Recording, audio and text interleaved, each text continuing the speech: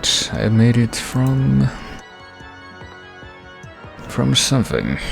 That's probably the best possible way I could have started this, but yeah. Certainly a lot better than saying, for example, hello.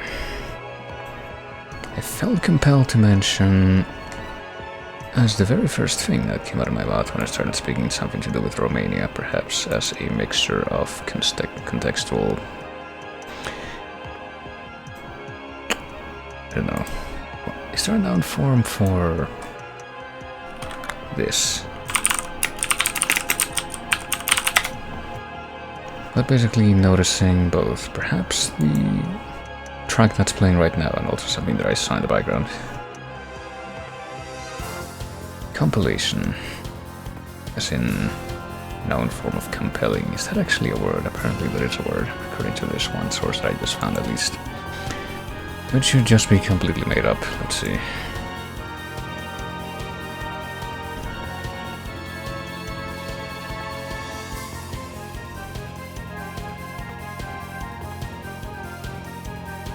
It's either compilation or compulsion, which I get the feeling that compulsion would be... I don't know, would I associate the word compulsion, which I have heard in certain contexts and associate with a very particular kind of meaning, with the adjective compelling? That would be a good question. I feel like I probably wouldn't. At least not in a strict sense, perhaps in a technical sense, but I will regardless of that. Now that I've ended that little diatribe, why don't I try to do something else, like say something that isn't actually related to the very first thought that came into my head when I started the stream, such as something that perhaps I should have said, such as, hello, today is today, and today is a day after I got the second Rona jab, which did apparently lead to me spending most of the latter half of yesterday trying to figure out, well, not figure out anything, but just kind of deal with sudden onset of chills and stuff. I don't think I have nearly as clear a memory of from when I got the first one of those, but oh well. It seemed to have been a very temporary thing regardless, since I feel like besides just dealing with that in the night and also a little bit in the morning after waking up, I actually pretty much have completely shaken it off, or so it seems. And now I'm here, after the typical delays that I pretty much impel upon myself. I need to look this up again, because I'm just the best with vocabulary right now. Hold on a moment. Impel is the urge to action through moral pressure or drive or to drive forward or propel. I get the feeling that that's not quite what I meant. That I impose upon myself, that's probably what I actually meant to say, yeah. These circumstances that I impose upon myself, so probably can't even rightly call them circumstances where I just frustrate my own attempts to stick to a schedule when it comes to streaming. But hey, apparently that has temporarily been suspended, at least because I'm here now. And I shall go back to this thing that I try to do at least once a week, I suppose. You might say, at this point in time. Also, where's this thing? Oh, it's not the correct scene for this kind of thing, but yeah. Also, hello, Bird, if I didn't say that already. And hello as well to whosoever may be present. At whichever point in time that phrase might be relevant. But yeah, well, there's a couple of games that I'm pretty much wanting to at least do a little bit of this week. I can try to begin with this one today, but before we get to that, I believe I should start off with the thing that I try to do theoretically at the start of every stream, which is not quite anything to do with the local playlist that I have, which I just interrupted, but rather the VGM guessing that we have here every so often. And by every so often I mean pretty much at the start of every stream, except for like distinct times when I'm kind of in a hurry, I guess. But, well, let's see. I've shuffled the playlist again, and I forgot that I muted the tab that it was on. That's loud. There's Final Fantasy V Library of Ancients playing at the top of this, as well as a number of other things. Probably none of which catch my eye before. Well, maybe this. Probably the most distinctive track that I've heard so far from just from incidental listening of the Tropical Freeze Donkey Kong Country OST, even though I've actually owned that game for a while, but I want to like probably play it on stream or something at some point or another. Speaking of stuff that I want to play on stream, I get the feeling that I'm gonna have to like suddenly cut short a bunch of the stuff that I'm doing on the stream for too long because freaking spooky month is coming up and I probably have a few specific things that I'm gonna want to do during that time for the stream, but oh dear. Keeping track of things is, well, can be difficult, especially if you have no sense of organization like I do. But anyhow, this is track 11 of 13 of the ones that show up at the top here that I can pretty much see right off the bat. And which I will therefore skip so that I can't see what's coming up. There's bonus time from the GC3 after that, and after that it's... Ooh, it's Earthbound music, which I think is particularly susceptible to getting picked up by copyright robots, so let's not deal with that. Let us instead just have a little bit of silence, I guess, as I set this up, and get ready to skip to the next track here, which will be the first one proper for the guessing. So yeah, each one will play for about 5 minutes, and any present might guess what they may be. So, oh, and 5 of them will play, but I'm pretty sure that it actually says that on the screen, so don't need to be too much of a stickler about that, I guess. Nintendo game that gets DMCA'd by Sony, yeah, I'll see. I mean, I think that it's technically, I mean, pretty much is first party Nintendo for all intents and purposes, but it's like technically made by a specific kind of subset of people within Nintendo. I don't know, I feel like I'm not nearly as much of a savant on the mother meta lore to give a good explanation of this right now, but anyway, I have to actually go ahead and skip to whatever's after this and see what that turns out to be. Oh boy. Okay, I wonder if this could be from the other game that I may or may not end up playing at some point this week. It sounds a tiny bit like it could be at any rate. Or if nothing else, sounds like it's from that console. But even if it is, obviously, I feel like I'm at the point right now where I couldn't rightly tell you anyhow. But hey, if it is, I hope that this isn't the special brand of track that apparently makes Square Enix trigger happy. I don't think I've seen that happen a whole lot if it's come across Where's Another World, or Homeworld, one of those two. Yeah, since I barely played any of the games so far. I still have no context for that, but I feel like I can trust you on that. But anyway, it's been a minute. Let's see if I can confirm this. Voyage Homeworld is apparently the name of the track.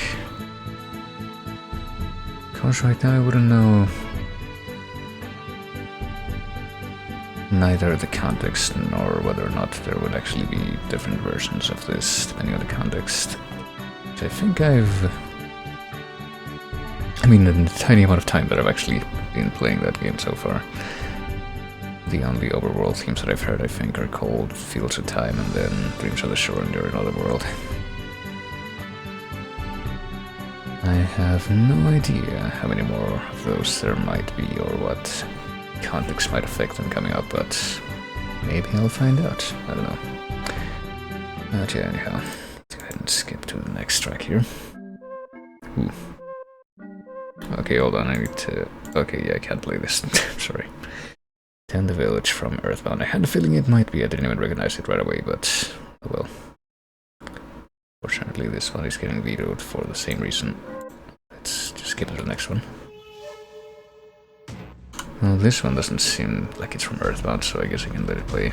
Not quite sure what it might actually be, though.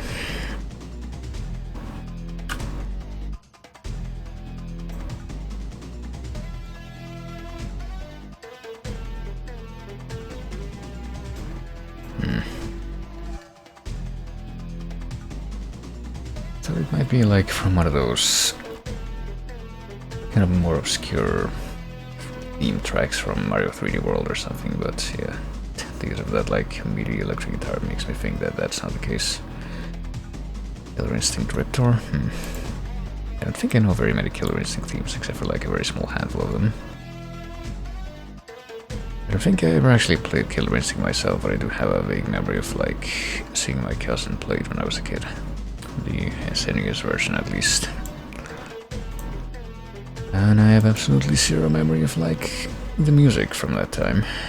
Don't remember if I ever actually like heard it with any kind of clarity, but let's see, it's been a minute. This is Killer Instinct Riptor theme from the arcade, and I don't really know how different the arcade soundtrack would be from the SNES version, but it does seem like the arcade is the one that's typically referenced at any rate. Okay, and that's about to end, so I guess we'll just let it play out. Ooh. And speaking of games that are in the same genre as each other, I guess. I don't really have like any other clear point of comparison between this and the last one. Especially because I'm pretty sure that I at least recognize the source for this one. Could be on one of two things. I'm thinking it's... yeah. The one thing that I'm actually imagining more concretely or putting into my mind more concretely right now is actually what this is.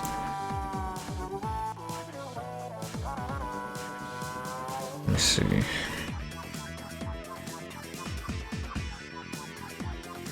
MVC1 theme of War Machine. I was thinking Marvel 3 theme of Iron Man. I feel like the sound quality is a little too not MVC1 to be MVC1.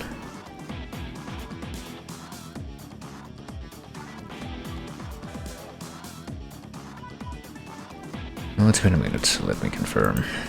It is... yeah, it is in fact MVC3 Iron Man. I don't know what War Machine sounds like actually, but let me do a quick count here. I got 1, 2, 3. This would be theme number 3 since we had to skip the Iron Man one. Basically the same track, they start the same. I'll look the other one up in just a minute. Well, more like in just 2 minutes, because we got a couple more of these, but for now let's go ahead and keep going with the rest of these random tracks. Oh hey. Alright, a little bit of a vocal sting, which I don't quite remember. I'm positive that I've heard at some point. Who's gonna rock the place? Yeah, I'm positive that I've heard that little vocal sting at the beginning. And you would think that the fact that this thing has vocals would make it a little bit easier to remember, but I can't really put a name to it at the moment.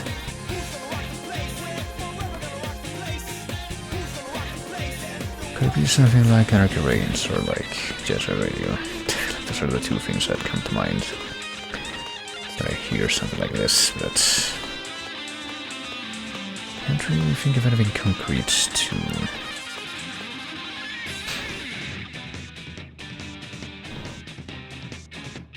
associate with this. Slide 2 Lounge Lizard Mix? I don't know.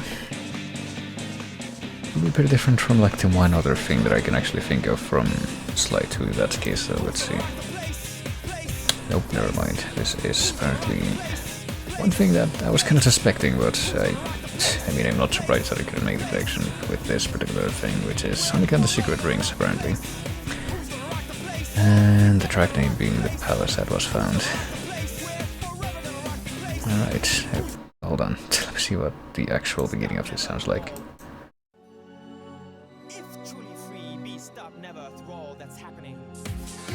I understood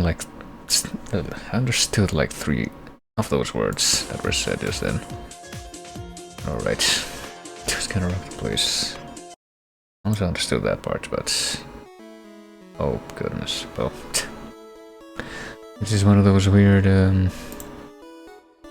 like reverb uploads for this game's OST that apparently are well, a bit more widespread than I would have suspected, but at least that more or less implies that I can at least have a chance at guessing which track this is, since I feel like I actually do vaguely remember this from my time playing the game.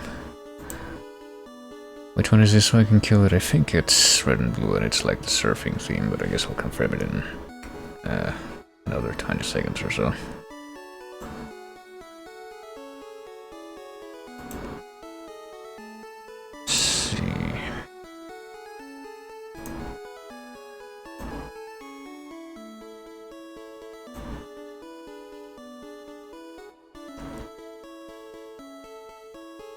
Well, this is such a short loop that it doesn't really matter. It's less, it doesn't really matter, and more, I wouldn't be surprised if this thing just cuts off all of a sudden. And yeah, indeed, this is only like 1 minute 30, and it's been most of that already. But yeah, this is red and blue surf theme. In fact, what that says. As I kind of suspected, so let's see what like the extra track is gonna be for a moment before I look up the thing. Might as well start looking up the thing now.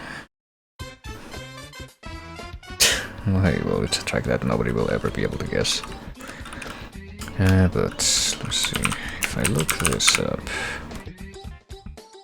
what does it sound like? Oh yeah, I guess it does start kind of similar. But I guess Marvel 1. It is pretty much the same track actually, just like a different version of it. But I feel like that you can't tell by the quality. What? Like which version of it is and which character it is. I guess that Marvel 1 doesn't have an Iron Man theme, I don't know. Let me see if I can look this up in a different context.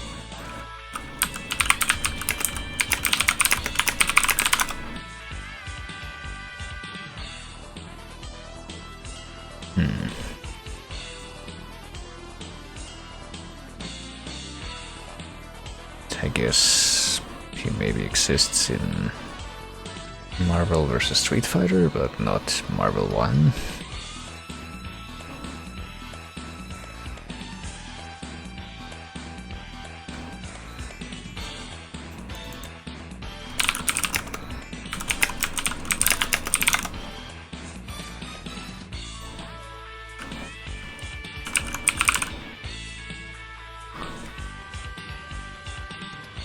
Well, that seems to be the case, at any rate.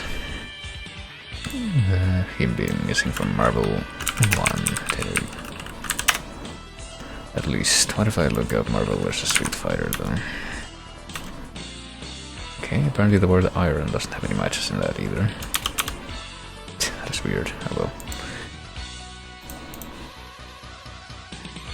Maybe that's precisely the kind of thing that would require a bit more, I don't know, investigation from my part, quote unquote.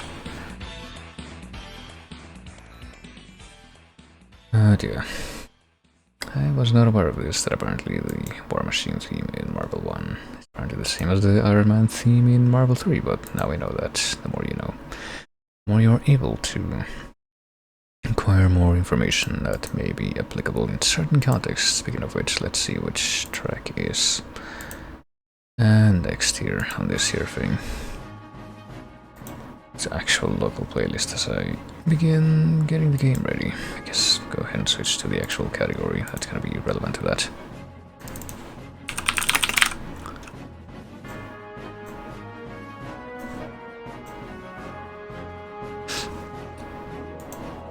And I see, speaking of applicable information, even though that's really a non-sequitur when it comes to just going back to my local playlist.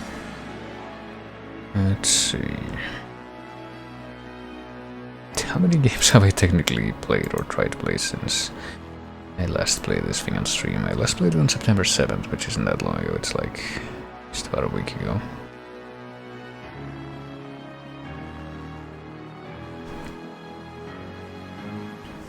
But since then I've tried 1, 2, 3, 4, 5, 6, 7, 8 different games. Well, more like 7 different games, and then one that I installed because it was free, but then didn't actually play at any point.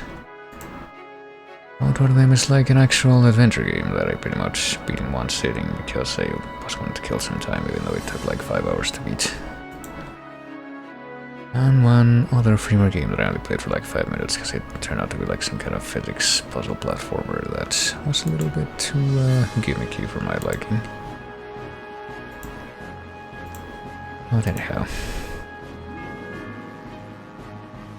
What the fuck? Apparently this game, which I'm trying to run right now, needed some kind of extremely minimal update before it ran, even though... Oh yeah, so it did. Unscheduled. What? Well, I don't know what the deal is with that, but it seems to be running, so I guess I won't question it right now. Is the software capture thing on? Yes, it is. Okay, so here we are. I hate to have to interrupt this track, but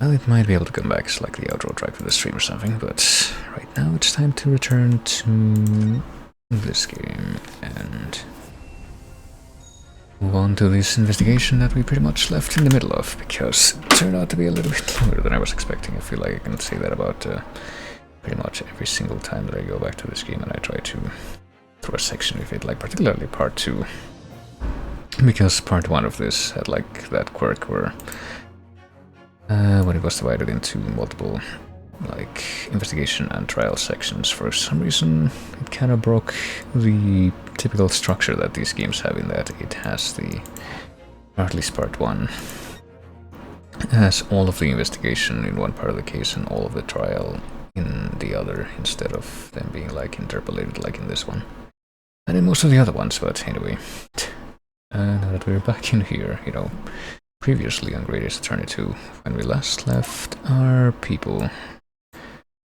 they were looking for Enoch Driver, who apparently was suspected in the sabotage of the machine that blew up, and maybe possibly trying to frame the client for killing the rich dude.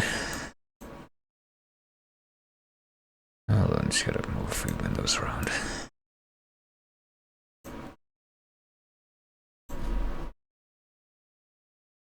And more intricacies were happening where apparently the, well, I don't know, there's some background case that we've been building up to that apparently is a parallel to the Hand of the Baskervilles that I'm pretty sure will not be the full central focus of this until the very final episode. But apparently this dude that we're looking for was involved, and we found out his workshop, which was supposed to be a secret place, so let's see what we learned here. Actually, hold on a moment. If I go into the court record, let me check something, because we met a couple of characters.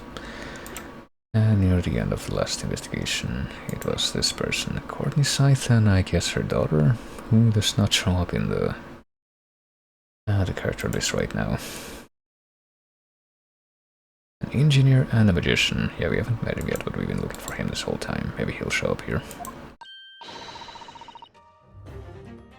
Another super high voltage instantaneous kinesis machine. Maybe this one actually works, because that was the whole thing that assumed that the one that was in the demonstration was sabotaged. Or just not made to work in the first place.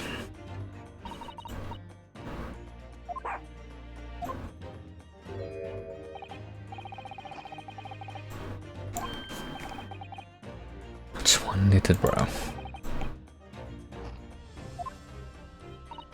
But it's not entirely unheard of to put a bunch of lemon on your fish.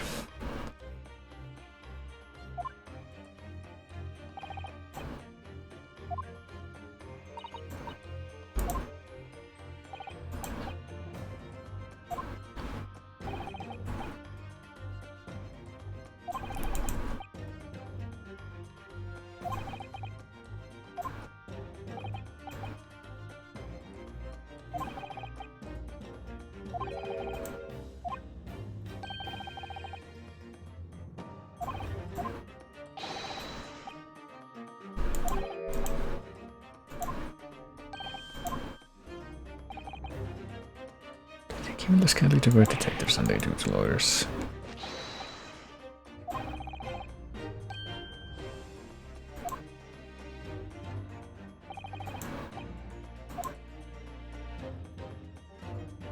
Might as well take a look. I guess we can talk to Gregson some more, if we so feel inclined. Even though apparently this particular hotspot is related to the machine itself and not to him.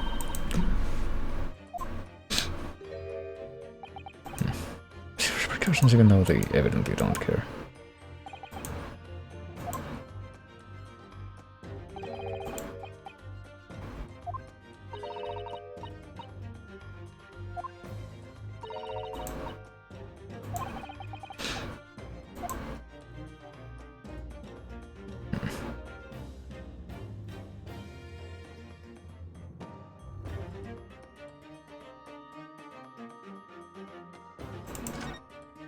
So how about this? European-style quiver of arrows for the bowgun in RA2, surely. Oh yeah, could it be that one of those was the type that was used to take down the balloon from a distance? Just the right size for the bow turned up.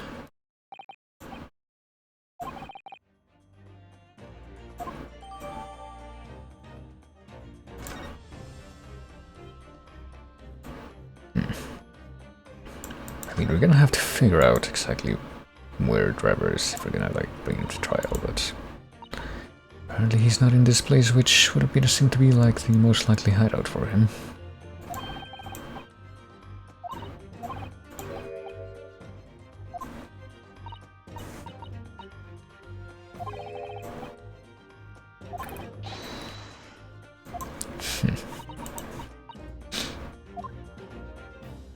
I mean, in theory, something like that could work. Isn't that the principle behind bungee jumping? But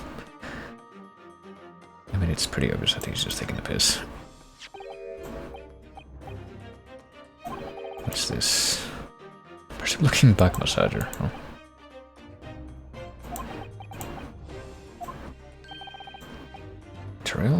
Royal Society Trophy for Excellence in Science.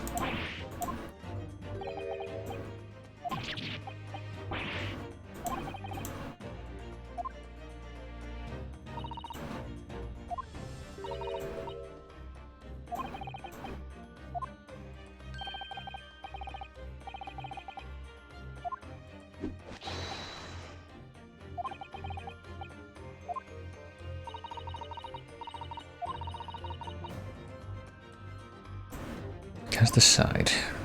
Well, who knows? Apparently, though, it's gonna be important enough that it's gonna be added to the evidence file. Okay, so we can't talk to Gregson again. Apparently, he's just blended into the background with the rest of the machine.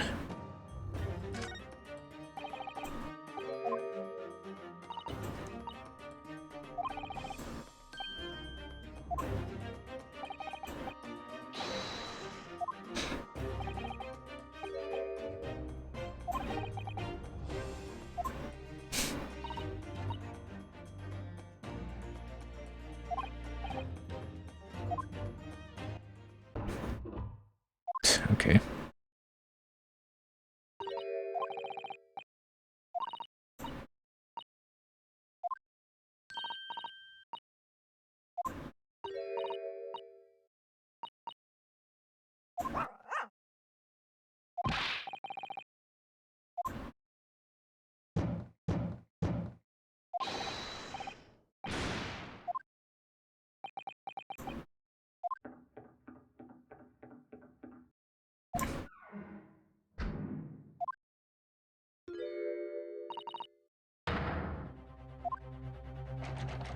Could perhaps see a different door on the other side of the, I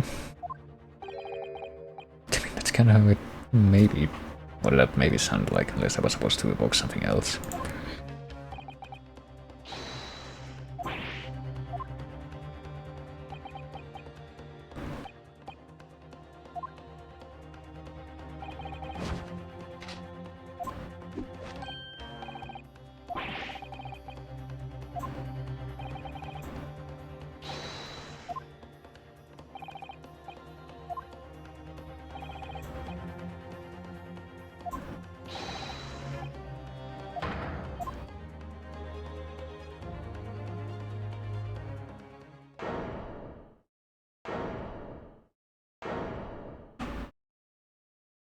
Well, I would say one thing stands out in here.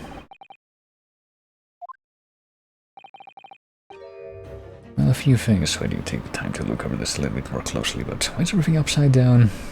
Yeah, you also notice that. It feels like even if you do notice that, there's a certain thing that jumps to your attention first. Which seems like it might be a bit more, it might inspire a bit more urgency.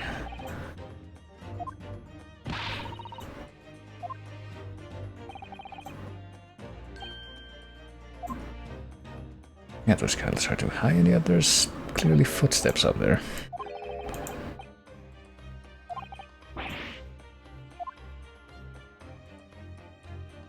Also a character saying blow me.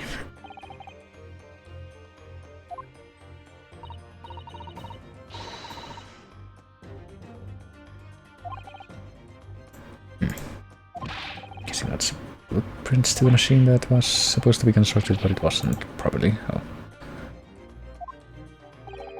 But it looks like they've been tampered with, destroyed, or at least burned off partially.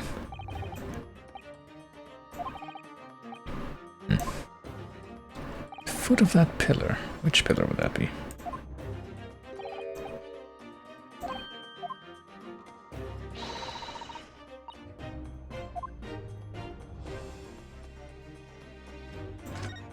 Is it the stovepipe over there? Well, what do we got exactly? We got the friggin' thing right in the middle here. What if we, you know, bring our attention to this first?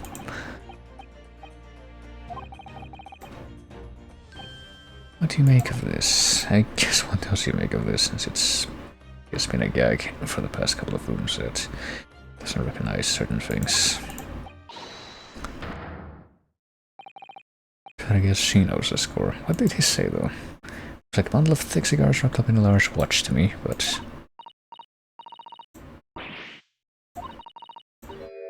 really that's a time bomb, isn't it?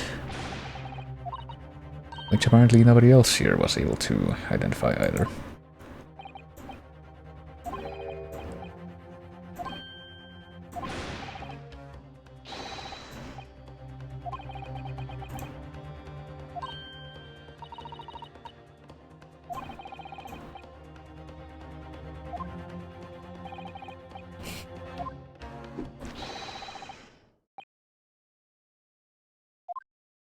Apparently this thing is not a time bomb.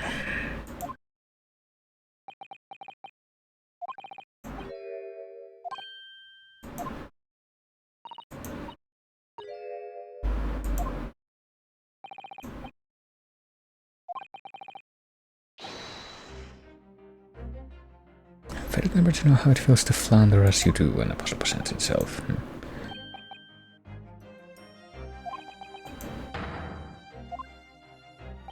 Is he gonna do a big deduction thing in here, even though... Well, I guess not quite in the sense that I might have expected. The inverted nature of the furniture of this room is the work of Trevor himself.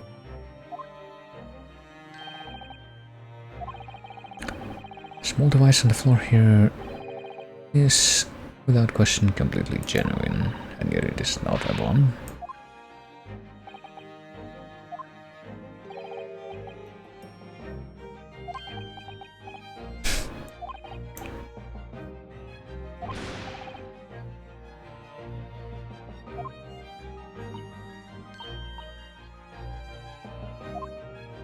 It's really a glare if his eyes aren't even open. Just completely clutched shut.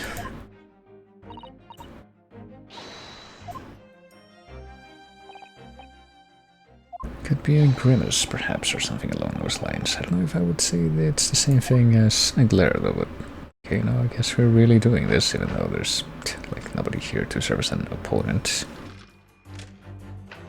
In theory, I would say. And yeah. Look at the consistency between the costumes from these, like, preview images and what the engine actually renders them as. Everything is upside down. Maybe not completely upside down, but...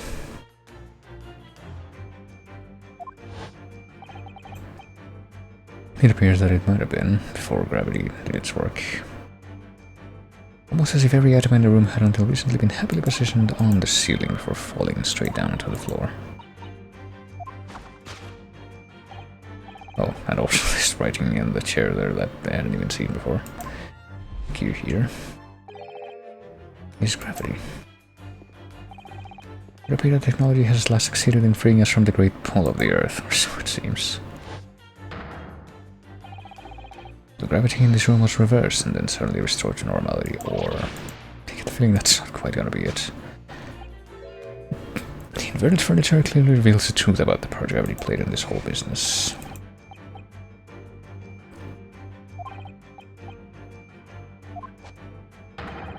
And that to do with this. An anti-gravity device almost identical to one that featured in a dream of mine the other day, in fact. Oh, really? Can't tell if this is just gonna be a throwaway gag or if there's gonna be a bit more built onto it that could serve as a Leo of Extraordinary Gentleman reference or something to that effect. Why does it have a clock on it? The timing device that controls when the gravity direction will switch.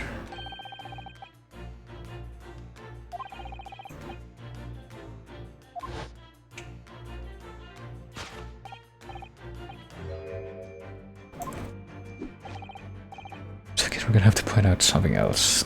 That's the reason for why everything was inverted, but maybe they were supposed to be inverted. Perhaps it was a kind of MC Escher type aesthetic that they were going for with this room. Witness precisely this scene in a dream I once had when I fell out of bed. Well,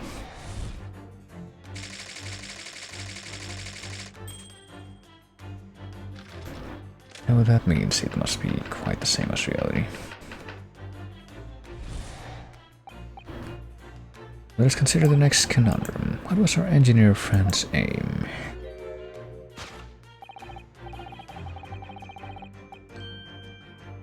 Apparently now we're pointing to these footprints here.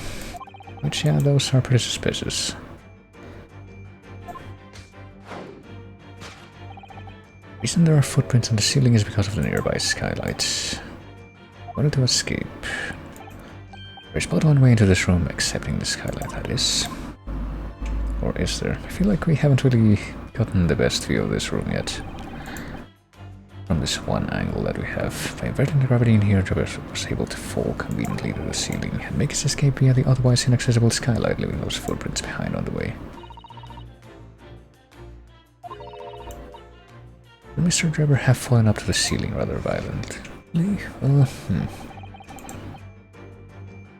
And also, how come that didn't affect anything in any of the adjacent rooms at all? That would be something that I would think would have to be asked in this situation, but...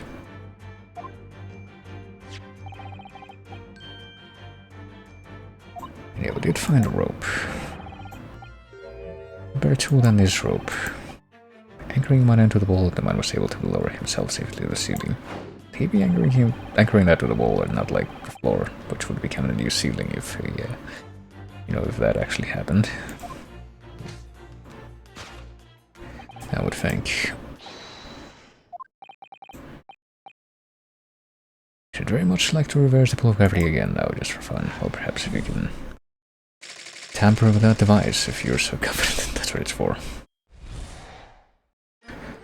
And accelerate the next triggering activation.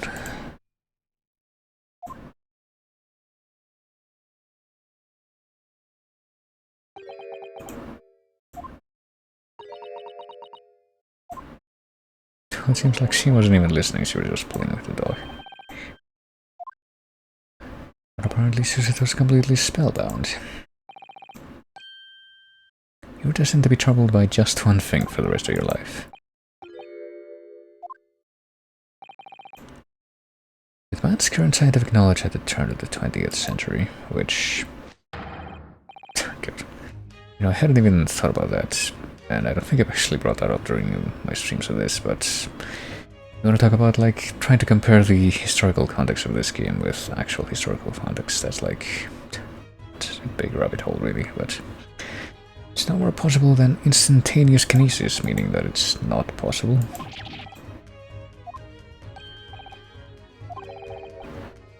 You have eliminated the impossible, whatever remains must be the truth, however improbable it may seem. Even though that in itself is a fallacy in spite of the fact that it was actually a phrase from the canon. One of my more enduring pearls of wisdom.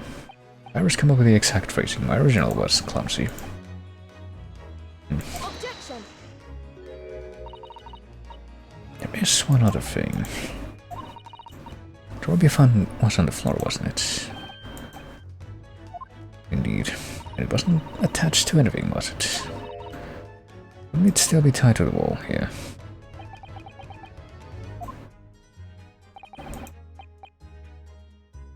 Mystery is inevitably unraveling in the end. I mean, the argument is circular as the coils of rope.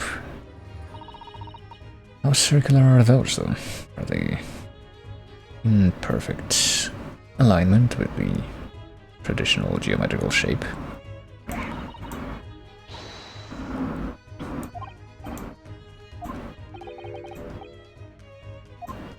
Let's do it quickly before Enoch Driver gets too far away. Well, I mean, I think that if you just try to search the environs of this place, you would probably be able to find him. We don't necessarily need to do this first, but well, we have to go through the motions, I guess. What else can we possibly look at to contradict what he presented, though? The bed, the table, the chairs, and the lamp, everything is upside down. Almost as if every item in the room had until recently been heavily positioned on the ceiling before falling straight down onto the floor. Which I guess we might possibly be able to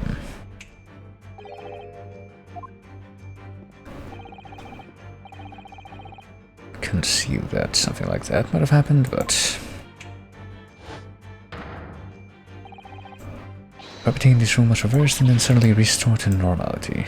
We're not interrupting anything so far. The inverted furniture clearly reveals the truth about the part gravity played in this whole business, except I wonder what else we can point out to add on to that. The man himself admitted it was a scientific impossibility, so...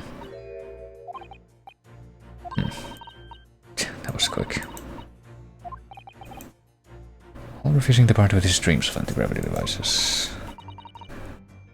Not quite the same thing that you would see outside of something like, you know, First Man in the Moon.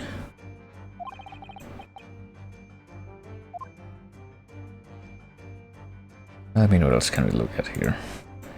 There's the inverted furniture, that's pretty much all over the place, but if we shift our perspective slightly, there's also the upright vase and the large safe. Everything seems to be upside down in here. The safe is conspicuously the right way up, but it's also bolted to the floor. Yeah. I guess that's not quite something that you can say as something that stands out.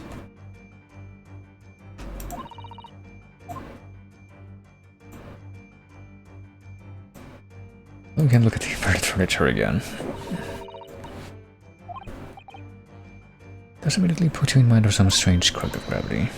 Could it be that a mid-whirlwind passed through here? And could it be that there's something else to maybe even look at to point out or examine? Let's look at this upright vase. Seems to me that's gonna have to be it.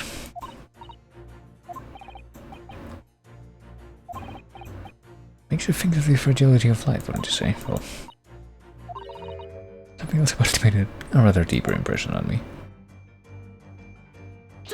Could it be perhaps the objective that it's automatically put alongside it when we examine it?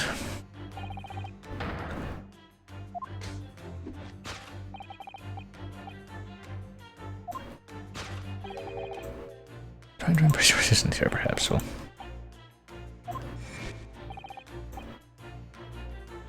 It appears at first glance that all the furniture in this room is upside down, and yet that one thing sticks out. Well, that and the thing that's bolted to the floor. Unlike the large safe, there is nothing affixing it to the floor. But it's the exception that breaks the rule. Everything in this room was never inverted at all. Oh man. Seems like there was no cavorite involved after all. So let us continue with our deductions. This thing. It is not in fact an anti-gravity device. There remains but one other possibility. Someone deliberately turned over every piece of furniture in here, so... I mean, does this mean that there's still not an impossibility that that thing will turn out to be a bomb in the end?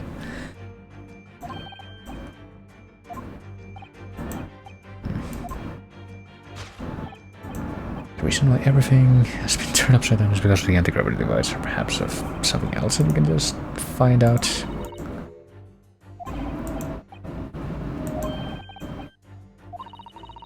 Whoever turned everything over must have had a reason to turn everything, including like the beds and the dressers, over in a small span of time. And oh, I guess there was this. It didn't occur to me that this would be like probably the actual motivation.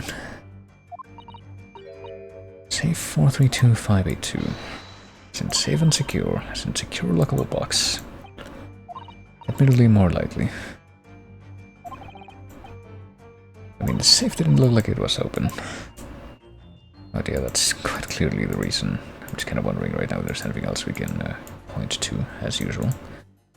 There's the furniture, which is no longer a hotspot. There's this thing, which we still, I guess, assume to not be a bomb, even though, as we discount what's been said so far, that seems like it might actually be more likely.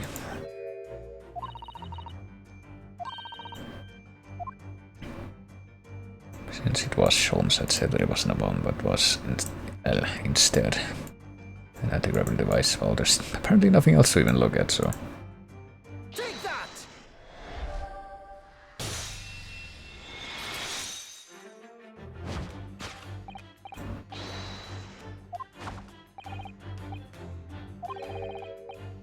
Had a very similar experience once, did you not? Well, I mean, of being stuffed in a bit of furniture. And I bought a lottery ticket and noted the ticket number down on the inside cover of the book, just in case. I mean, if you had bought the lottery ticket, wouldn't it have been easier to just keep it? People are forgetful, salt at heart, and always make a written note of important information. Yeah, just keeping the ticket itself safe would be more sensible. When the day of the draw came round, I'd forgotten which book I'd written the number in, and had to turn my room upside down to find it, instead of just keeping the ticket in itself in a safe place. Actually won the second prize, you know. But I couldn't remember which magazine I'd slipped the ticket into, so I had to turn my room upside down, but oh well. I mean, how many books are you gonna do that with, that you have to wonder which one has that information?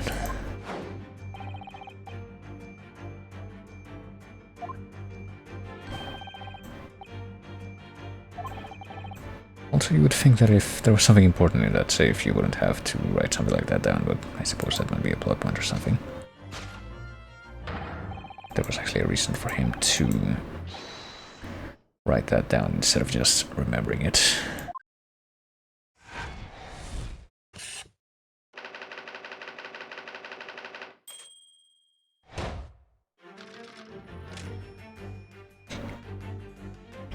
Oh, also, I don't know if I'm just projecting what I say something like this, but you would think that if you were, you know, going to write down something like you were genuinely concerned that you were not going to be able to just remember it yourself, and it was something sensitive like that, like a safe number, then wouldn't you try to at least decipher it a little bit, I would think.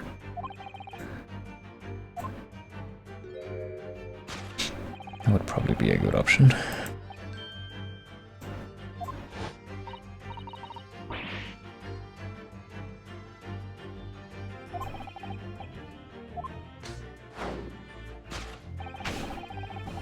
The reason there are footprints on the ceiling is because of the nearby skylight, even though I guess we're gonna presume that that wasn't actually what happened, even though...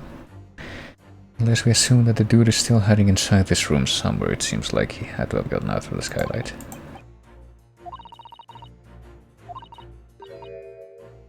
Those halcyon days when gravity could be reversed.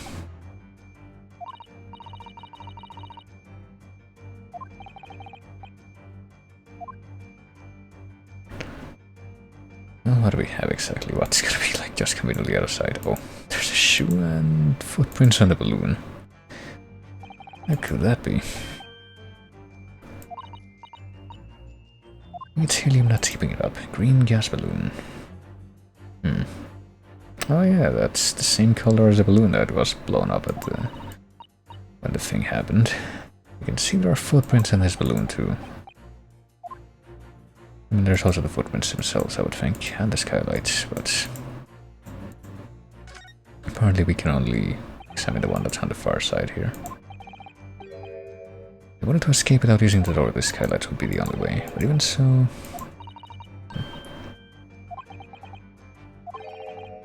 Powerful springs in the soles of the mud shoes. Good, oh boy.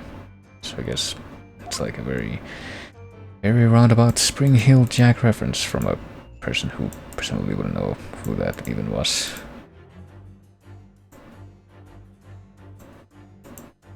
Anything else to say about the shoe, though? And there are more footprints in this little balloon. See, like... I mean, the whole thing that happened with the big balloon that got blown up in the actual fairground. So there was somebody's corpse stuffed inside it, so that he stuffed himself inside this little balloon somehow. I think that would make sense. Must have been thrown up several times. Why would anyone be throwing shoes up at the ceiling, though? Well, have you heard of those shoes that are like tied together by the shoelaces and thrown up on the telephone wires? Apparently they're, according to some sources, they're supposed to mark when a crack dealer gets killed or something like that, but I don't think I've ever understood it myself.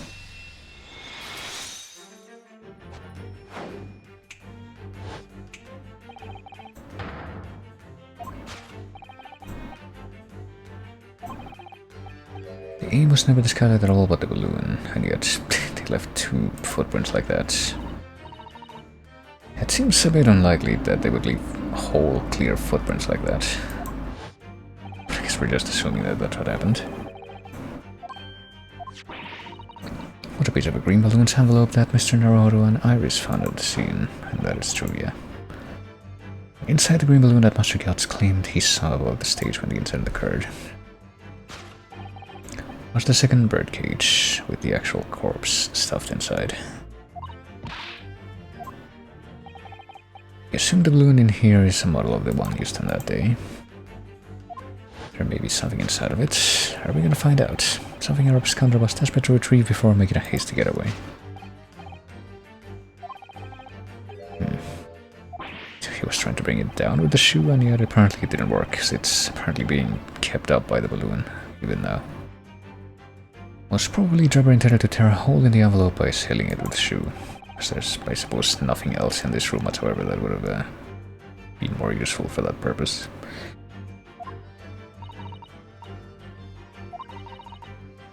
So we're looking for a man that's missing a shoe, I guess.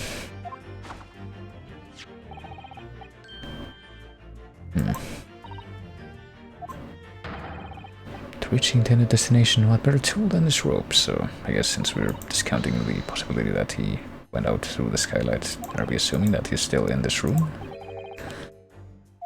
Maybe.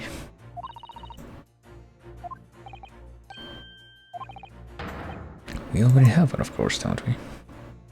A better tool than the rope to well, I guess maybe the crossbow, even though to shoot down the balloon, the same kind of thing that was used to bring down the big balloon.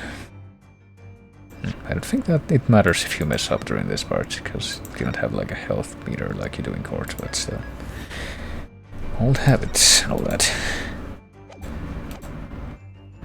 The crossbow, I guess, even though I don't know if you would have a second copy or a second crossbow in here, not really a copy. Take that! Would he have multiple crossbows? Because he did leave at least the one that he was using, you would think, behind in the fairground to shoot down the big balloon.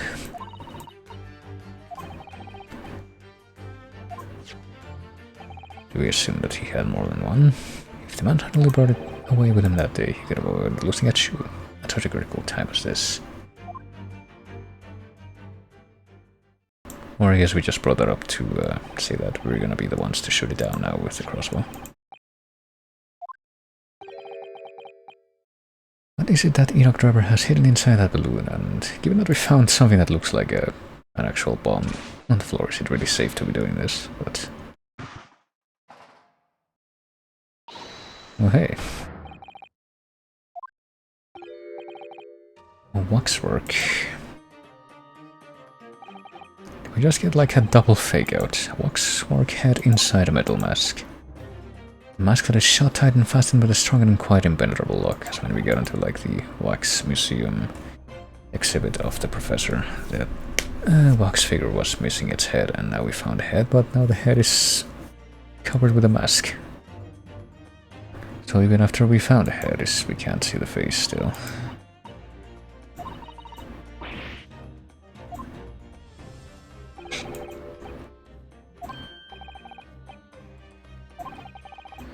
The case of the abducted Madame Tuspel's model that you'd largely solved was only the head of the killer that was still missing.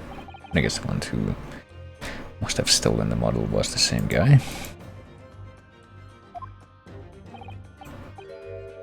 This is the head of the infamous professor,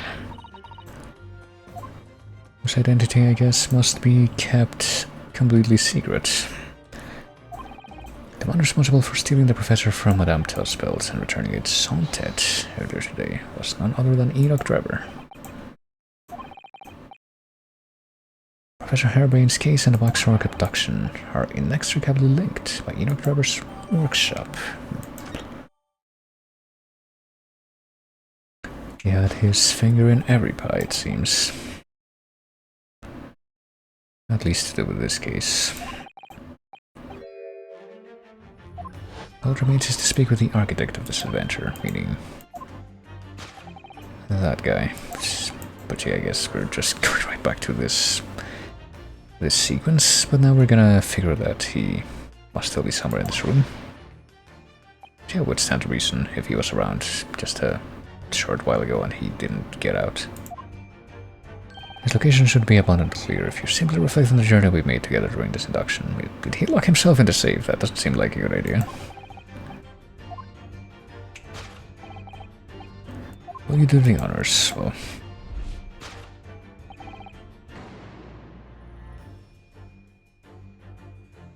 it has to be the safe, surely. I mean... it seems like a really stupid idea to lock yourself inside a large safe, but... it does seem like... yeah, there's like stuff around it, so you would think that if all this crap was inside the safe before, it has to be empty now, except for the guy that actually was inside of it, but... it'd also be in the wardrobe.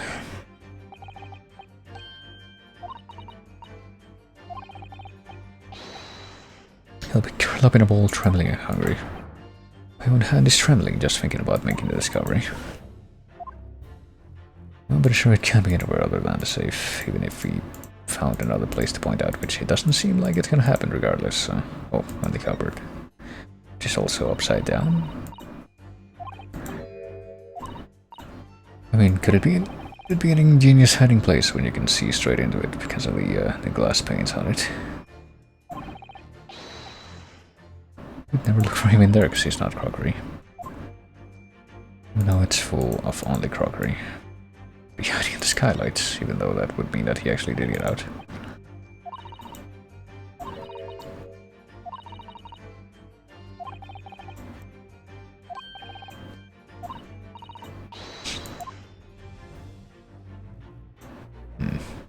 I was thinking that pretty much each one of these deduction sections is supposed to call back to like an actual story from the Sherlock Holmes canon, but it didn't seem like that was happening in this one until just now. This might be a bit of a distant reference to like the Norwood Builder or something, where someone is just hidden inside a house and they have to flush him out by pretending that there's a fire.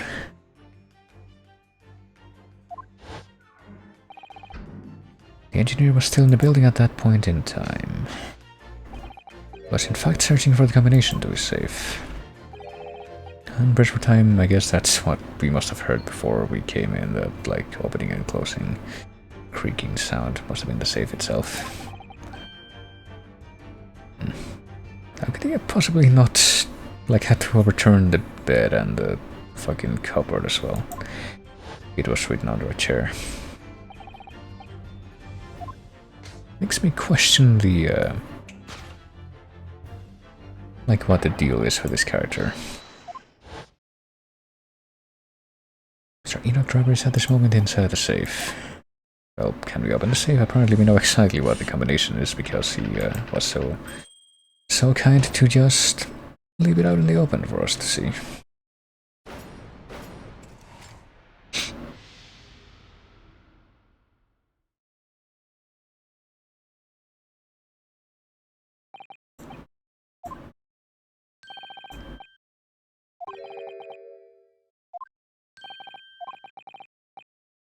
combination was 1, 4, 3, 2, 5, 8, 2. I mean, you could just literally look over to the opposite end of the room and there it'll be in plain sight. Sounds sure enough. It's doesn't seem like a very comfortable way to sit, but I would also just question how it could be that he was planning to get out even if they didn't find him. Unless he...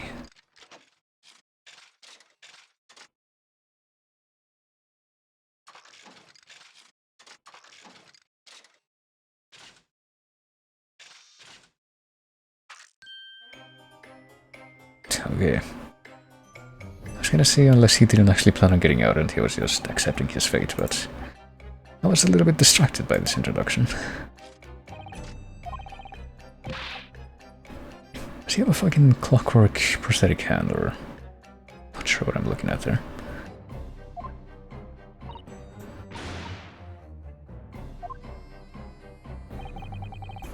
I do hope we have time to talk. Unless this is just gonna mark the end of this investigation. What advice did you deactivate my little parcel first? Was he planning to, like, let the bomb let him out somehow? If it is in fact a bomb. Even though, literally the first thing that we heard about that from Sholmes is that no, it's not a bomb. You're all gearing up to die with me then? Well...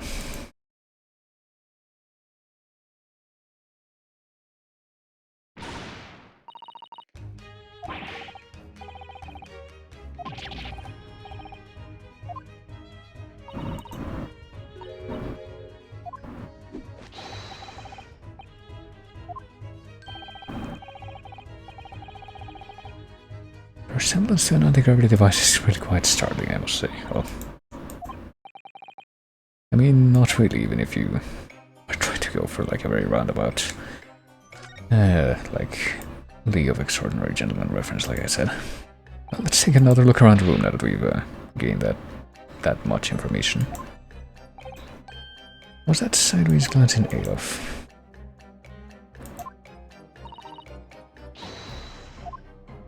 Or do we not care about anything in the room that we can actually talk to the driver himself? Oh well. Guess we had a good enough look around the room during the deduction segment anyway. Enoch driver, here is my armband. Let's see what you have to say about this. I'm actually a lawyer from the Empire of Japan, you see. Apparently he doesn't like lawyers. He wields so-called special powers in an attempt to grind out our freedoms.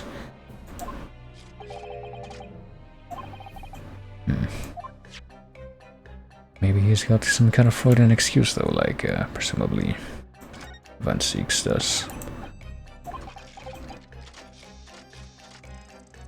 I mean, you would think that he would have something to say about that head, but we're not going to be allowed to question him about that directly. Alright, let's get straight into it, I guess. What happened here?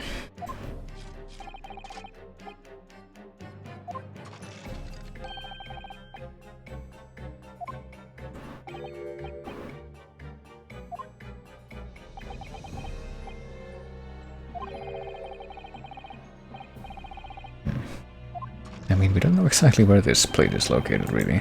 We were just told, yeah, it's a place that we found. When I heard whistling from the other room, I knew it was time to bolt. It would have been me, well. For some reason, I woke in fine fettle today.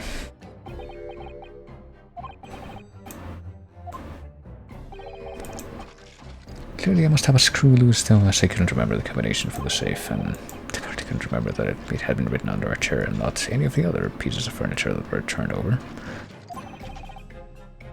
But he does point that out. He also found the rope over by the wall. The rope was too short. And also, what exactly would you have done to, like, to hook it to anything to try and climb out?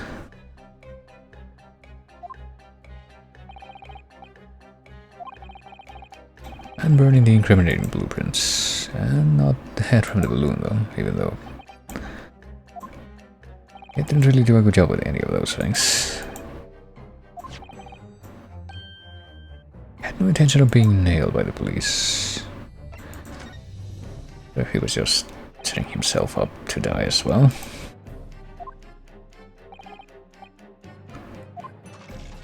I mean, would he have been able to get out of the safe after the bomb blew up? Dynamite explosion wouldn't leave a scratch on it.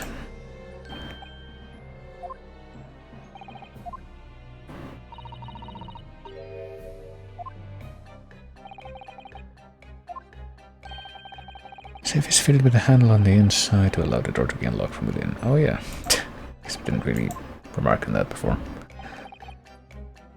I had always intended to blow this place to smithers, not smithereens. I'm pretty sure that's what you would actually say in that situation, but apparently that didn't quite work out. That was unforeseen. So he was gonna blow this place up even if someone didn't suddenly show up. Most people run, you see, when they see a ticking time bomb at their feet. And apparently he was going to allow that with the timer, but that obviously didn't end up happening.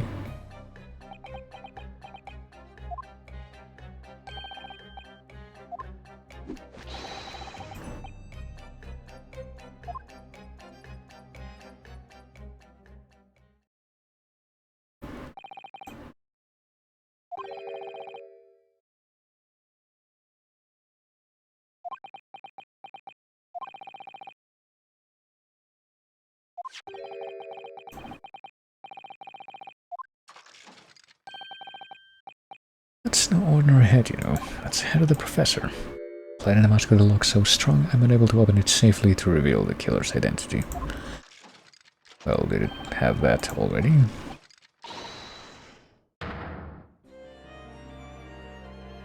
When you stole it, or it's not very clear if it had that already when he stole it, or if he added it himself.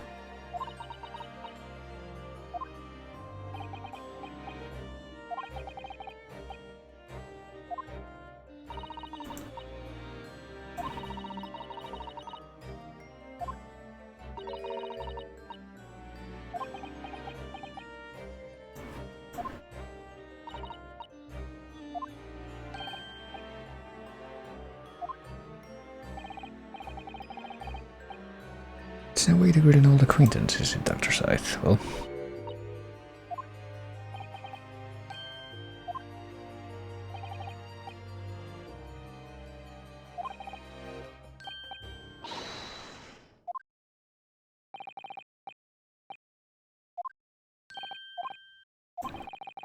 maybe that's more backstory that we're gonna have to deal with at some point or another.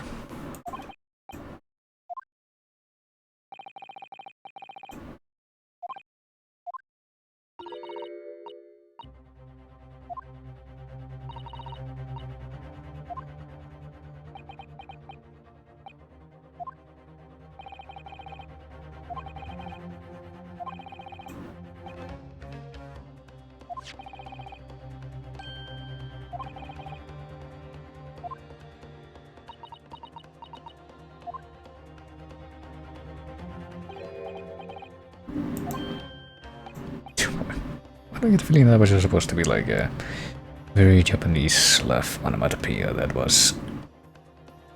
That could have been translated differently, I'll just say that. Didn't mean to offend, you're quite right, of course. And yet, you did disarm the time bomb, didn't you? Did disarm that one.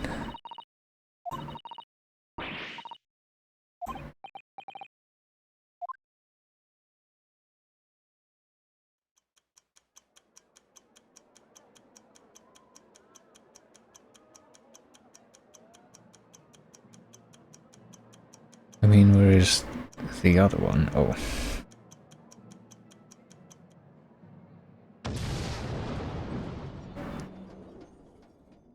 Well, that was pretty much completely unforeshadowed. It was only an hour later, though, that we heard the news.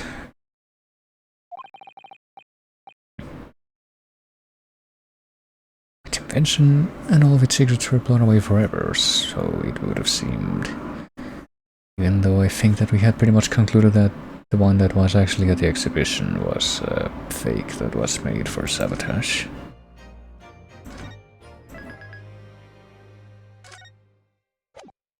Are we on to the final part of the trial, I would think?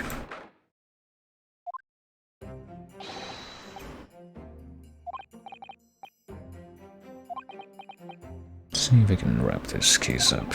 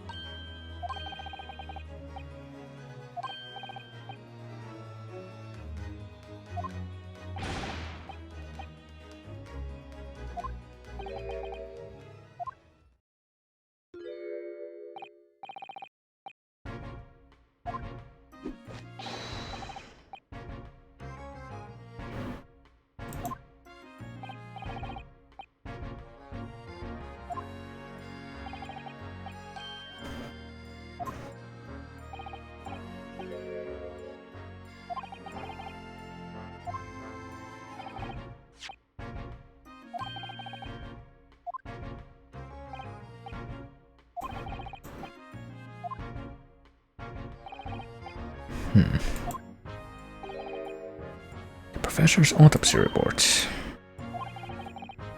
Killed 5 members of the aristocracy and who apparently rose from the dead.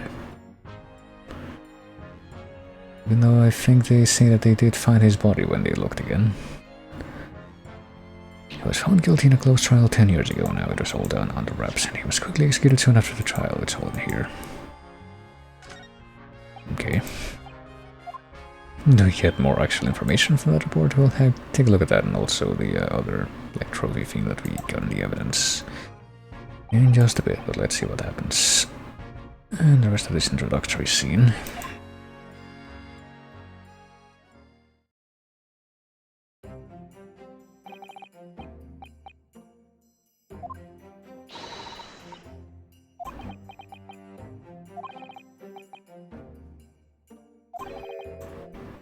The Rebel will be in here today. Since I guess we did manage to get him in police custody at least.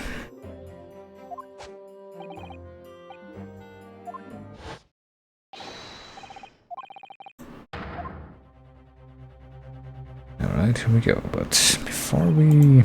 if we have a chance to do this now, before we head into the courtroom scene proper, let's see.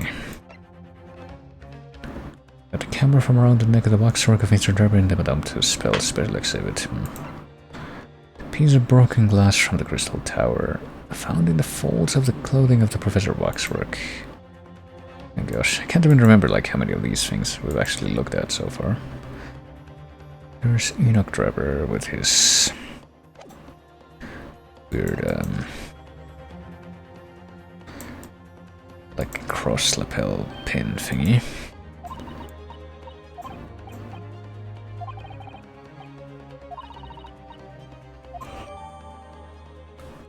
I guess we never examined this, or else we would have already had the information.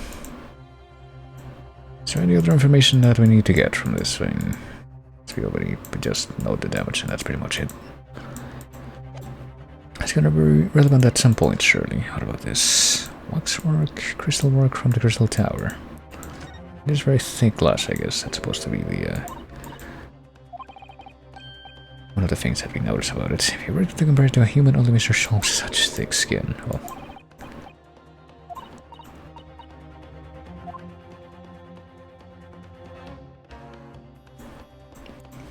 and apparently the only thing to note on this thing is the thickness of the glass. How about this camera?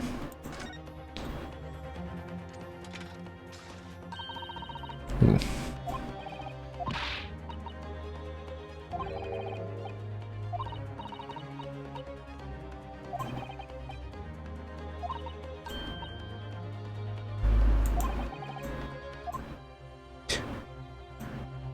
And there's also these pretty conspicuous bloodstains once you actually extend this part.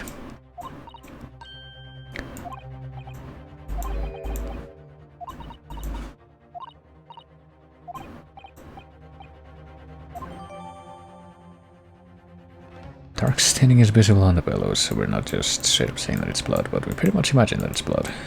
It's gotta be. Anything else to note on this thing? What's back here? Is this like where the film goes? The plate? Would it use film or would it use plate? Because I think that roll film would have been a thing like around the, well, ostensibly the last part of the century that this would have to be. But apparently you have to test that it's a plate. There is no plate, it's been removed.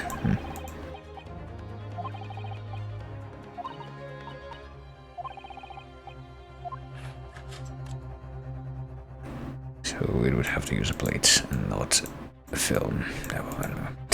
I actually tried to like do a little bit of research into the history of all the technology that cameras used or would have used around the time this presumably would be, to try and figure out exactly how inconsistent all the different time period indicator things are, but turns out that it's not the easiest thing to research if you want clarity on like the order in which things came. Fostering burgeoning talent for the future of scientific discovery. Okay, well, I'm trying to see what else we can get out of this. Don't really see exactly why this had to become a piece of evidence, but maybe it will become clear. And the box or cat. We really can't see anything here. Can't see anything out of place. There's nothing weird about this thing, surely. I mean, there's like a latch here that maybe would be all that you need. That we were told that there was some kind of lock. I guess this is the lock.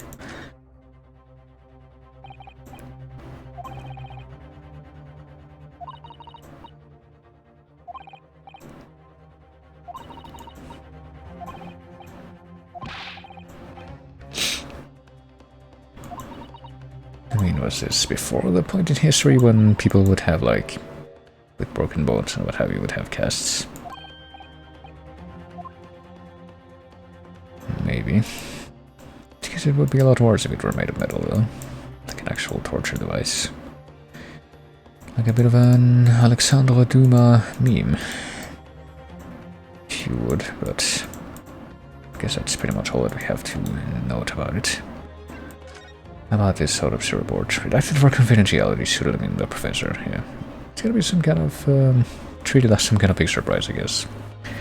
Who the professor is in the end. Death by hanging confirmed at midnight 17th June by Courtney Stevens. Courtney Stevens? Have we heard that name before? I don't know. We don't have Courtney Stevens in the people that we've met, do we? This is odious, and this is Mysterious Masked Man, who is probably gonna turn out to be Kazuma, who is not dead. Bohemian Boy. Doesn't even say his name in here, even though we heard it in full multiple times already, so yeah, we don't know who Courtney Stevens is, or whoever that was.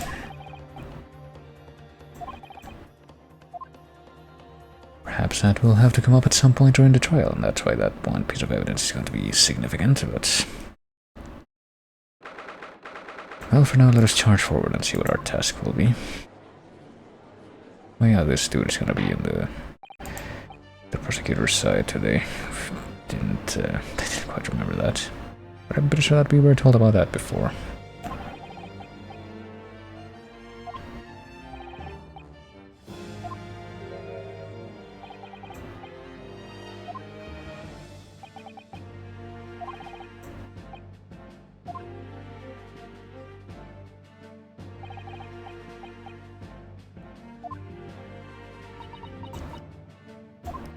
Strange apprentice with memory loss who may or may not be Kazuma.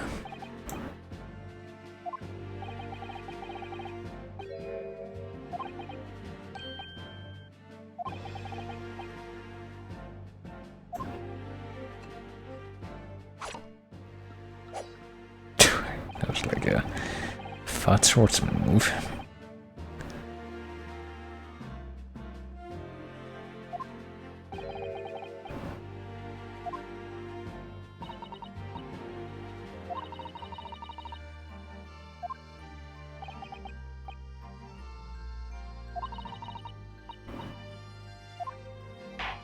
Guess we're just going to ignore that for the time being, though.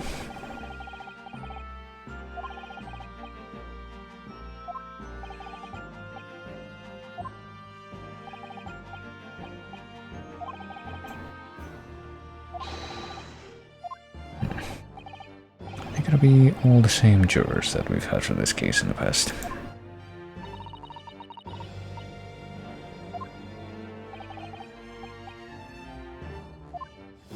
I guess so.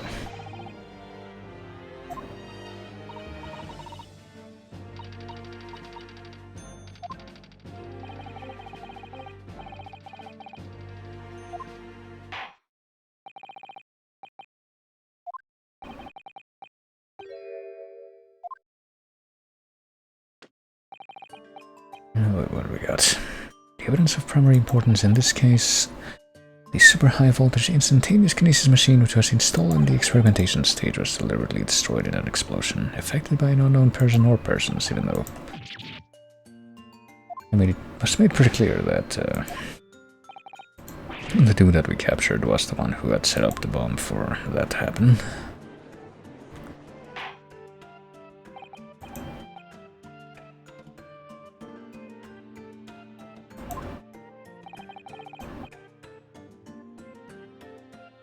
Blasted to Smithers. Is it considered a normal thing to say Smithers instead of Smithereens? I don't even know at this point.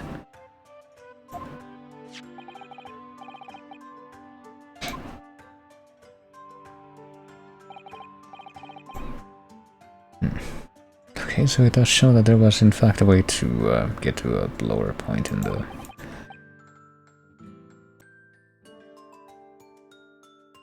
stage if the bottom part of the machine fell out. I think that pretty much proves that whoever was inside the machine when the watch demonstration was beginning was actually just ejected from there. It wasn't the same person who ended up falling. That was the corpse.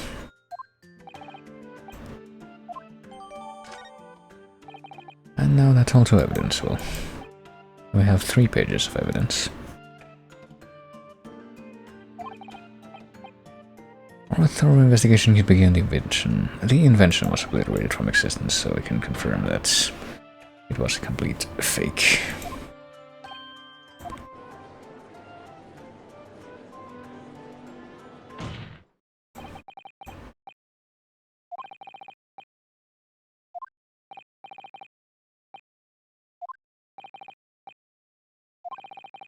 Victim's death was the result of the actions of the accused. Somehow still assert that it was the accused himself who was operating the machine and who ultimately caused its loss of control. Even though it wasn't actually a machine that was built in the way that he was expecting. That's pretty much what we've been arguing so far.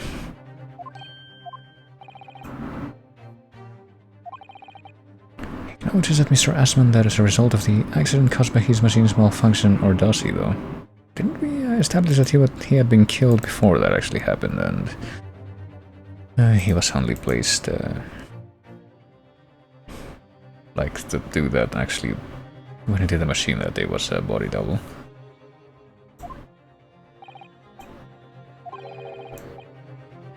Was being deliberately deceived by a very clever pair of fraudsters, yeah. The engineer and the victim.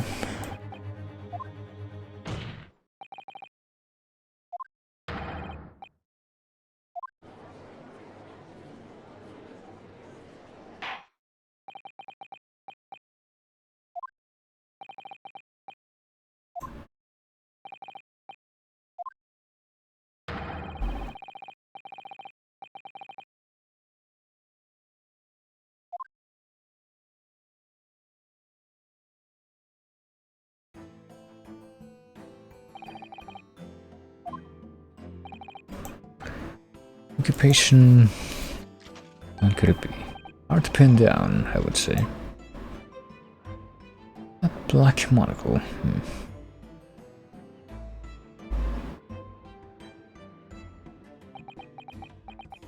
That black monocle and I guess the other lens that only occasionally goes over his eye. We're currently being investigated in connection with another case. The theft of a waxwork model.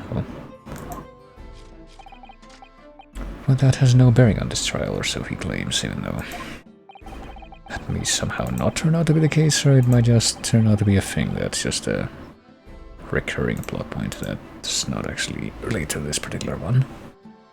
At least not directly. The accused super high voltage instantaneous kinesis demonstration. I am aware of it. There was a terrible accident. He's gonna deny direct involvement. It was you who constructed the vast machine used in the experiment, or so our investigations indicate. In precise accordance with the blueprints, but that's all.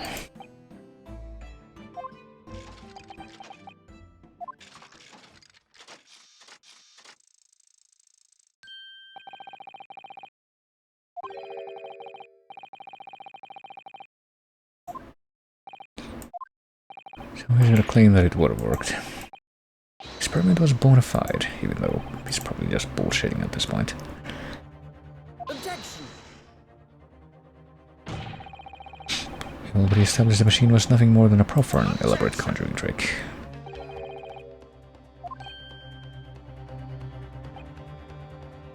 What was shown during yesterday's proceedings is that the same outcome could have been produced by means of stage trickery, now that it definitely was.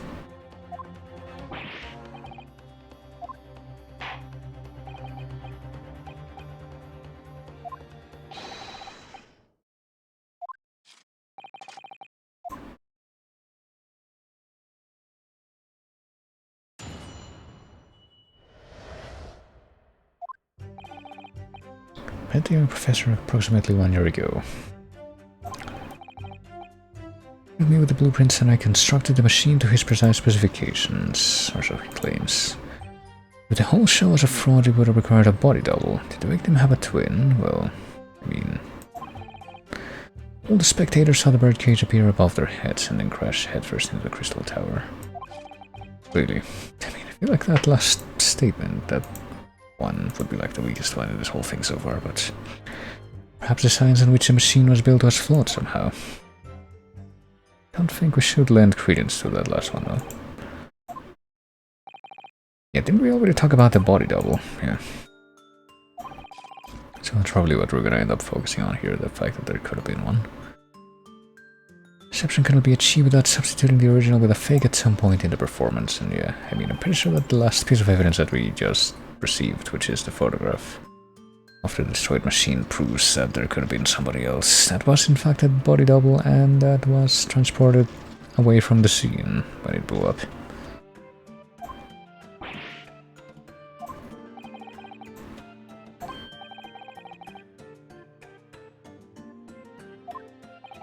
Strassman had no twin siblings. How convenient.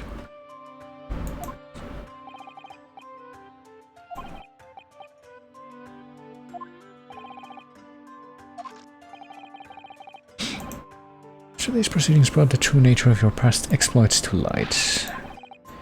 The swindler who praised an innocent scientist to elicit government grant money through conjuring know-how. I possess considerable knowledge of stage magic, and yet my scientific knowledge more than matches that of any academic in the field. Of what field, though? It's not like science is a completely uniform thing.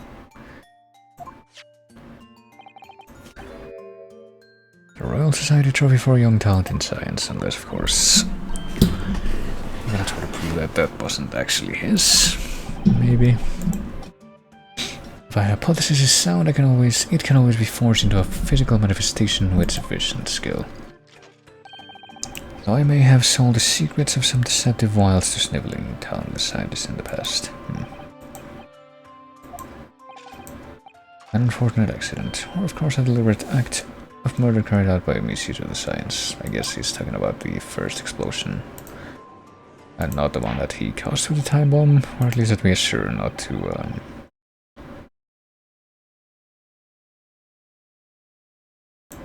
I don't know. I don't know if when the second time bomb blew up, if that actually would have been counted as a confession by the police, given how many people witnessed that.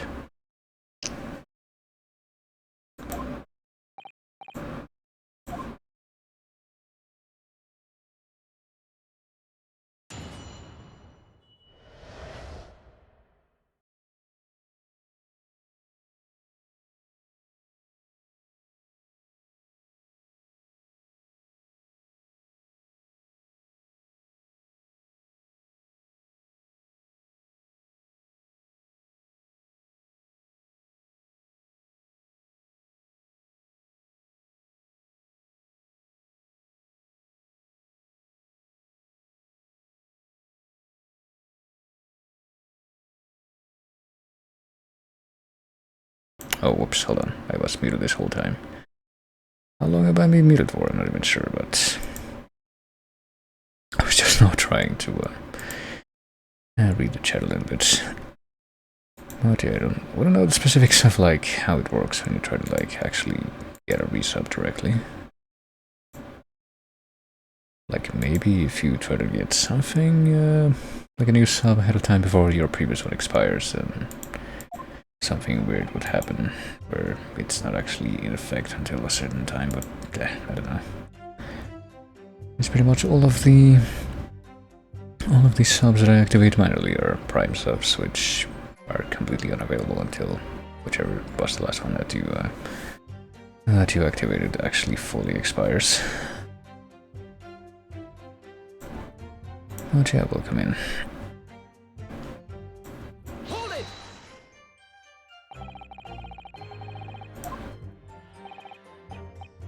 I kind of blinked and didn't remember exactly what this statement was supposed to be.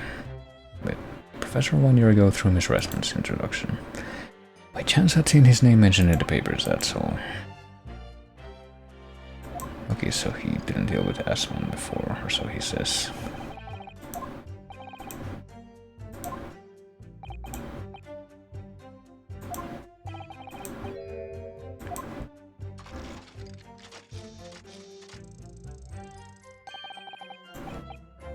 All I did was construct the machine according to the blueprints I was given. Well, what are soon to be solid scientific principles should we assume that the professor guy was telling the truth, but I guess we assume that he must have been. So that doesn't go anywhere. Hold it!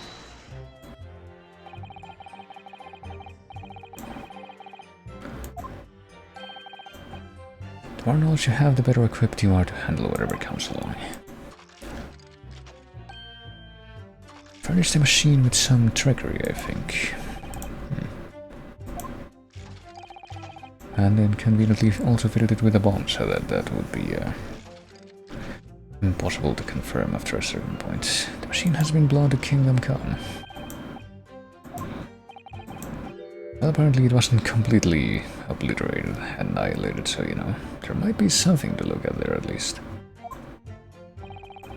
There's nothing left of that device either, not a single shred of evidence remaining, or so I hear. Even though that's probably not even gonna turn out to be true.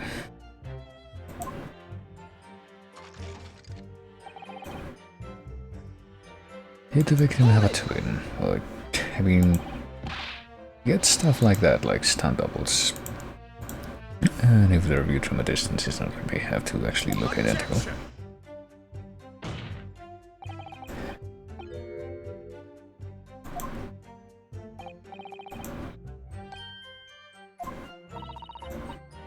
Demonstration could have been a trick if there was somebody who looked sufficiently like the victim, and that's the thing.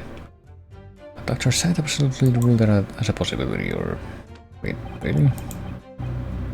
I mean, just by saying that he didn't have a twin, I feel like you would need a little bit more than that to completely discount that possibility, but... It's beyond question that the victim himself did move from the stage to the Crystal Tower. So with the fingerprint test.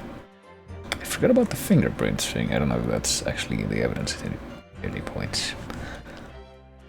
Can have been orchestrated using someone who looked identical to Mr. Asman then, really.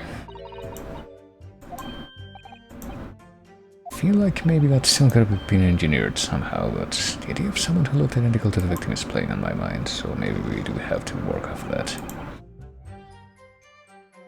I guess I'll just get all the information right now. Cage crashed head first into the crystal tower. I'm pretty sure that, well, that might be a... yeah, a contradiction, because we have the cage that crashed in the evidence, and I'm pretty sure that the top part of that isn't the one that's damaged.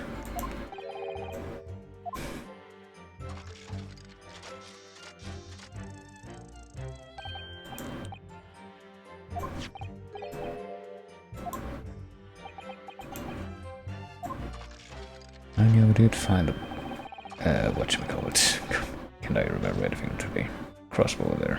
It was the unveiling of a machine I'd leveled over for many mods, so he just immediately abandoned the idea of trying to deny that he was there at all.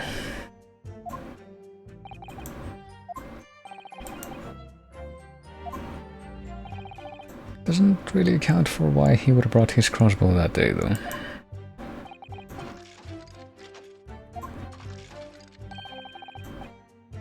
Two injuries were apparent on the victim's body. Stabbed in the chest by a screwdriver believed to belong to the defendant, which probably happened, you know, before the event. And he had broken vertebrae as a result of a fall from a considerable height. Which may have been post-mortem. I don't think that that was actually established whether or not it was.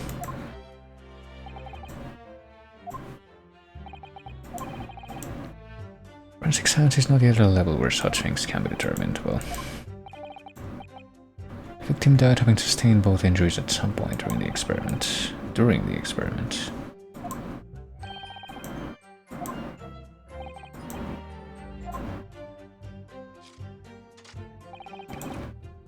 It's still being asserted that both of these things happened at around the same time, I guess.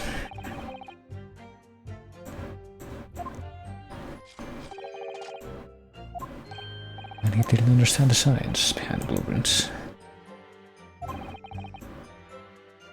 I'd be inviting manifold problems if I foolishly allowed my brain to digest the ideas behind them, really. I don't think that's something that a lot of people would actually say, but... could be accused of stealing those ideas, for example. Is that an actual concern with engineers that build stuff that isn't stuff that they themselves came up with? That even at this point, I guess that's not something that I would actually be familiar with, though. I mean, yeah, you can... have you heard of the Chinese room experiment? I believe that something like that would actually be possible. You're practicing law without really understanding the principles it relies on, aren't you? Well, I mean... I guess in his case, it would be something that you could assert, yeah.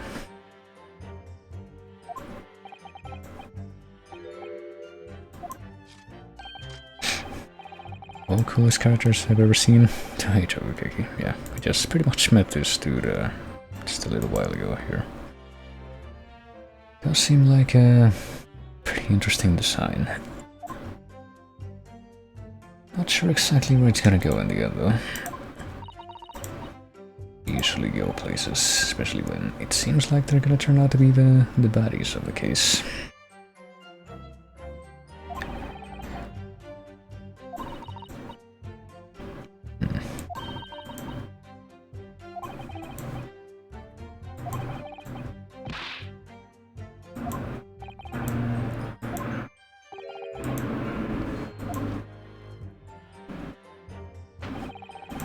I think there's pretty much only one point in this whole testimony that we saw a potential, what should we call it, contradiction in, and that would be this one. And I probably wouldn't even have noticed that if I hadn't, like, reviewed the evidence just before the trial part started, but I did, so. So it says that the thing crashed headfirst into the crystal tower, and yet I'm pretty sure that if we go into the evidence and look at the thing, the wooden birdcage that was used for the demonstration crashed down into the crystal tower, causing damage to the base, but not the part that was on the top, so what could the significance of that be?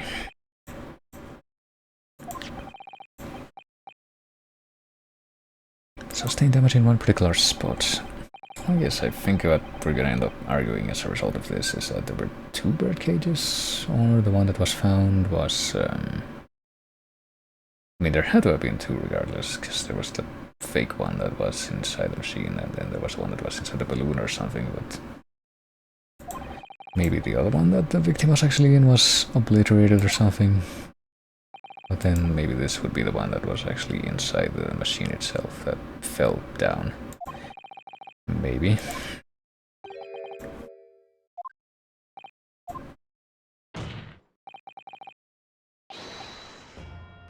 All the breakages are in the water at the base of the birdcage, not the top.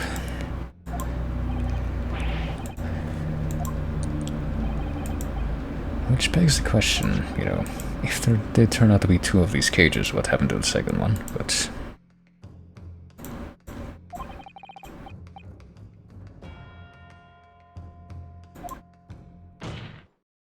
was it somehow removed or destroyed without the police knowing about it? There were two bird cages in play that day, which were at some point switched.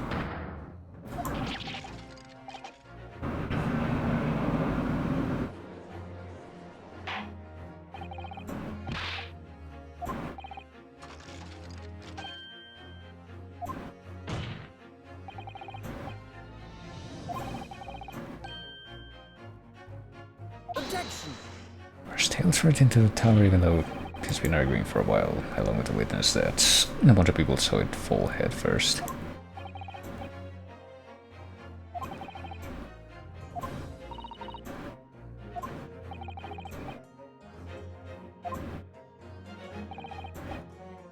Witness reports amid such chaos are notoriously unreliable, even though I feel like at this point the victim's neck was broken. There is also that, yeah. Plummeted 30 feet inside a heavy wooden cage. However, he felt it would be unsurprising to find one or two of his vertebrae crushed, even though that would also lead one to question why or whether or not other bones would have been crushed.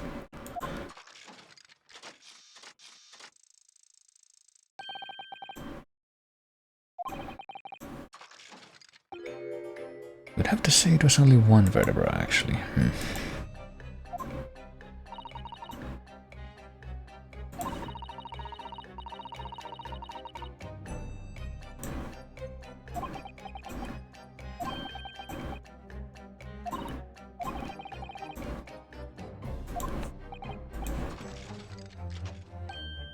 The defense appeared to have forgotten something else. It obviously wasn't a trick, as a certain truth very plainly demonstrates. What would that be this time?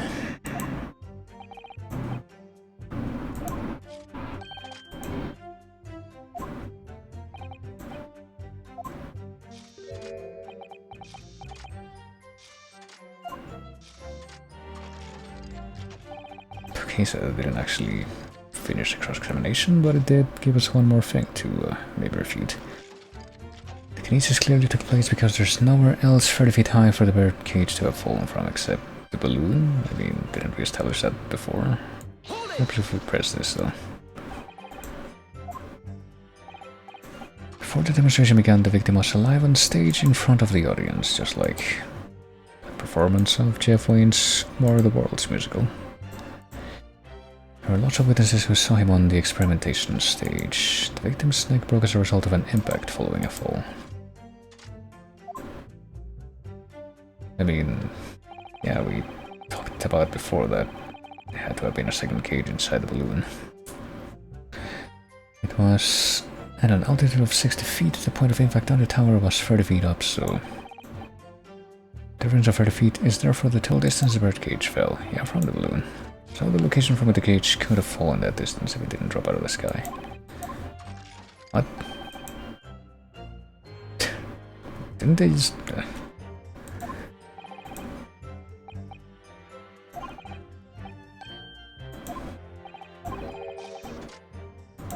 It's all very well thought out here. That would make it more convenient. 30 feet through the air onto the other thing that was already 30 feet up. Hold on. Can't present anything directly to this thing right now, can we? Unless we literally just point out the whole balloon business, but... I mean, maybe we do.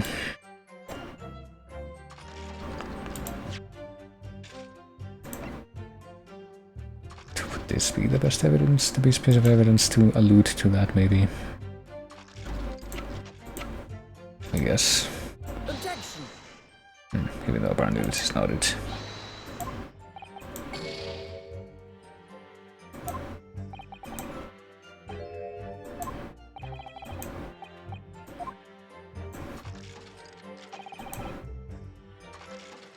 Nowhere else 30 feet high for the birdcage to have fallen from, though. I mean, is there anything else in the evidence that would also allude to that, maybe?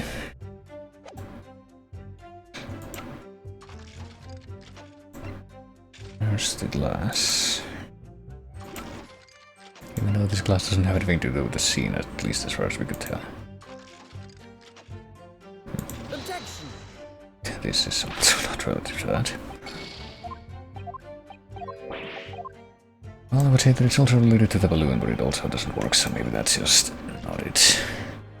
Got DLC outfits, what's that one called? I mean, I think the DLC outfits are automatically included in this version, but not sure what they're called. But I think, yeah, it's pretty much the one that's not Shunosuke doing the suit that I think is partially inspired by the normal Sholmes outfit, and also whatever it is that Susato wears, and also the Sholmes kimono, which is, ironically enough, the easiest one to just describe. Not too sure what I'm looking for here anymore, though.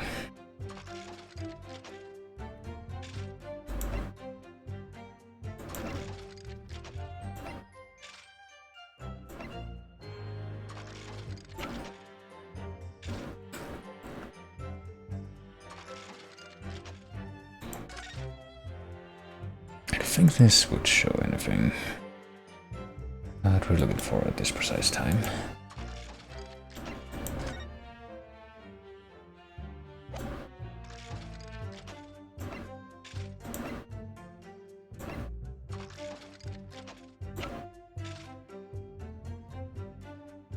No, this didn't work. The balloon thing didn't work.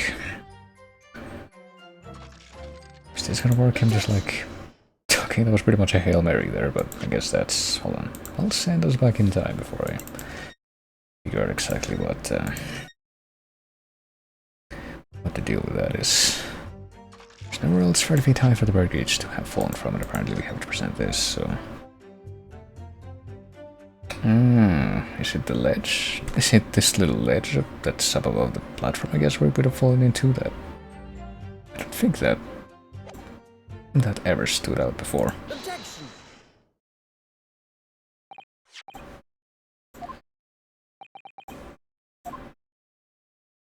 I suppose that's gonna have to be it. It appeared to me there before falling down into the crystal tower, and I think so far we assume that it had to have been the inside the balloon before. All of about 30 feet or 9 meters. If you examine the diagram carefully, you'll see that there is one other possible location from which a bird cage could have fallen. Same distance of 30 feet.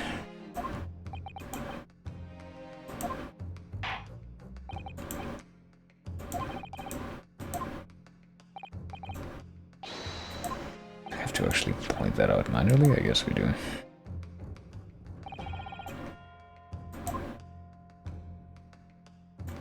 I mean, I thought it was that place up there, but I guess it wasn't actually. Okay, now I'm more confused. I thought that the ledge was the answer, but apparently it wasn't. Okay, so the thing fell about how far? From here to here, so about this far. Could also have fallen... Oh, no. I think it does relate back to the thing that I wasn't literally from in here, and it could have fallen down to like the base of this structure, and that's where it would have... What am I doing? I want to actually present now. Take that! That would have pretty much been the same distance too. We showed that the inside of that thing was hollow, and that the floor fell away.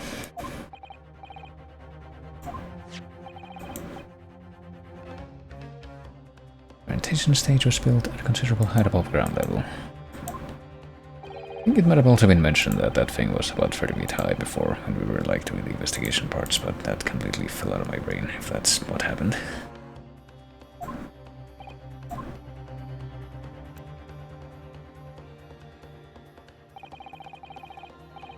And the experiment got underway, the machine and the birdcage. Okay, so we're not actually questioning the fact that the second birdcage that actually had the corpse inside was inside the balloon.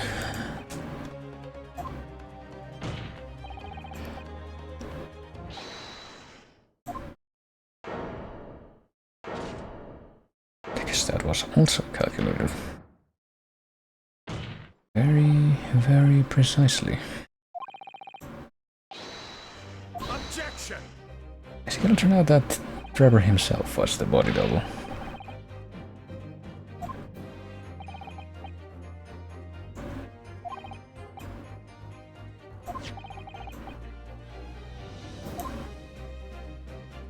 And yeah, I guess we don't even have to point this bit out ourselves, the fact that the base of the machine just falls open, and there's evidently some hollow space under it.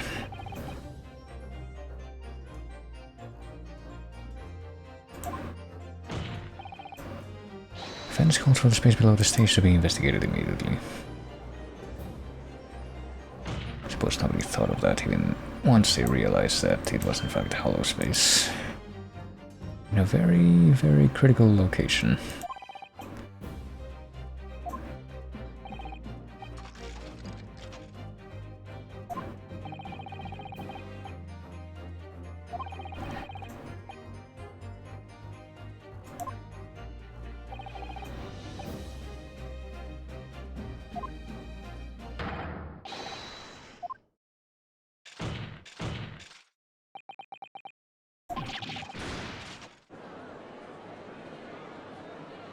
Objection!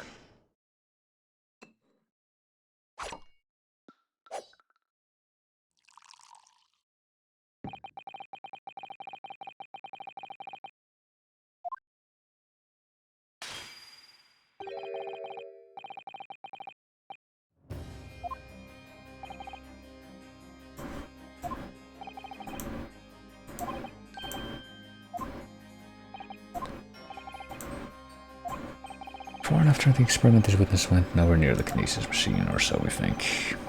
But I think it is going to turn out somehow that he was the body double. A very relevant member of staff from the exhibition has attested to that, and I believe that members of Scotland Yard have also been on watch duty at every public experiment. So they're saying that nobody saw him. Hold on, let me check something real quick. If we go to the court record and we go to the people and look at the victim's profile. Apparently he had like these spectacles, but both of his eyes would have been in plain view. He does have one thing. Well, I don't know. I get the feeling it'll get addressed anyway. Objection!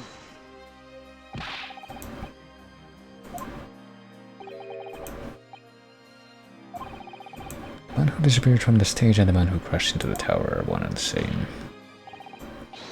So we believe so far. There's also that thing with the fingerprints, but I feel like that's been not illustrated well at all so far. A distinct lack of motive, I mean. Didn't we bring up the whole insurance and grant thing and all that stuff before? Would that not have been enough? The contract provided by the witness. Mr. Drebber is to receive 30% of all remunerations from government grants or other income, so... There's one very important provision bolted onto that clause. We only uphold this right on condition that both contracting parties are alive. If either of us were to die, the contract would become null and void. So he wouldn't have gotten anything, or so he says if the other guy died, even though. But I think that maybe he would have found a way to make it the other way around. Or he somehow would have gotten more if he maybe had strong-armed the main scientist guy. But I guess we don't know.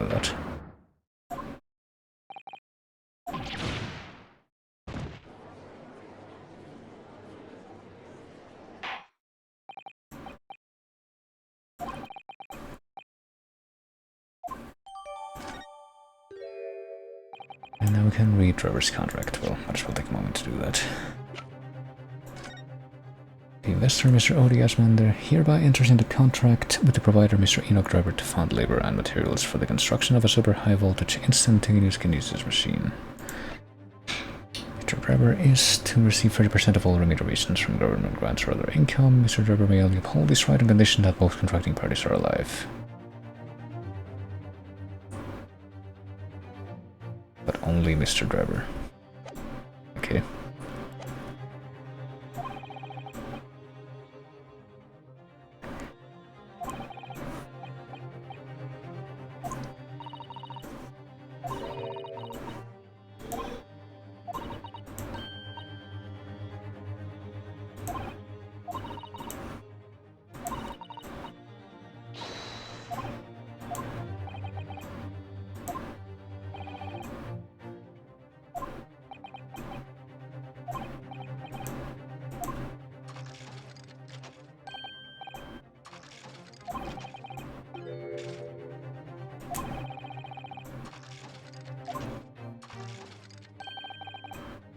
Objection!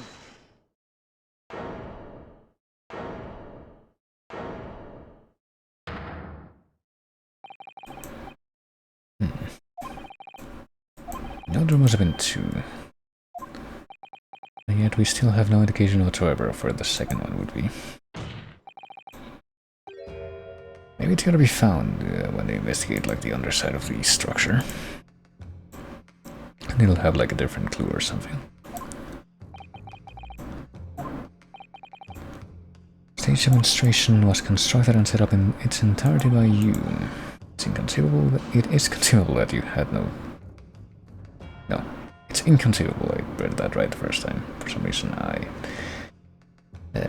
brain is inverted right now. And no canon events had transpired.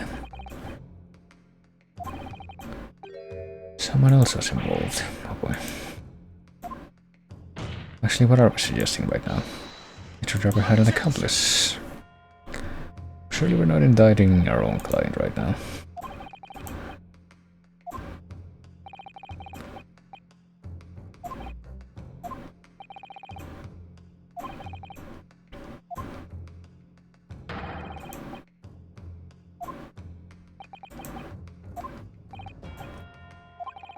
Do you intend to pursue this course and formally accuse another party of involvement in this matter? Well, I don't think I can rightly figure out exactly what party that would be right now. I don't know for sure if Driver had an accomplice or even if he really is the culprit here. Well, I mean, we've already been penalized by pretty much being forbidden from going to a trial for about 6 months in the past. Because we unwittingly served as the defense counsel for someone who did turn out to be guilty in part 1, but... yeah, surely it won't do any harm to just throw caution to the wind and go straight for this right now. I say throw caution to the wind as I make my little insurance save there. The defense is ready to name Mr. Driver's accomplice. It must have been switched, everything points to that. According to the coroner's report, that's not a possibility. But that inconsistency itself is a clue. The coroner's report.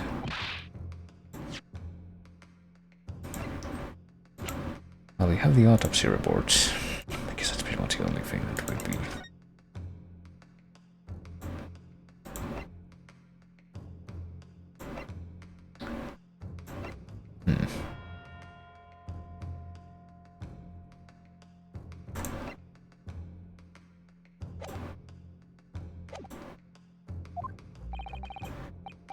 Well, that could be what's being referred to there. It does appear to point in only one direction, if that's actually what we have to focus on right now. Would you claim to have been Mr. Driver's accomplice? I don't know how this would actually make sense, but it looks like there's pretty much only one place for us to look right now. Take that!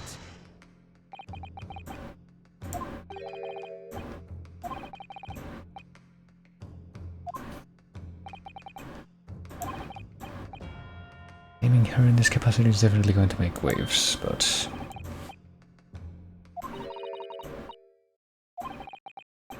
But Oh well.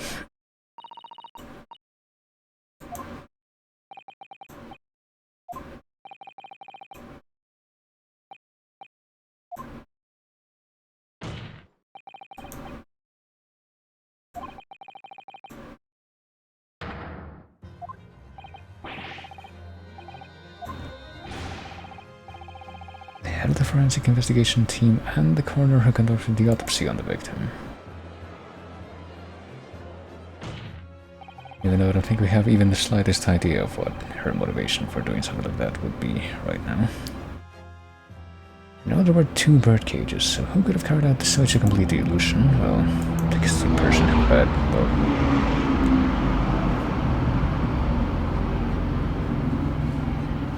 Okay, who had the authority over the crime scene investigation.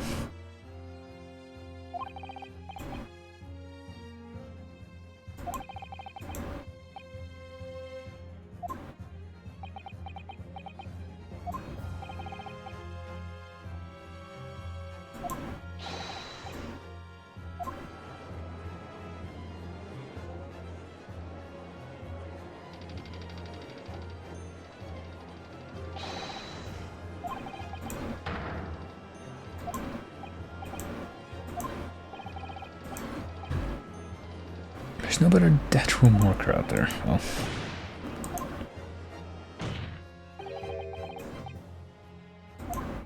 wider than the stand at night. That I'm not sure I see how every part of that comparison connects.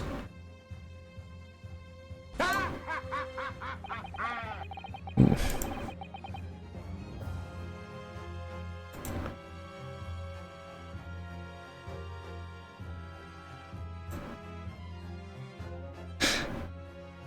Your loud noise was that you? Hey, yeah, that was probably the very unfortunately amplified sound of some another plane or something flying overhead. That happens because of the weird shaft-like echoey structure that's right outside my window, but oh well. And also, hey Phoenix, ¿qué tal? How's it going?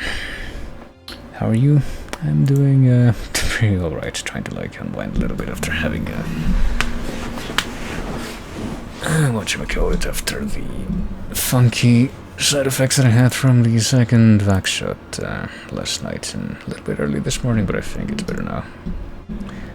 But yeah, we'll come in as well.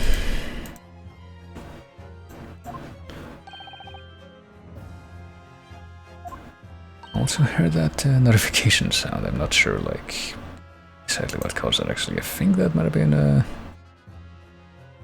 like, I'm not seeing any immediate activity feed things that would account for that, but I think that might have been some kind of host.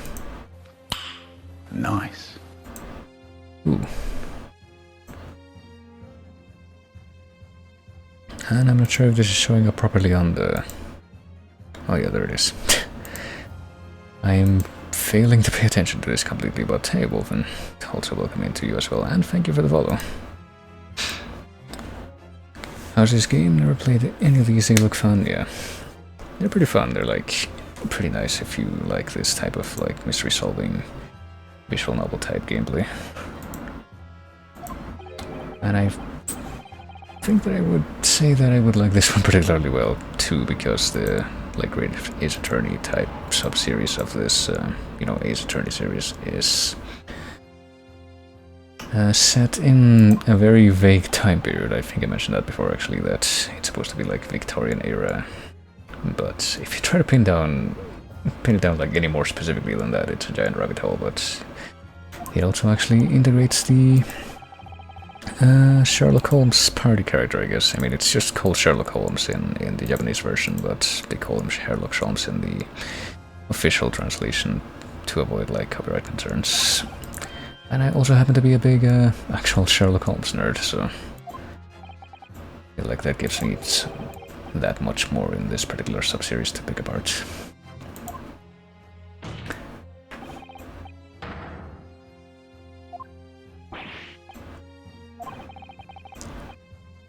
The name of the dude who we're pretty much going after right now as the criminal is called Enoch Driver, who is, well, it's not hardly the first example of this in the series so far, but that's a name taken from the Sherlock Holmes stories as well. He's actually like one of the dead people in the first Sherlock Holmes novel, who turned out to be a bad dude in the end. Trilogy on PC. Yeah, you can get the trilogy on PC of like the first 3 games in this series that were released. It's the Phoenix Wright original trilogy. Pretty neat stuff. Kinda like Danganronpa without the anime and murder. Well, I mean, there's plenty of anime and murder, don't get me wrong. A lot of murder, but not like in Danganronpa, just normal crime and stuff, yeah. I mean, it's not like a battle royale party where it's a bunch of people trapped in a skull. And the bad guy is modeled after the demo video girl from that the movie adaptation of Battle Royale, you know, fun fact, wink wink, but there's plenty of anime and murder too.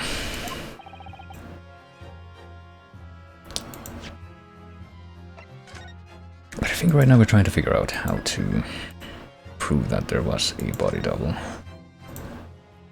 in this stunt. We're pretty close to the end of the case, so might not be like the easiest thing to follow, I think, but let's see.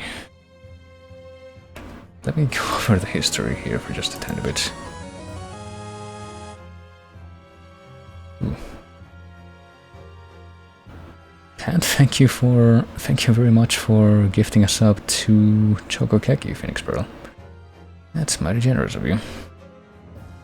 Thank you for your big ring help the other day. Yeah, no problem. I mean, I feel like I'm not quite at the peak of my performance in something like, you know, word scramble thing when I can't just spam it as hard as possible, but I try. What do you claim acted as the victim's doppelganger? Yeah. We're trying to figure out how someone could have served as the body double. Don't know if we have evidence or just like we want to bring somebody up to do that.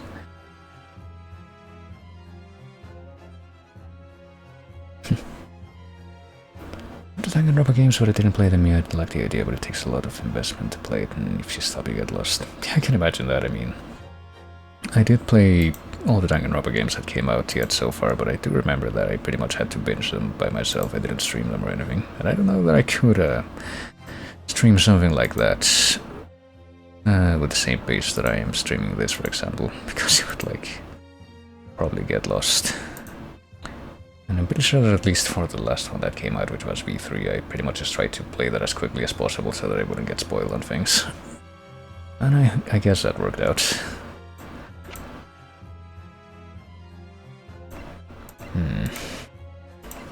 What am I gonna do to address the situation right now, though?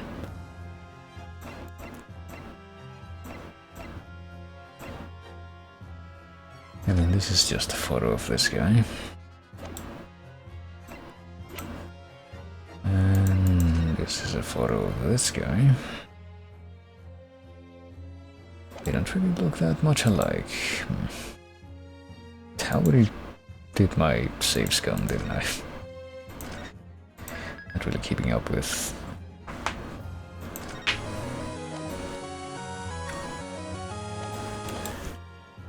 what I'm doing so far. And also Phoenix, thank you very much as well for subbing. Welcome into the Sable Dome. So I guess I have come to call the message for the sub notification. Mira que bonito. Yep, don't you just love the face of Bob from Twin Peaks? Yeah. Reference that I think is gotten by at least a good chunk of the people who have subbed, but perhaps not all of them, maybe, but certainly is a nice nice thing to have at your disposal. What if I just do the obviously wrong choice here? Can't explain that at the moment, so we're just backing down completely.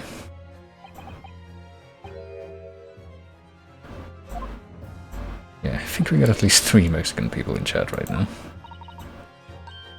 Well, at least 2 Mexican people in chat right now, I guess, is what I mean, and 1 person who's actually running the stream, you know, wink wink.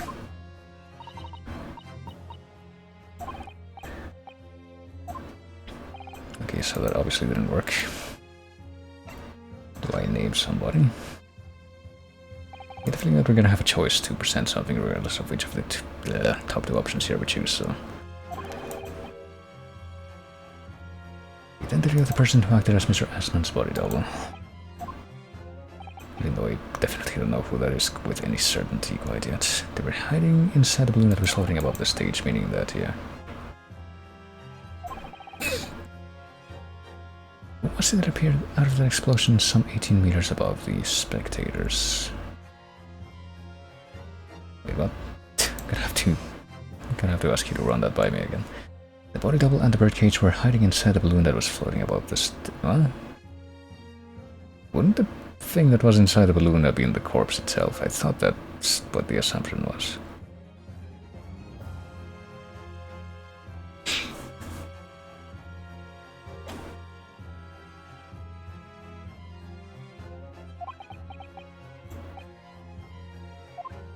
Okay, because this pretty soon must be the right choice. Present an actual...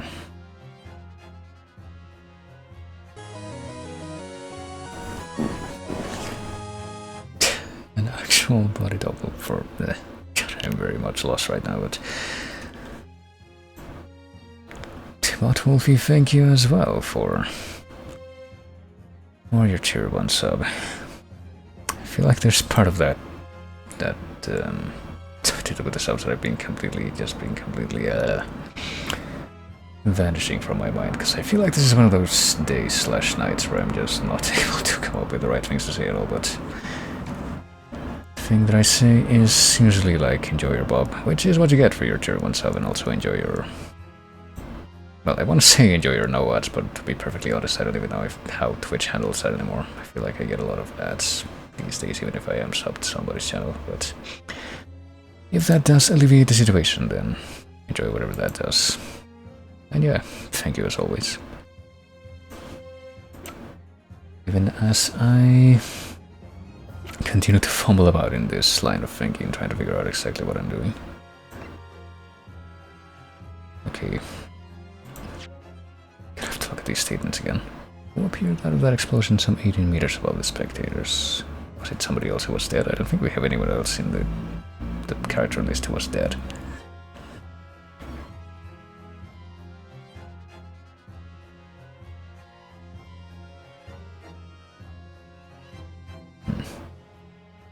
I mean, were we trying to say beforehand that there was a body double?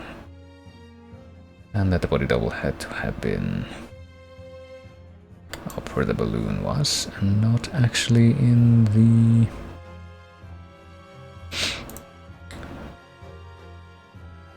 like the stage. Also, yeah, it didn't quite strike me yet right at the beginning, but since... I don't even know how many we have left at this point. I think we may have like 1 or 2 left, but do enjoy your founder badges as well. We've had those subprographs for quite some time, but they might actually be running a little bit low now, thanks to the help of some very generous people.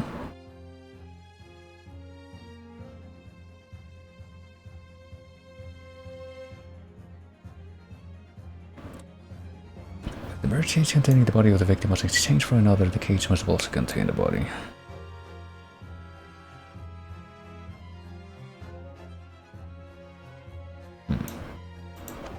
I don't know, I think the only thing that I'm trying to figure out right now is who could have pulled off that similarity. I mean, do we just say that it's him? I'll leave it at that. Here we go with my original theory that it had to have been him on the stage. No, I guess not. So do we go back to the first choice here, or do we go back to trying to figure out if... What if we say present evidence instead? And we'll just see what happens. Presenting evidence that reveals the true nature of Mr. Aslan's body double. Evidence. I think this is very much filibustering. Body double and the birdcage were hiding inside the balloon that was floating above the stage, which means that any witnesses would have only seen them from 60 feet away. So who was it that appeared out of an explosion some 18 meters above the spectators? Okay, he says the same thing independently of what we choose to present, so maybe... I get the feeling that only one of these two sets of things could have actually...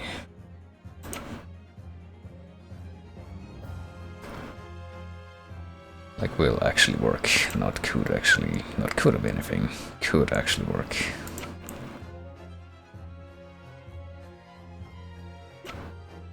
How do we present this? To say that it was a wax fake, maybe? Ooh. Yeah, I get the feeling that this is it, so let me send us back in time a little bit so that we're not in quite a shambles, just trying to being put into that as a result of having figured that thing out. I get the feeling that what I just said doesn't really make sense grammatically, but I tried. Gold star, surely. Okay, here we go. I thought that maybe I would have to present the wax maker as an indication that maybe it was like a wax figure in one of those things, but I guess that would have also meant indicting her, which I don't think was necessarily what happened. Is it game over if you get the wrong person, or do they let you try to get it right? Get it right. Well, I mean, I finished it that it is game over if you like make too many wrong choices in a row when you're in the trial section at least. Which is why I've been save scumming. I don't know if I've mentioned this on my own stream before, but did you know that once upon a time I got kicked out of somebody's stream because that person was playing one of these games and was not aware that you could save, and I said, hey, you can save, and that person was like, how dare you spoil that for me? And yeah. That was a very weird channel because that person basically hated any suggestions. So in a way, I guess I had myself to blame for sticking around there for as long as I did. What's this thing here? Wait, how long has this been here? I feel like I didn't really make sense for this, the wax figure itself. To have been right in the middle of the courtroom without it having come up before. Objection! And yet you get like 5 chances to get something wrong. It's a little bit weird. It's like a system that changes from game to game. I'm not sure exactly if they kept it the same, but I do remember that at least in the second and third games in the series, you know, Phoenix Wright 2 and 3, they have like a variable health bar kind of thing where, depending on the situation, you can lose more of that, like remaining energy or what have you. More or less. And yet, in later games, I actually just brought it back to just having a fixed number of chances, which is 5. Which does seem like the more convenient thing. It's a bit less theatrical, a bit less just trying to highlight that part of the medium. Objection!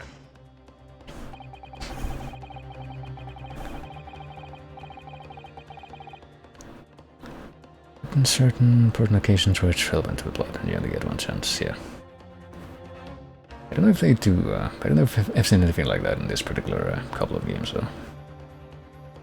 But Danganronpa had a lot of inspiration on this game, the parts where they go like, take that and stuff, it's very similar. Yeah, pretty much. I mean, there's I mean, if you go down the rabbit hole of, that's another thing, of places that visual novels get their inspiration from, because you could say that Danganronpa gets its inspiration from Ace Attorney, which gets its inspiration from Famicom Detective Club, which gets its inspiration from the Portopia serial murder case. It's quite a bit of history that you could potentially go through there.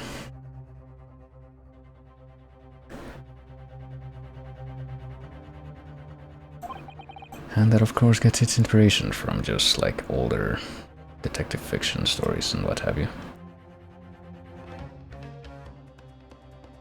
Right. Right.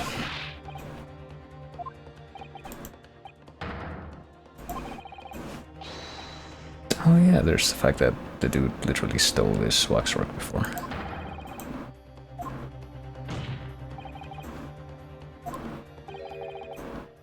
Oh shit.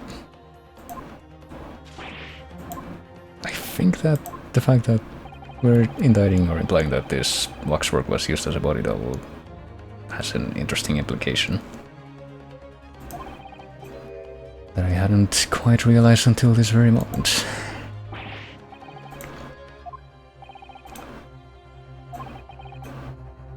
Let's see exactly where this goes though. Something else that I think I still want to find out is when exactly the mask got put on this this waxwork, so that we can see the face of it.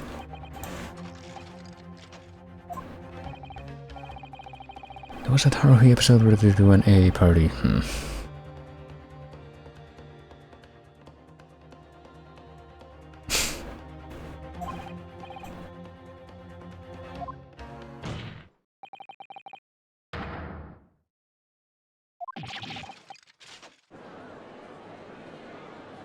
Like the only piece of media that I've experienced recently that isn't just an Ace Attorney game or like a visual novel type thing that actually does an Ace Attorney parody is Crosscode.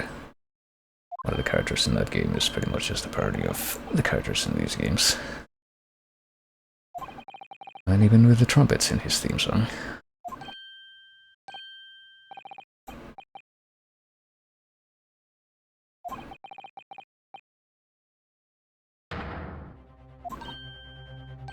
Objection!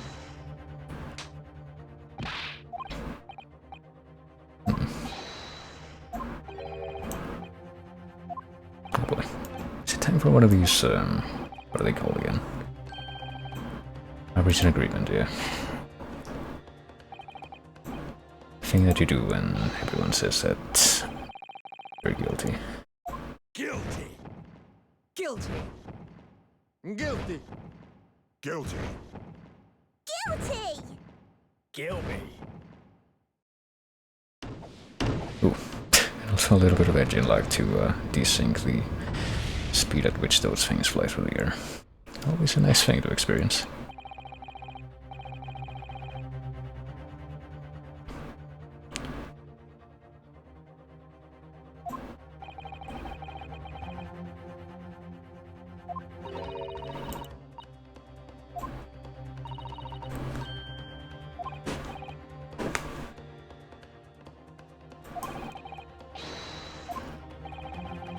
And yeah, I know juror number 5 with the freaking... Not just using the corn cup to smash the table. But also just like eating from that corn cup with the freaking typewriter sound effect like in a 30s cartoon. Summation examination, judicial findings, it's something like that, hold on. They probably just said it and I completely glossed over it. I knew that was gonna happen. Summation examination, yeah, there we go. This time, number 6 is the first one to speak. That's a little bit unconventional.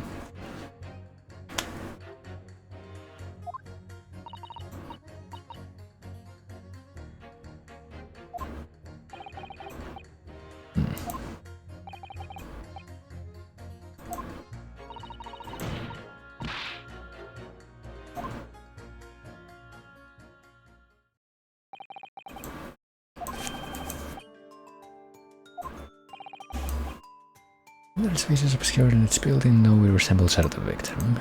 I can only applaud my learned friend's temerity at suggesting it Mr. Rasmus's body double here. I mean, there's also the fact that... no, never mind. I think something that I thought of before, it just occurred to me. Ooh, doubly so. Yeah, because I thought that the implication was that the mask hadn't been on the head at that point, and so that... they were implying that the victim and the professor were the same person, but I think what actually happened was to do with the fact that the model's head was missing at some point, so they swapped it out for a different head that was made to look like him. That's probably what actually happened.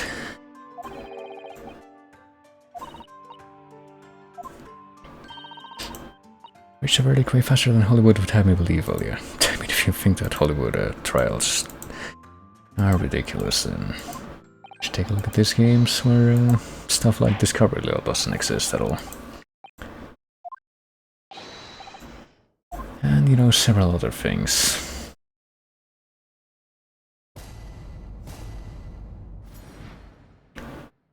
Including things that don't really make sense if you consider the quote-unquote historical aspects of several things that you see, like for example, when these specific games take place. Let's see what these people have to say. Curious to know how they adapted the fact that Ryunosuke is Phoenix's ancestor. Yeah, I don't know if that gets addressed specifically, like, other than it being a meta thing. Because obviously they don't translate his name.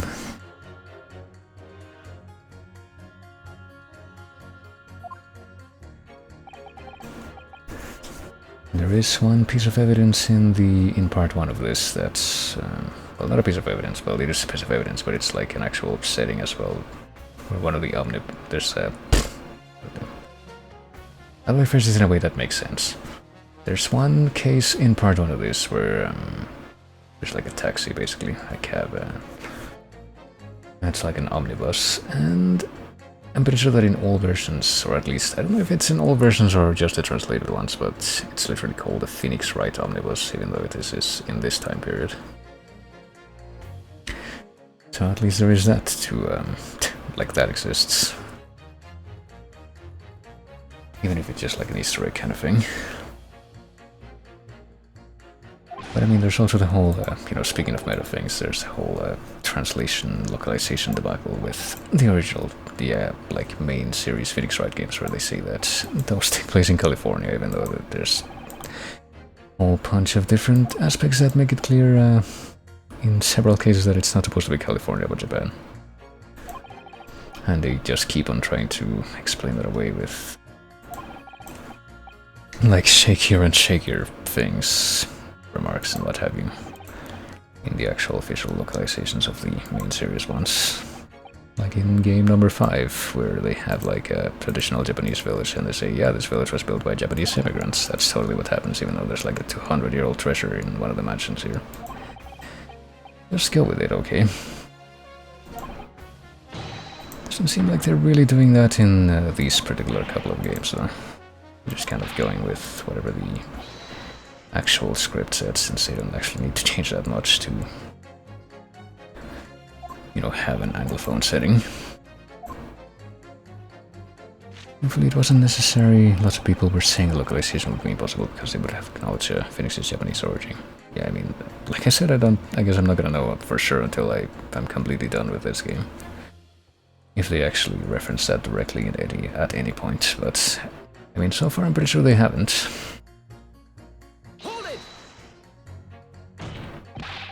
That's the explanation they gave to the Korean village also, yeah. Yeah, come to think of it, there's like 2 separate cases of that happening in the main series, at least. Probably 3, if I consider like the setting for the final case in game number 3.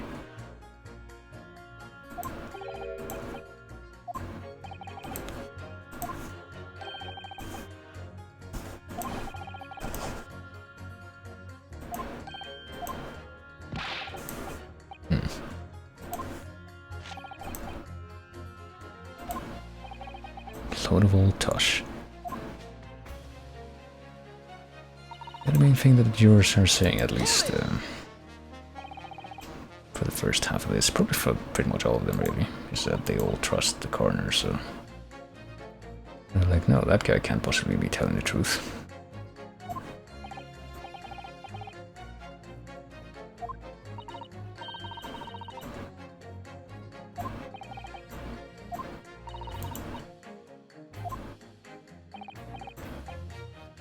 Learn something new every day, even if you don't want to.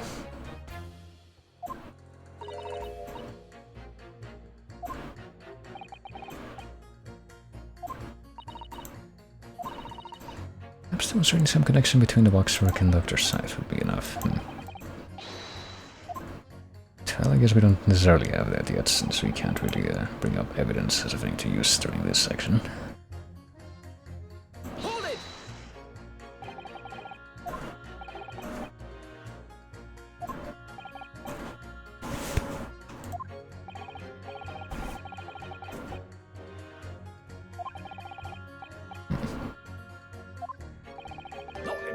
Aye. Oh boy. What could the matter be? Excuse me.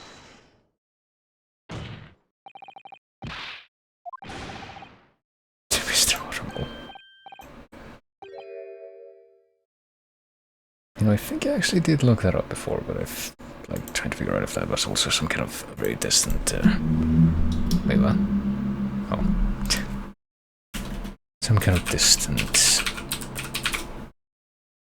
like actual Holmes reference too, but apparently it wasn't. According to this one source that I found, the name Automobile actually comes from a story from Alfred Hitchcock Presents. There you go.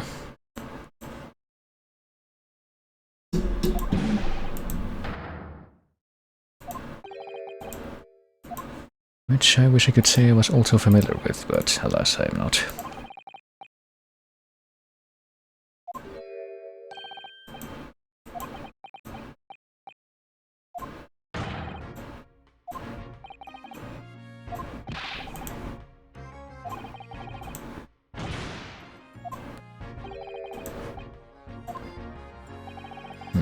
I mean, how long ago was it back then, since I'm pretty sure that this iteration of the British police wouldn't have existed until, like...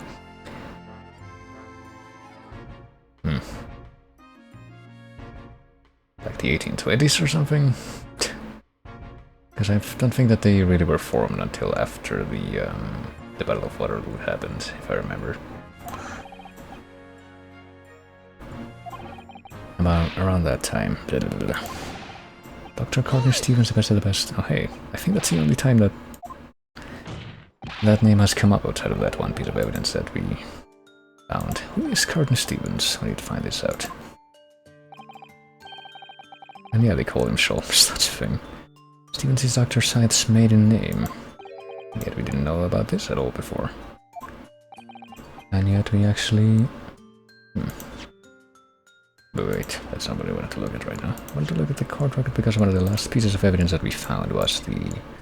not the contract, it was the killer autopsy report for, yeah...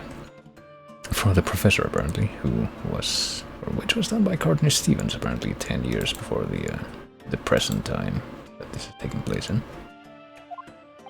But apparently these two are the same person, so they couldn't just have been somebody with a similar name, surely. That's why the great days of policing, well...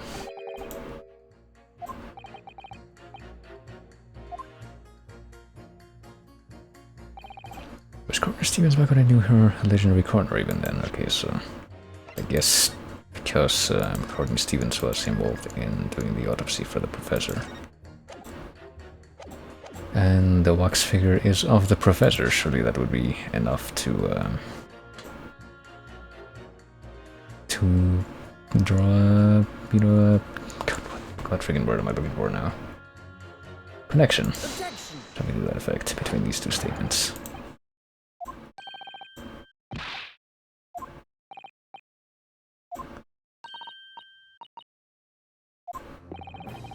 What can I do for you? Can I perhaps sing you a song from Final Fantasy X too?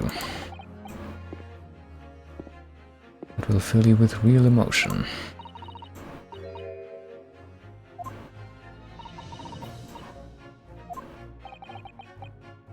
Let's make the name is Stevens. And yeah, it seems like a pretty tenuous connection still, but we do have at least something to showcase that.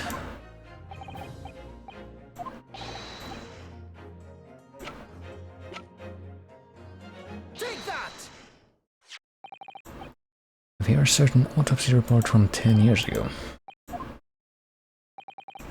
It is of course from the autopsy of the person portrayed in the waxwork, the killer known as the Professor.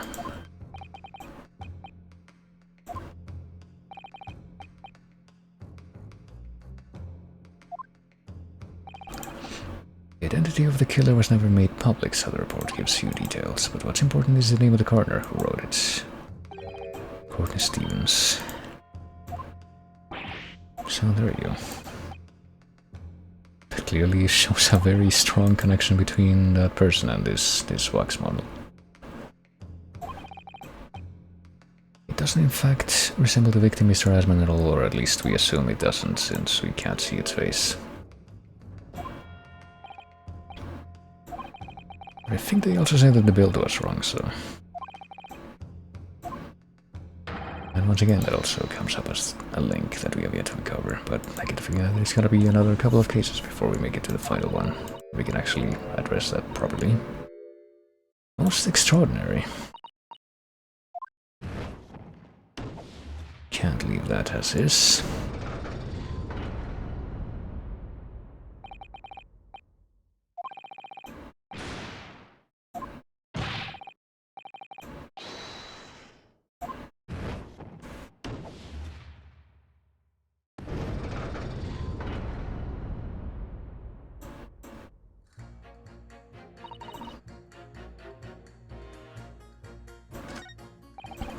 Well, that takes care of one thing at least.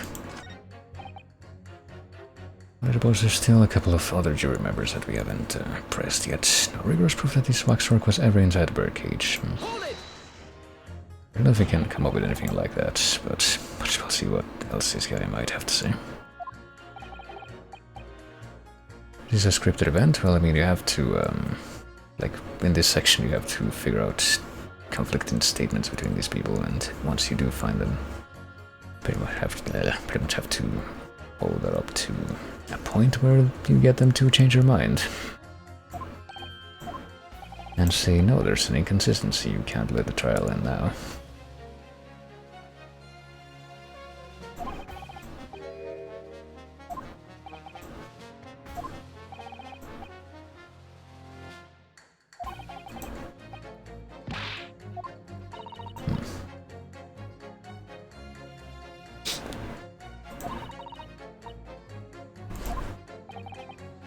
Evidence that the professor's waxwork was inside that birdcage. Actually, that's a good question.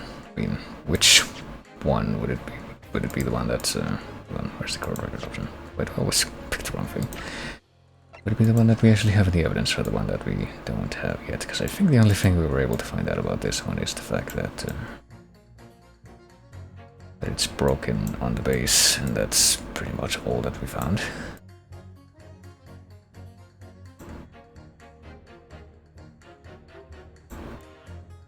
It almost looks like there's a tiny red smudge on the wood there, but I suppose that doesn't count as a hotspot, so it's not actually important. I mean, if we look at the waxwork itself, I don't think there's anything else that we can find about this either, except the lock on it. There's not even like a dent left in it or anything from any moment when it would have theoretically gotten banged up, I don't know. Is it the time to make chemistry experiments? Well, you're a respected British scientist. Clearly there's no time to take a break from that.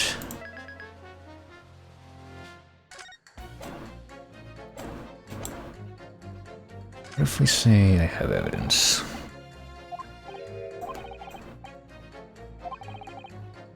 Given your jet black outfit, it might have been into a sense of trepidation there, I mean... Looking in the mirror must be very trying, yeah. Pot meat kettle, but... Oh yeah, there is this, actually, now that I look at this. Small fragment of very unusual and thick glass that was found in the folds of the clothing of the Professor Waxwork, which I guess would suggest that it was in the tower. Or at least near the tower. And near the tower at the moment when some kind of impact would have occurred, or else this piece of glass wouldn't have broken off.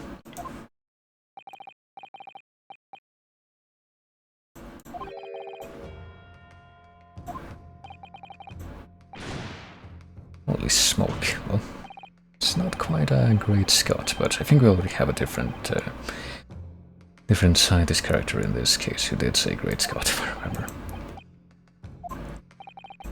It's a bit of a moot point, me saying that. What do you say? Not a clear evidence in support of the assertion has been placed before you.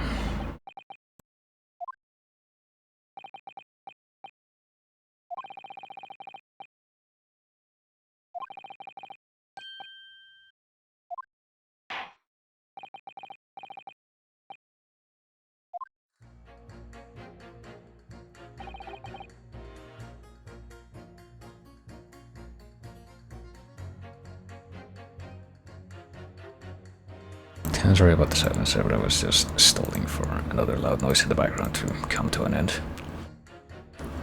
Let's see. Waxwork was indeed inside the birdcage. Maybe we can use this statement as a counter to another one. Well, let's see what the final juror has to say. I wonder how old she is. She's just serving as a juror in court. Why have you brought that corn into court with you? I mean, Colonel Cobb, help me. Picked him off on my way into town. Labeling seems to be taking quite a while. Well, apparently he just keeps on regrowing those kernels, or else would have ended by now. You need kernels at a time like this.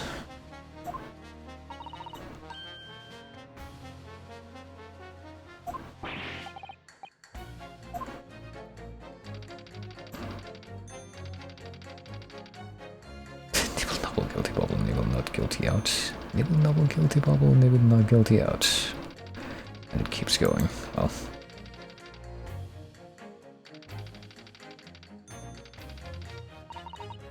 Perhaps it's akin to fortune telling with flower petals like people do back home. Well,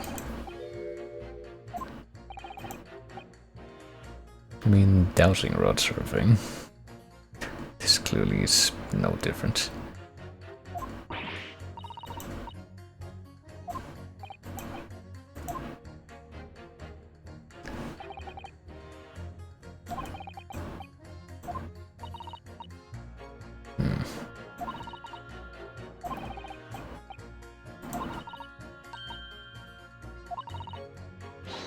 If you can read a book while eating a rice cracker, I'm sure you can do this. I mean, that doesn't sound very difficult. It's like people who say that you can't, I don't know, chew gum while walking or pat your head while rubbing your stomach. Like, it's actually pretty easy.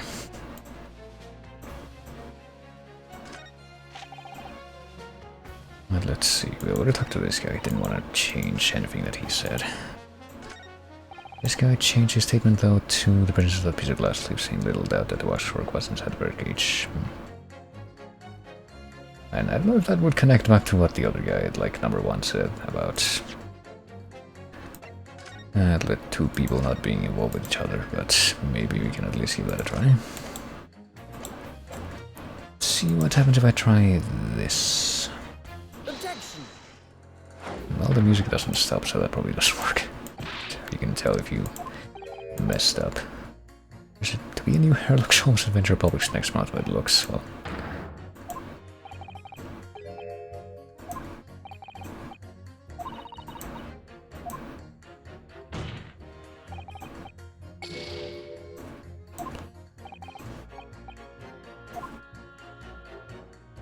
So that's not it. What if I just press this new statement? Does that do anything new?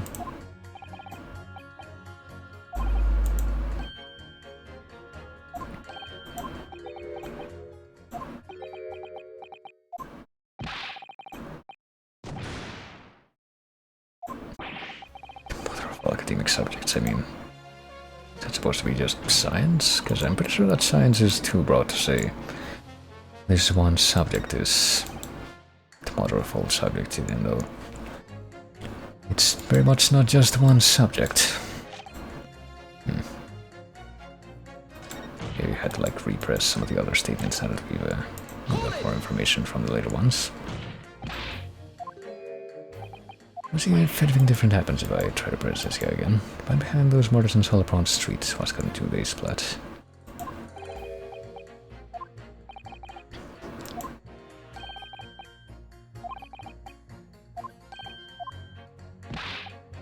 Okay, let me just like speed through this one and this one as well. I mean, we had to interrupt this one before because it was the other guy's statement that came up.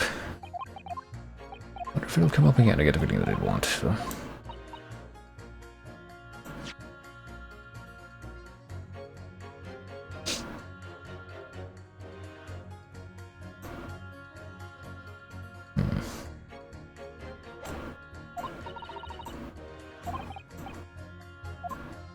Like Scotland Yardstick, huh? I wonder how policemen would feel listening to this way this juror speaks about the force. Well, I mean, we've already been over that, but that didn't seem to have exposed any new statements either.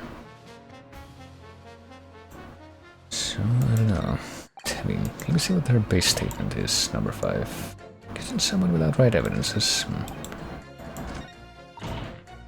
Hold on. I mean, what do you call that? Right evidence? Protection. Well, apparently you would. Hold on. I mean, they don't contradict each other. I mean, they do contradict each other a little bit, I guess. Never mind. That time it actually is the correct thing to say, that it's just a contradiction. Even though I'm pretty sure there's been at least one occasion where he says, Protection. like, this collection of two statements contradicts the fact that all I do is say that people are contradicting one another.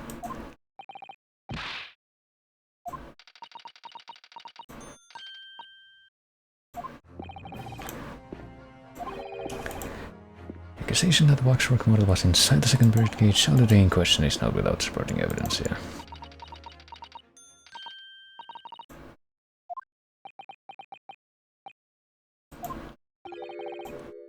Didn't follow the argument, well. She didn't change anything that she thought even after we pressed her. Don't understand much besides Colonel Cobb, to be honest.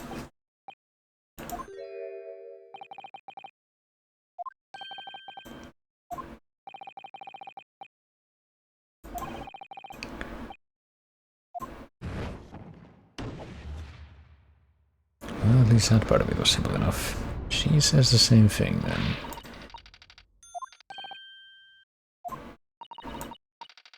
This pretty gentleman says he's right, then he must be. Well.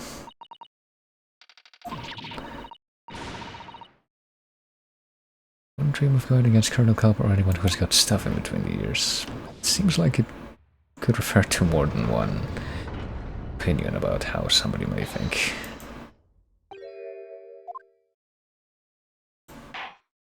Hey.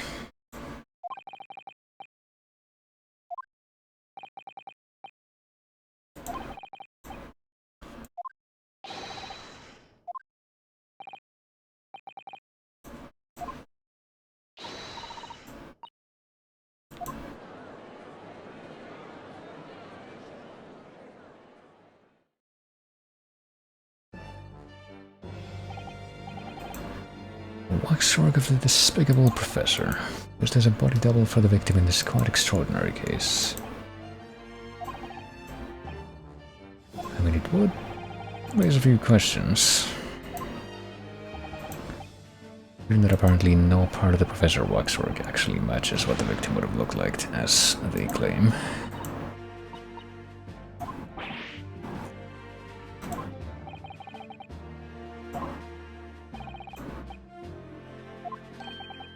The owner of the model, oh boy, is she gonna testify as well? I wonder how many testimonies we're gonna have to go over in this trial part.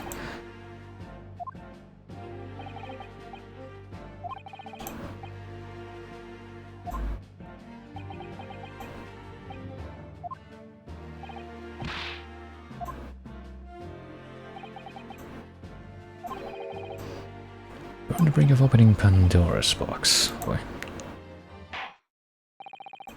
Court shall now adjourn for 45 minutes. During that time, the prosecution will summon any witness and prepare her.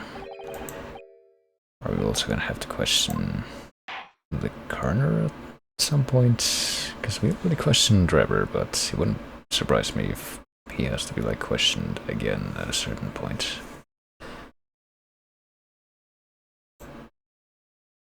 Does that mean that the next part would technically be a trial part 4? No, it still says trial part 3. Just because it would be the third day of the trial. Though this is just like another subdivision in and of itself.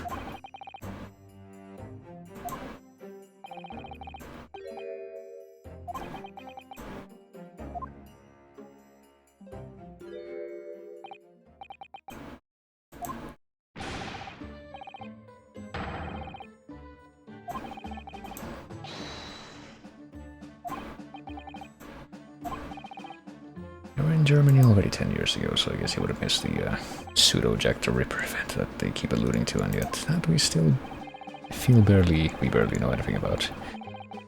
When I discovered he was the one who had been abducted, a sense of foreboding stirred within me. Oh yeah, he being think they say that the professor was the one who killed Van Six's brother, something like that.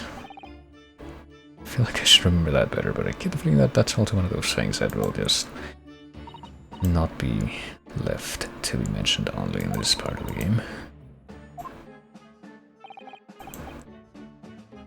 Yeah, watchword of the killer who took his esteemed brother's life makes an appearance. When the shrewd Mr. Reaper failed to foresee that kick in the teeth.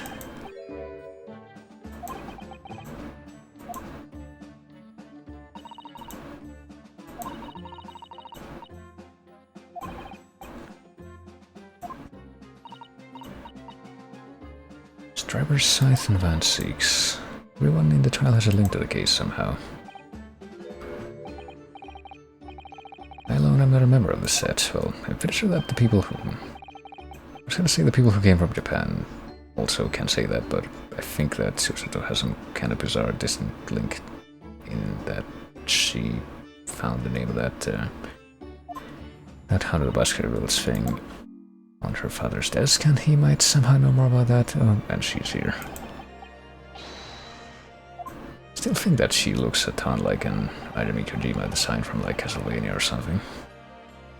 Dr. Courtney Scythe, Nee Stevens. So hey, that's also a very kind of distant,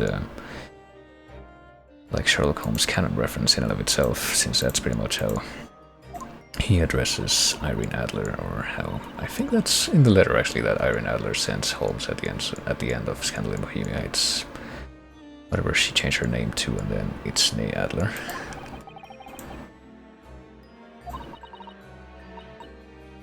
I legitimately can't remember what her like married name was. I know that story, but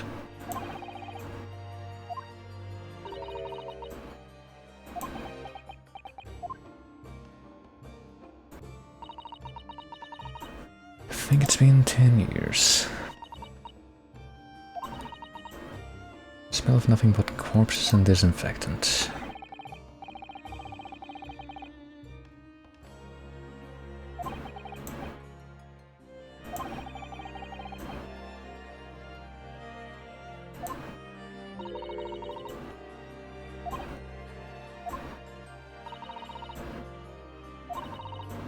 Okay, so she won't be a witness. Lord Strongheart has forbidden it. Pandora's box you were warned about is the Professor case. Don't make the mistake of thinking you'll get any information about it out of me.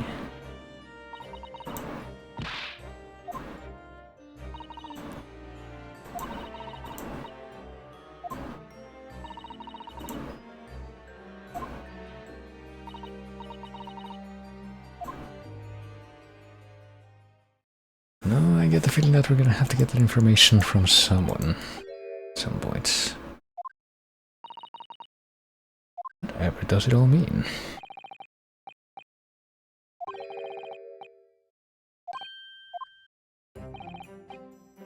What the fuck is this costume? Well, you know, just very casually hanging around in a very comfy looking kimono in the middle of a courthouse.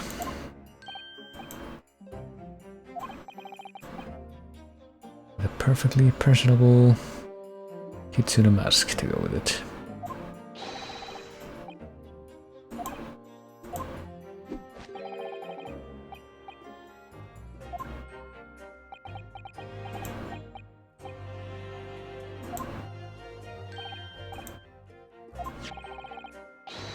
Just a bar of caramel earlier, so I shall be knowing, and that is, you know what, the truth, so he's no longer using his own, like, custom build of caramel, which can be used to make mold impressions, like in the end of part 1. Whatever may come to pass. Well, if he's talking about the immediate present, the immediate future, I get the feeling we're gonna see for ourselves. Determined to find the truth no matter what, so... If I understood correctly, we're gonna be questioning the wax museum lady first. And then, I guess if the coroner said that we're not gonna be calling her as a witness for sure, then it's gonna be the... It's gonna be Drebber again? Maybe.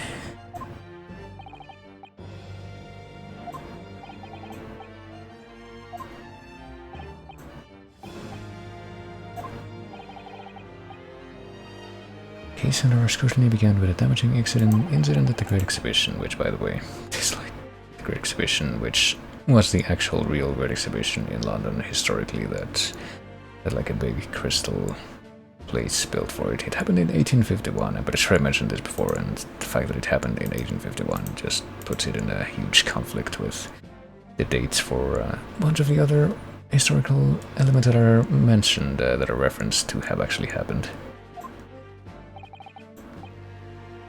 There's also the fact that there's multiple cases in part 1 and part 2, which is this one, which involve Natsume Soseki, who was again a historical character too, who wrote a book about cats. And he did go to London in real life for some years, but he left London in 1903. And, you know, Queen Victoria, who had been the Queen of the United Kingdom for most of the 18th century, no, 19th century, died in 1901. And yet at this point in time in which it is after Soseki left for Japan, they still say that Her Majesty the Queen is around, even though there weren't any British queens between Queen Victoria and Elizabeth II, who only became queen in 1952, so, you know, interesting stuff. How none of those dates actually match up.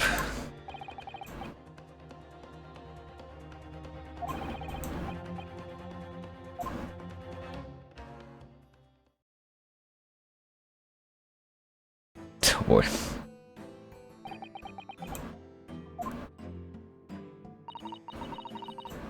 Esmeralda to spells, a waxwork artisan.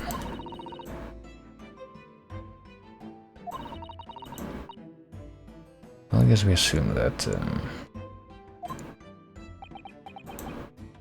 she's supposed to be a reference to Madame Tussaud, obviously, but I think that the original Madame Tussaud was called Marie Tussaud, but she would have also not been from this very vague and theoretical time period, but would have been from around the end of the 18th century.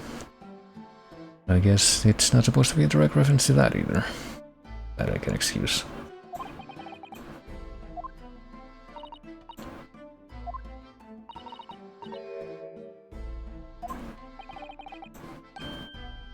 Waxwork model kidnapped, yeah.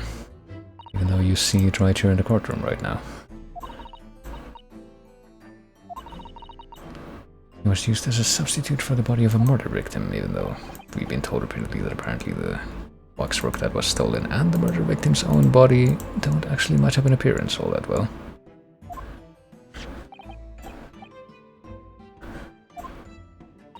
So I wonder how we're gonna end up explaining that away. He's part of my odious personages exhibit. I mean, couldn't just come out and say with the exact phrase that's supposed to provide the name pun for him. It is to say what is evident, but Mr. Asman does not resemble the professor at all. Perhaps their faces are very similar, well...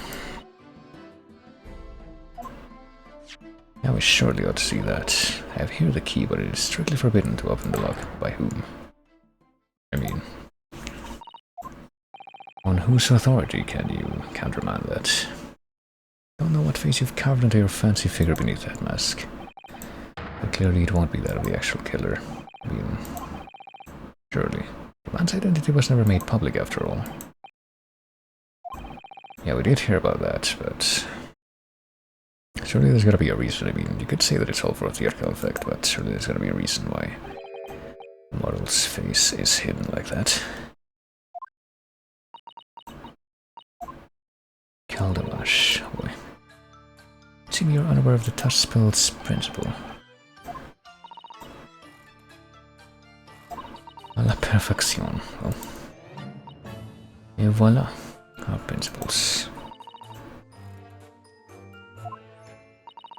Remember the Touchbell's family said to have made a waxwork of the queen who was executed. You mean Marie Antoinette, I mean.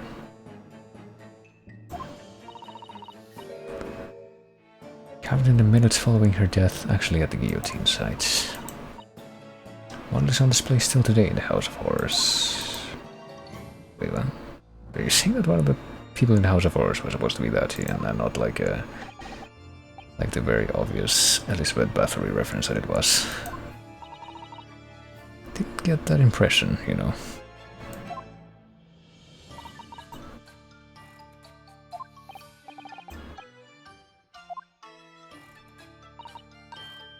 True visage of the killer is there.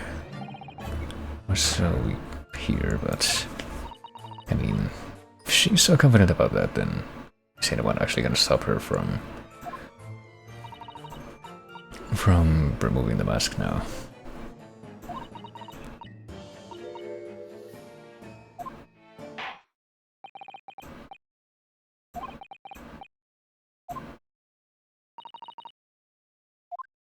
I mean, in light of that, I find it kind of surprising that they're not specifically, or at least Ryunosuke not specifically requesting her to, hey, you should totally expose that face.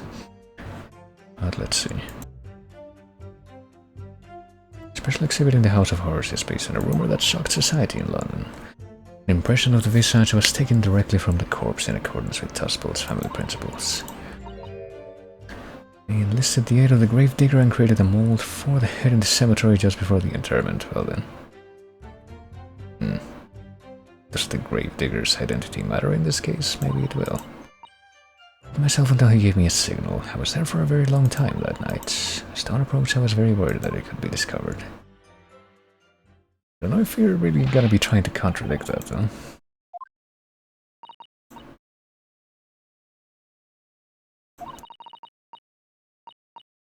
Nobody else knew, only the gravedigger. I mean, I guess there's still the remote possibility that you could say, for example, that what's his face again? That Drebber was the gravedigger. Does that would explain why there's also a wax figure of him in the exhibit of that shows the professor getting out of the grave?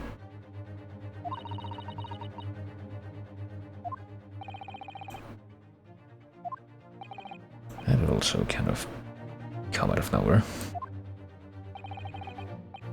Well, besides that one detail.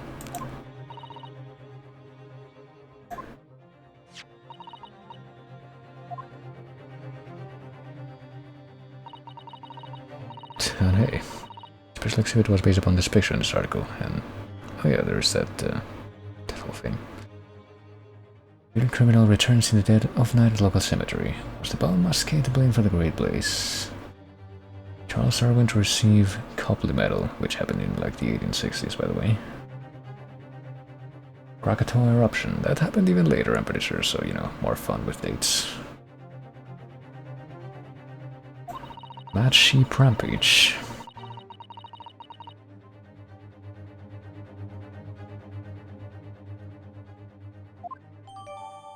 Ten-year-old article, I guess we can just look at even more.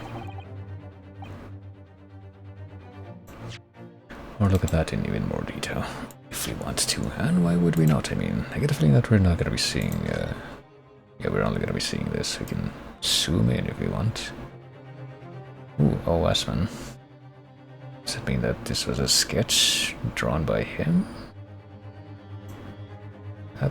Well, this part of this detail certainly came out of nowhere if that's the case, but yeah. Krakatoa eruption.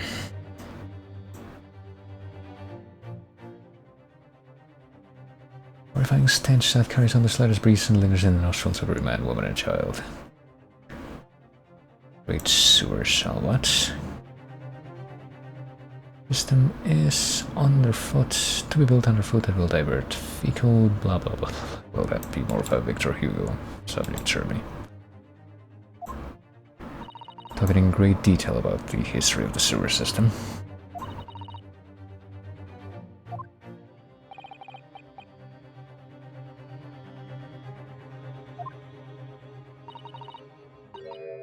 Professor, you see before you hear. Not entirely sure what we're trying to find out from this cross-examination, but I guess we might as well just try to find out as much as possible. There has to be some reason for that which hasn't yet come to life, the link between the Rever and Dr. Scythe being in this waxwork. Don't know how we're gonna zero in on that based on this testimony, but let's see. Hold it! 10-year-old tale now. I mean, is a tale not just the murders? Tale of the condemned killer rising from the dead. Oh, I guess there's that too.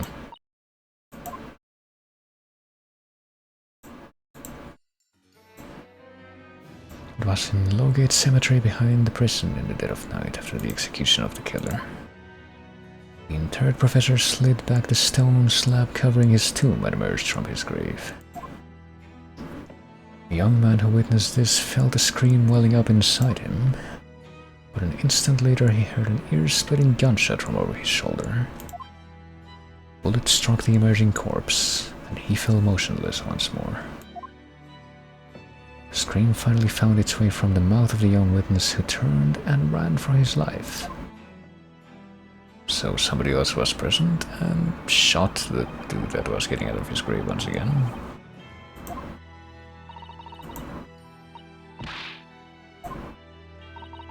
Nobody knows even today. But I get the feeling that for the sake of the plot, we must assume that this is all true. The people of London, they love stories like this. I mean, they do. That part is true.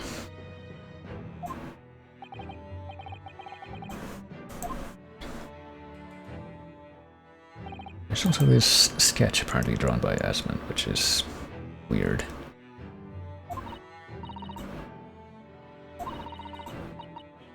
The contents of that article were reproduced in every newspaper imaginable. When something is described as a rumor, it doesn't necessarily mean that it's entirely made up. Often rumors contain elements of the truth. Well, rumors and other things, probably. We'll be sure that the professor's execution was successful. Could it be like a kind of sideways nod to the friggin' 2009 Sherlock Holmes movie? I mean, this game was made initially in 2015, I think. Well, hanging out your voice is perfect for 3 AM chill. Need to rest to prepare for tomorrow's shenanigans. Hope you have a nice rest of the stream. Well, thank you very much for stopping by, Phoenix. Thank you very much for the sub and gift sub. And yeah, hopefully you also have a nice time tomorrow. Might be able to see if I can stop by for a time as well, if I have the chance. I think that as of today I have like some relatives that have come to the city. I don't think that we're gonna necessarily do anything with them today or tomorrow. Maybe tomorrow, I'm not entirely sure, but oh dear. You know, God willing, since it's the day that it is, I have a chance to hang out at least for a little while. I mean, I think the quote-unquote celebration would be slated to happen like maybe right now, actually. I think it would be that late, but in theory it would be between the night of the 15th and the morning of the 16th that Grito de Dolores would have happened. And it would be more or less reenacted. But yeah, once again, thanks very much, and hope you have a good time, and good night. Hasta luego.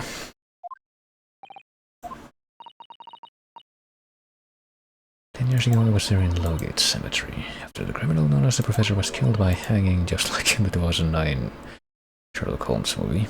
Killed, quote-unquote, took a waxing portion of his visage from the corpse just before it was interred, as she said in a different part of her testimony. The man was dead.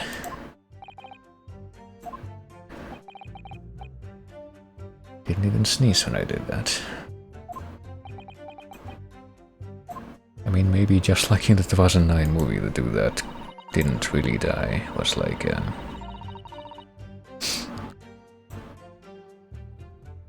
taking some kind of weird drug to fake his death or his vitals.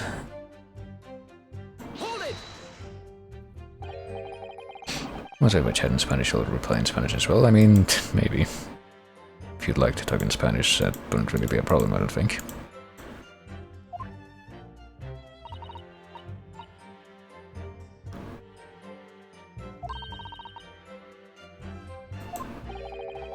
Like, I don't really do that terribly often, but I mean, I could certainly do that.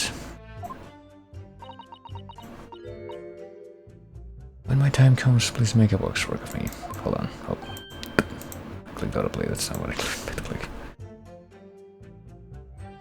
From imprisoned criminals all the time. Okay, so that wasn't a request from this dude specifically.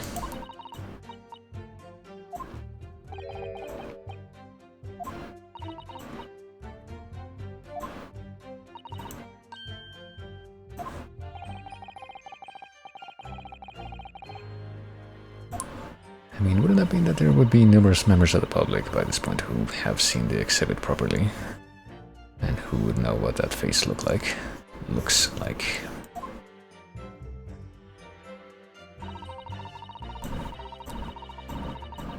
Okay, can we hear more about the Gravedigger? I mean, I get the feeling that it's not impossible that what's-his-face, the driver, would turn out to be the Gravedigger. As a possible explanation for why he was on the cemetery on the night of the Ruber.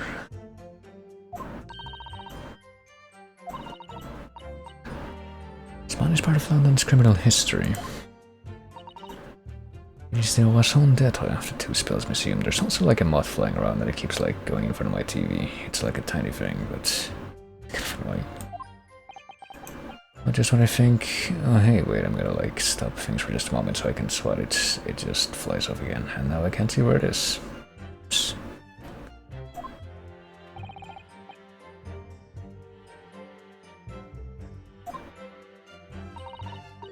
Behind that mask is hidden the true face of the professor, and apparently, do you realize what you're saying? Professor's identity is a national secret. Well, maybe if you go to the museum after this and pay the extra to see that exhibit. It was perhaps close. Well, maybe that won't be possible now.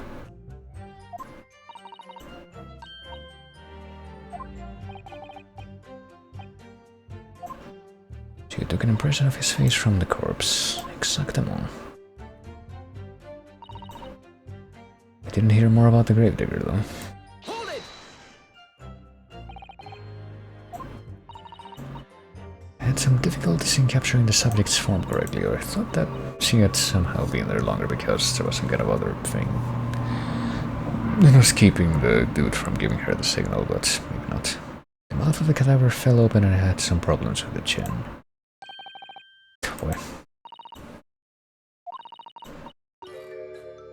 His muscles were relaxing and consequently his chin would not align itself correctly. I mean, how quickly does rigor mortis set in? I feel like that might possibly be a contradiction to the guy actually being dead.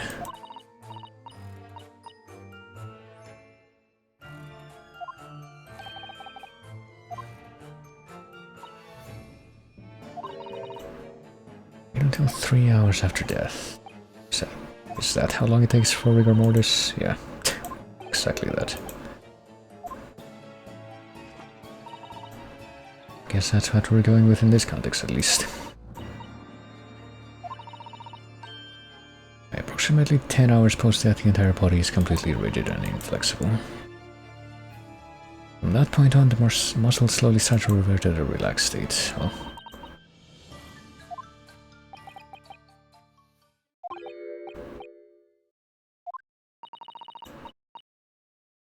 I don't know that I've heard about the latter part of that, but it starts in the jaw. That's how you wait. Before that time, the mouth falls open and it is very difficult to do my work.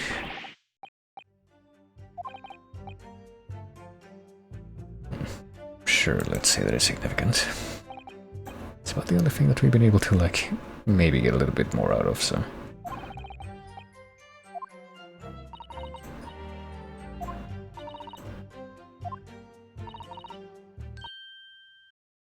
Jesus Christ.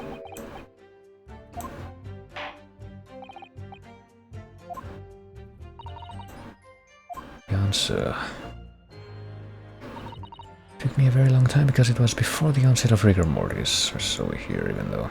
Can we actually contradict that with, like, the autopsy report or something from 10 years ago? I mean, it's right here.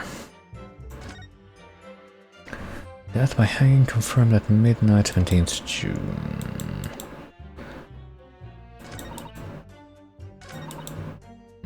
Doesn't say exactly when she was doing this, so does she? Maybe we can, like, press this again. As dawn approached, yada yada yada. Dawn approached, so if dawn was approaching, that would have been like at least 5 hours after midnight, surely. So it couldn't have been before the onset of rigor mortis, but I feel like she doesn't state that very clearly, at least on this statement.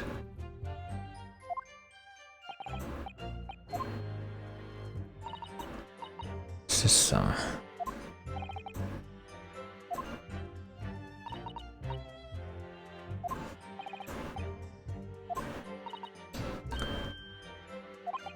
what?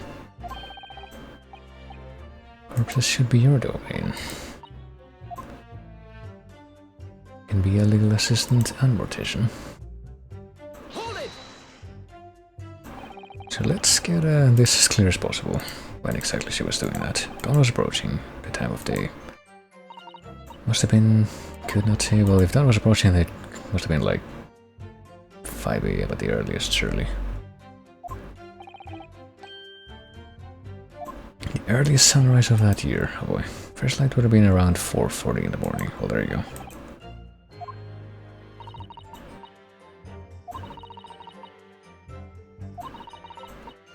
And if the body was confirmed there at midnight, then it was surely in the correct time frame for rigor mortis. So how do we link these two things together to point out a contradiction? Yes, it's significant.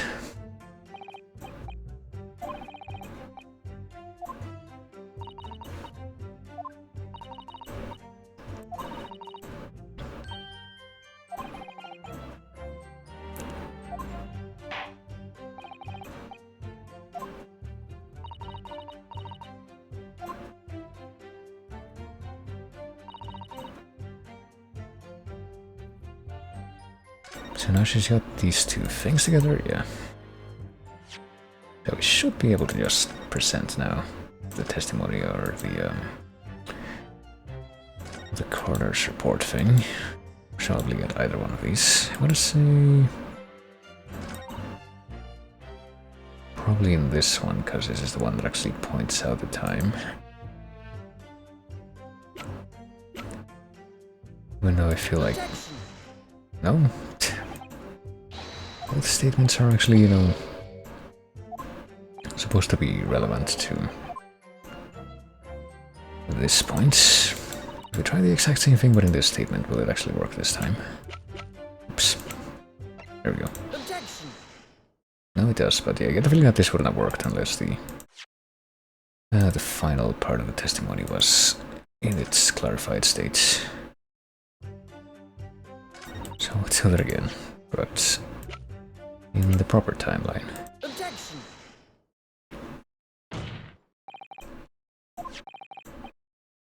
Here an autopsy report that was filed 10 years ago now. Confirms the death of the professor following his execution at the gallows. And it says that it was at midnight.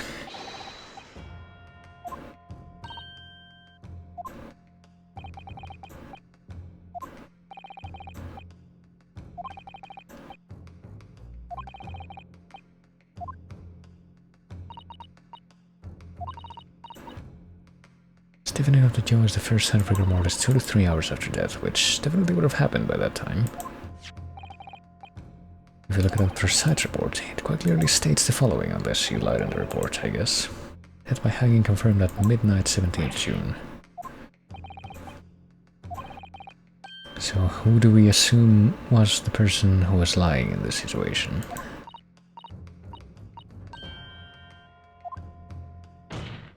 Because she doesn't look like she's lying. Objection!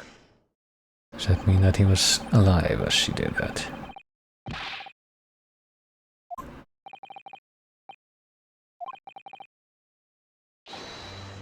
The execution didn't actually take place at this stated time.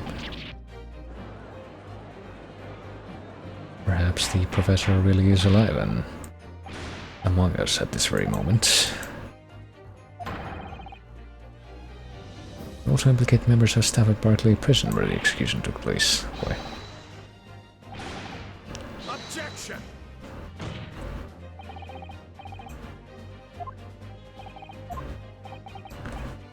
professor died that night without question. Or so we believe. Objection. Moved the man's slim jaw with my own hands, but the fact that he was limp suggests that there was some funny business going on. What if he didn't die at the gallows?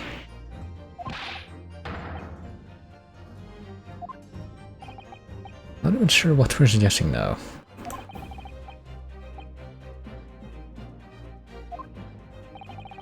What if he died in the gunshot rumor after he apparently crawled out of his own grave?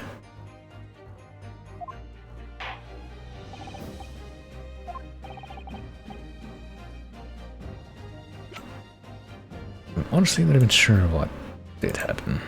We presented this thing again, the newspaper article.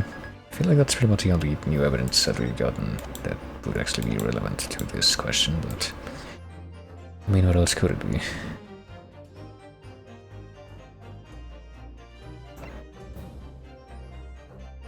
I mean, this camera. Do we assume that this camera was a replica of something that was on the scene at the time, and because of that, the real camera on the scene would have also had blood on it?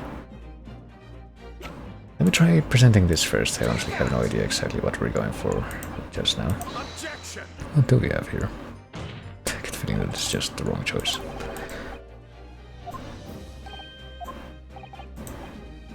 Yeah. But I do get the feeling that the blood on the camera is going to be relevant before this whole thing is over. Perhaps even this particular line of questioning, but... How about the newspaper? Is this actually important? It's okay, never mind. That was literally the only thing that does relate to this after all. Take that!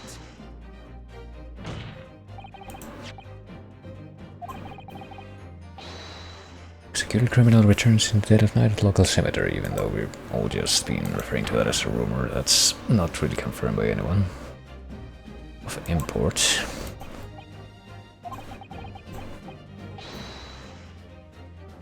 He emerged from his grave and was killed again.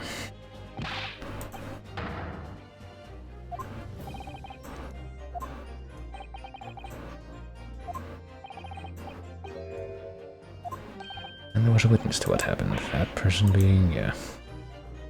Objection! Obviously the man made it all up. Well, why don't we hear from the man himself, I guess? Objection. On the contrary, we all know this witness well. Are we seriously like the only party in this courtroom that knows who the witness was? I mean... really wouldn't have to present the person right now. We see a alleged witness of the... well, apparently we do. Even though we literally established this ages ago. Take that!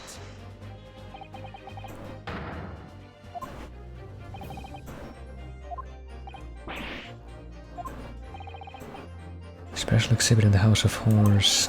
He creates that decade-old scene in great detail, and I mean, you can also kind of see his face in the newspaper illustration.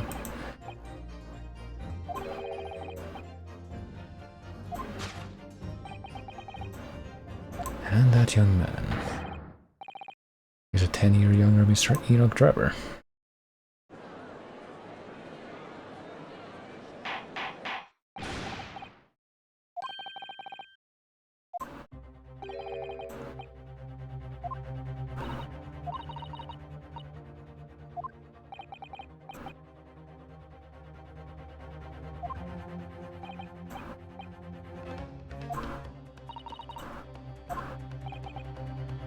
Theft of the Professor Waxwork from Museum some days ago was carried out by him, or so we believe. Also, that's a very loud siren in the background that I'm hearing right now. Wonder what the deal is with that one. It's like 4 sirens layered on top of each other or something. That seems a bit dramatic. Wonder what's going on. Oh well.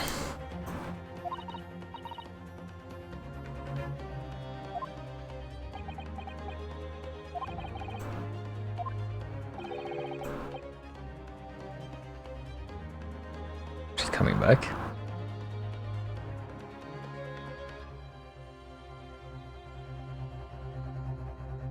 Well, it got slightly louder for a second, but no, it just went quiet again. I don't know what that was about. That is probably the most dramatic siren I've heard, just like coming outside from the streets.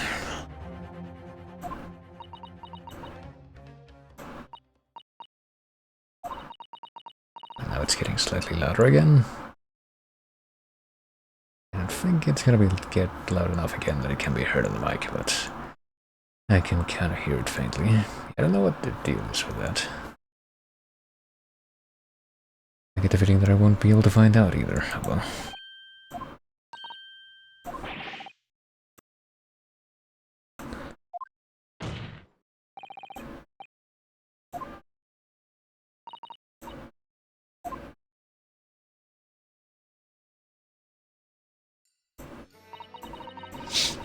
story of the young man and the terrible sight he witnessed in the cemetery 10 years ago. It's published in every single newspaper in London and throughout Great Britain. However, in all of the articles, the witness was simply described as a certain young man. No details were published about his identity. His name was never revealed. That is apart from in one newspaper. Could be the one that Asman did the illustration for, the Daily Circus. The paper from which comes the article I have already shown the courts. His full name was only publicized in this article. The university student who experienced this shocking event is Mr. Enoch Trevor, a disciple of science at the University of London and a resident of its student dorms.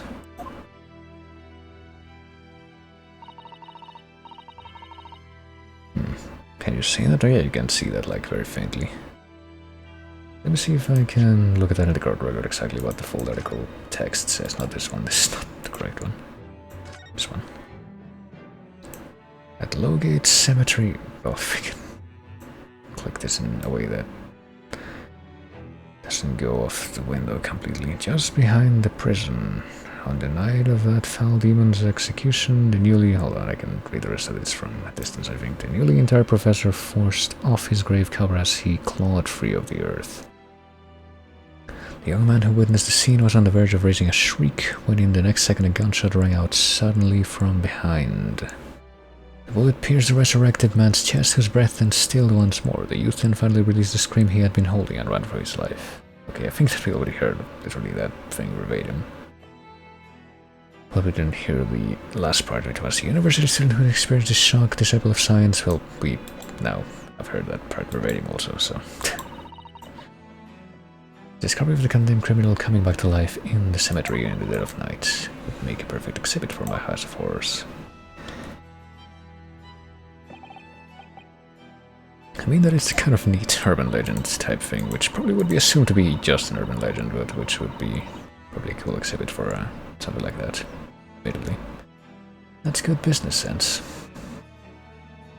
He was studying science at the University of London. He was just a poor student. And apparently he modeled for the waxwork himself. So they would have actually met formally and done business.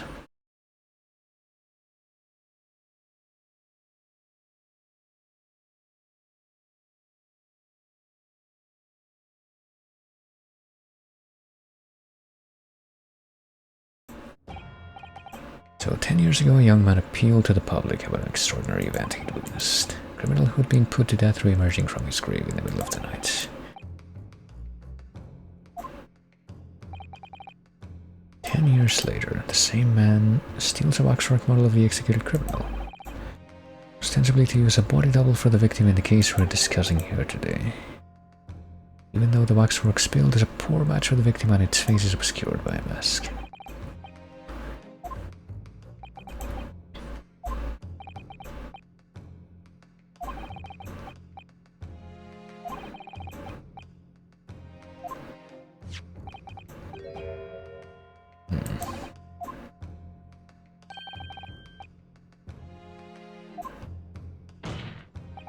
Oh, so it wasn't supposed to be a body double, but rather...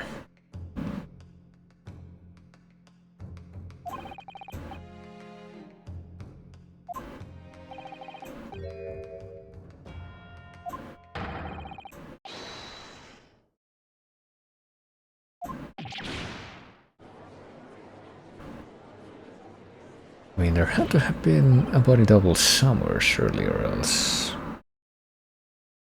wouldn't have been possible for the dead man to show up both on stage and, you know, on the actual corpse location, which were two separate locations.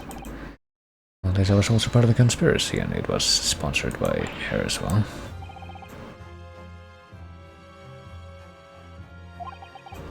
Dr. Scythe is unable to participate in these proceedings. Are we gonna, like, try to call her anyway? We're gonna try to go over people's heads. Strongheart has forbidden it.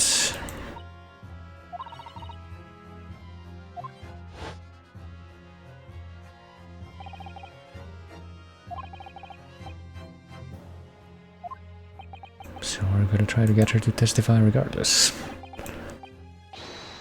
Prosecution calls for the instructions in that missive to be scrapped. Oh boy.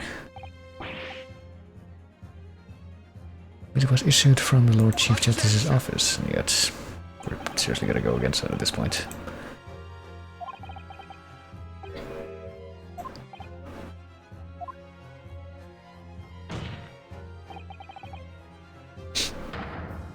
Let Enoch Driver and Dr. Scythe both take the stand together. Oh goodness.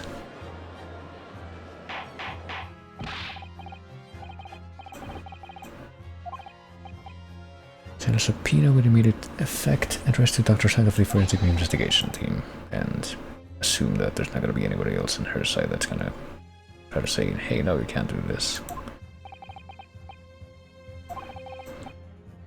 If they weren't colluding with one another, this crime could never have been committed, so... Surely, I mean, it kind of makes it seem like she didn't really want to be an accomplice, but... The fact that Trevor put that information in front of her pretty much forced her to do it. Case number is this? This is case 3 of 5. And yeah, it seems like some of the plot points are moving a little bit faster than I anticipated at this point, but there's still like tons of things that have been raised so far. Both over the course of part 1 and this part as well, part 2. That's have yet to be addressed, so I do get the feeling that it's not gonna be like none of what we're gonna learn is gonna be conclusive until the very last case. It does make me wonder though.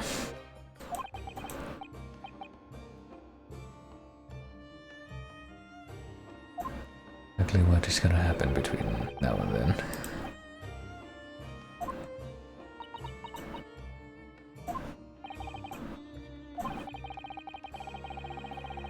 The victim's life by means of a machine that you constructed in your workshop, which did not match the blueprints that you were given. Yada yada.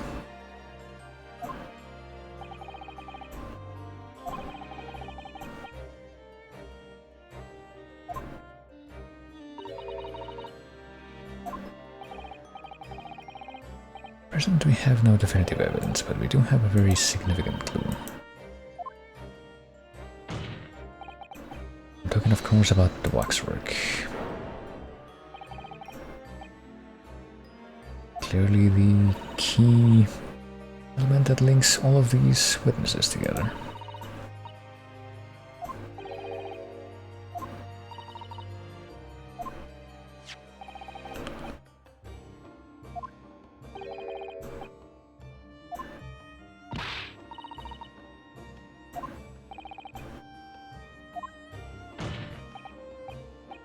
And the sole witness will...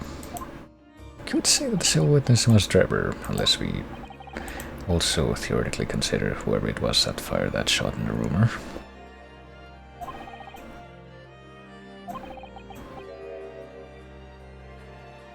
I mean, would he have been able to get that information himself at the time, or I guess maybe in the time since that she was the one who was responsible for declaring him dead.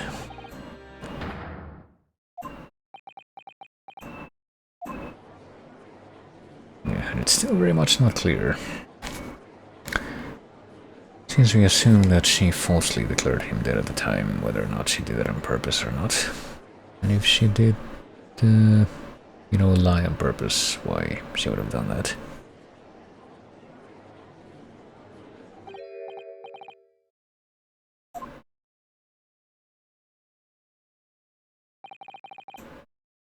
What an interesting twist. At the time, not one person would take me seriously. Now here we are 10 years later, and suddenly by story matters, and in a court of law too.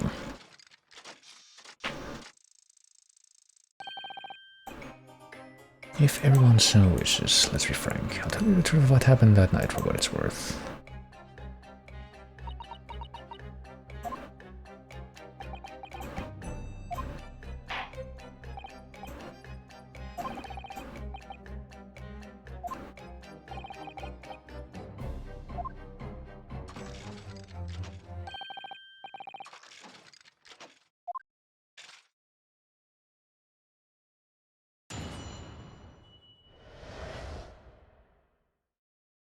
In the cemetery 10 years earlier.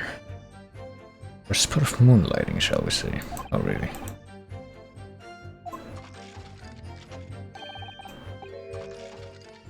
I realized that I never actually saw the professor. Give up on my dream of becoming a scientist, even though he literally got a trophy for that. Suppose that might be the contradiction here, but before we get to that, we probably want to hear more about his first statement there. How to have a screw loose if you believe the corpse can come back from the dead.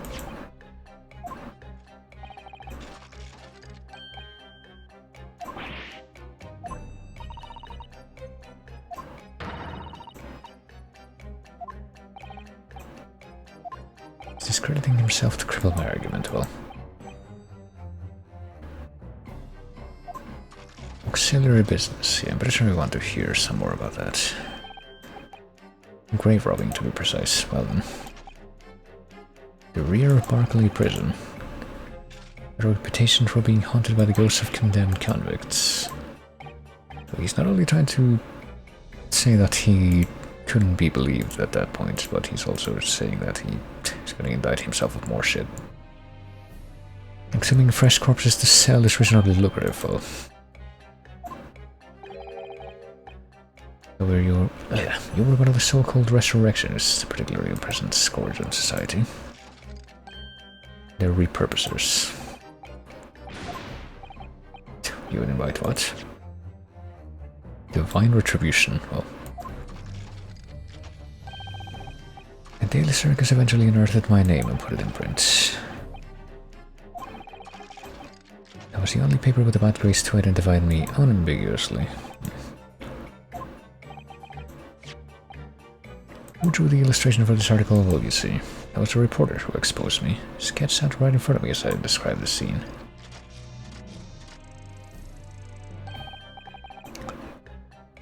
Nobody's gonna bring up his name, which would be quite more significant at this point, huh?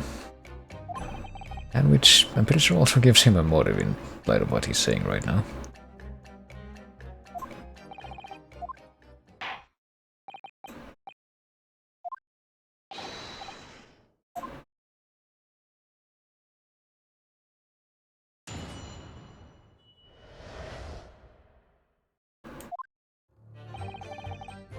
In the cemetery 10 years earlier. In 1942, 3 years later. And I guess now we know that he was talking about grave robbing. I only need to look at the graver scene and my appearance to gauge the answer to that. What? I mean, I'm gonna judge, if you insist. Oh, you mean your experience in that scene? Not right now. Any major hospital would want to buy a dead body, really. To better understand the human body, the study of anatomy is crucial to medical science. There isn't a hospital in the world that has enough specimens to work with. Can't openly express an interest in obtaining more by dubious means. I mean, can they say stuff like, hey, you should donate your body to science when you die? Surely if they have that interest, they could already be doing that at this point. We made surreptitious arrangements with the hospital. We are some of our medical student acquaintances. Never take anything of value from the graves. These are all for the furtherance of science, you see. It's no Thénardier ploy. It's no scene that would be ripped off in the first scene of JoJo ploy, but still. That's what we all told ourselves every time we stole into the graveyard at night. It's all for science. Time to dig up some corpses for science. The gravest of consequences. Wink.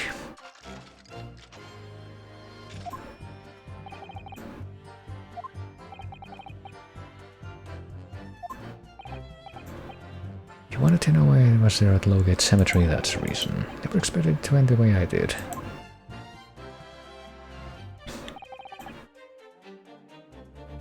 Hold it!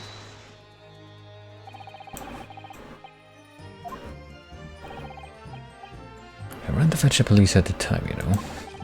They didn't believe a word of it. I was very nearly arrested myself. So he went to the papers instead. Unsurprisingly, they didn't want to know either. It was reporters from the gossip rags, the gutter press that came to get my story. It spread like the plague through the capital as gossip hungry Londoners slapped up the tail. Too soon. Only 2 or 3 of them actually interviewed me personally. The rest didn't care, I guess.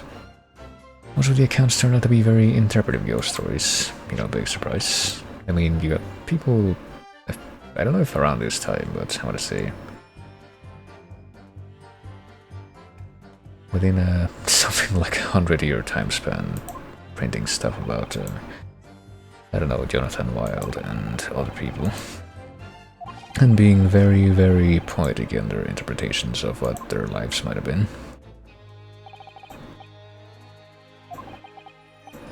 But yeah, about the guy who drew that illustration. How come we're not name-dropping him even though his name is quite clearly visible there? I had no idea myself, you see, that was the professor.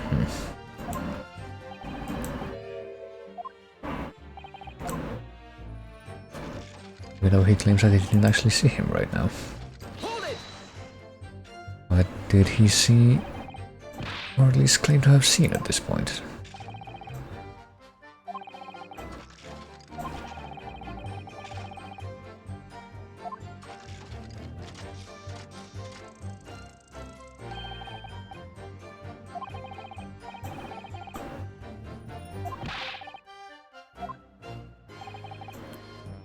Said what I'd seen in my mind's eye.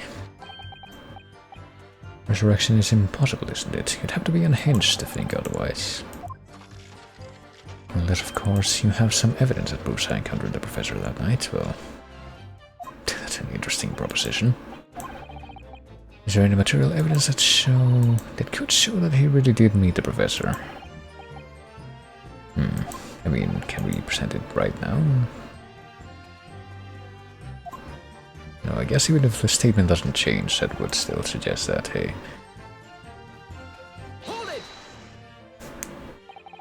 If we have some kind of proof that that meeting really did take place, which I don't even know that we do. That would be the point presented. Went by the name published in the article, and comme ça, I found a man.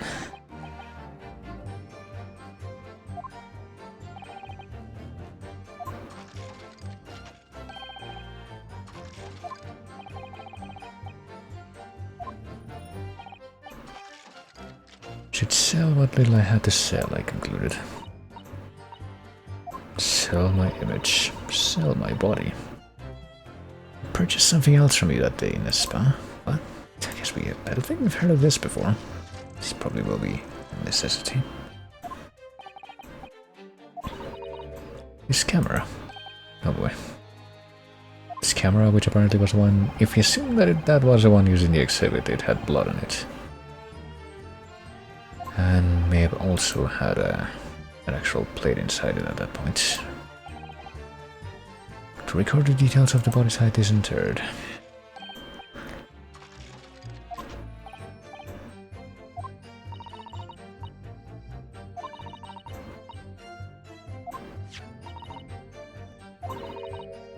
which is the very camera that Mr. Trevor took with him on to locate cemetery on the night in question. Are we supposed to, No, I guess not. We don't have to look at it again now, but... We now record both that detail and the fact that there's a blood stain on it. Hold it! You open his dream of becoming a scientist.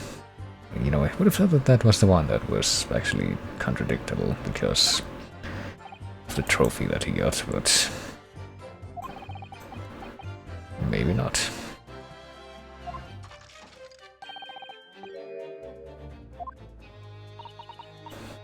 And you, I had no idea.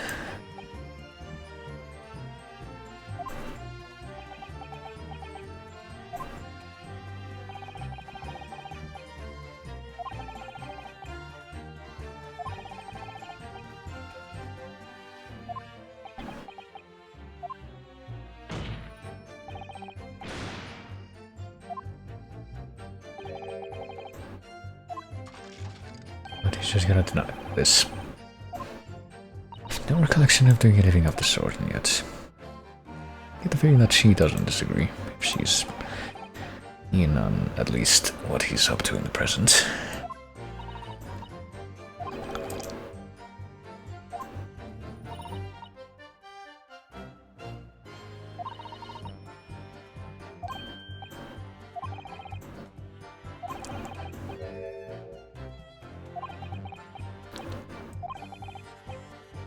Really did see the professor's corpse coming back from the dead as he originally claimed. Well, I think the only thing that we're maybe being hinted at to do right now is to go to this statement and present the camera, but I don't know if that's going to lead into are we somehow going to be able to prove that the blood on the camera matches the blood on whoever the professor really was.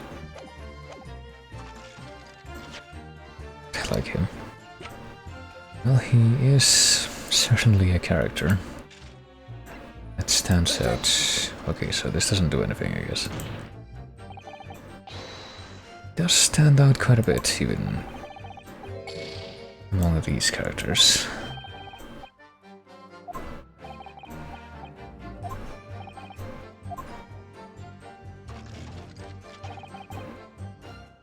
I'll try to press again and see if there's anything different. How are we supposed to, like, present the evidence during the press? Something like that? Let's see. Resurrection is impossible, you have some evidence. Is there any evidence? I mean, we have the camera, but apparently the camera wasn't necessarily... Hold on a moment. We need to examine the camera again after we hear that final detail and look at, like, the part of it, the back part of it again. Apparently not, given that it just shows a check mark.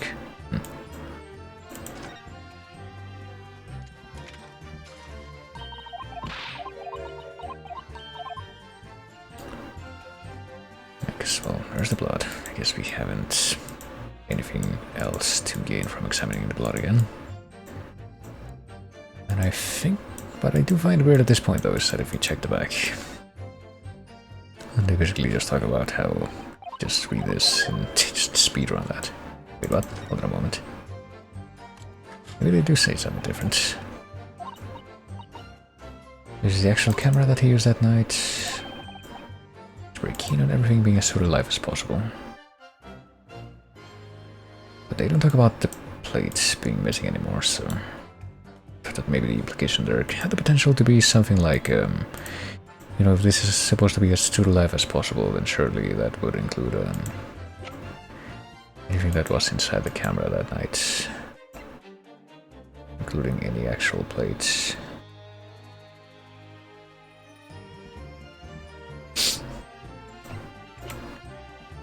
Or anything to that effect, but if it's not in there, maybe that just wasn't in there when she got it, I don't even know.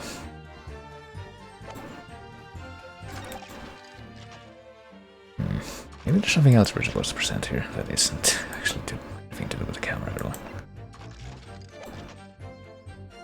Or maybe I'm supposed to wait until this moment, let's see. Objection! Oh, that's not it either. That's weird.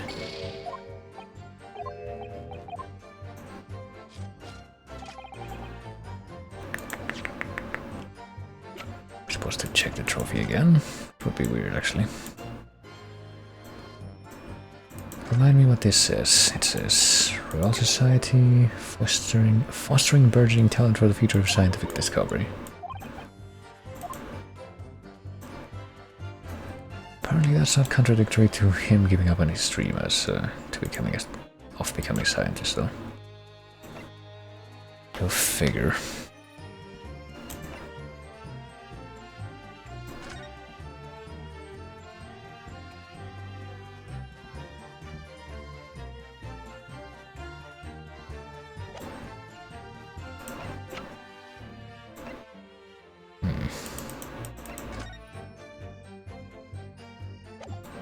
I don't think it would be anything to do with that, because it's not like we know anything about the actual state of the graveyard at that point.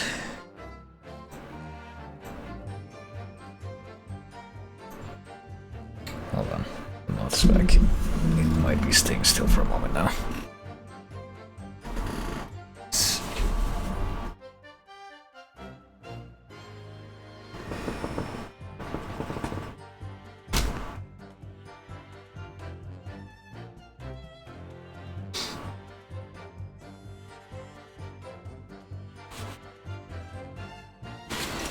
Okay, I got it.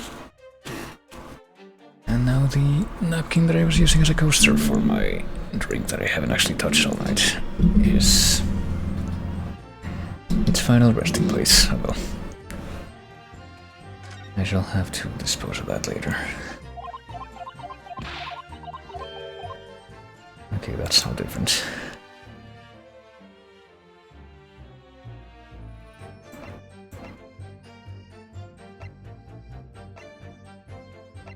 I'm not really sure what we're supposed to be pointing out right now, though. I am, in all honesty, a little bit lost. What happens if I just go to the end of the testimony here? Get a refresher on this. If Trevor were to betray her, there would be no reason for her to continue to cooperate. There's no way around it, I'll have to prove he really did see the professor's corpse coming back from the dead as he originally claimed. Well,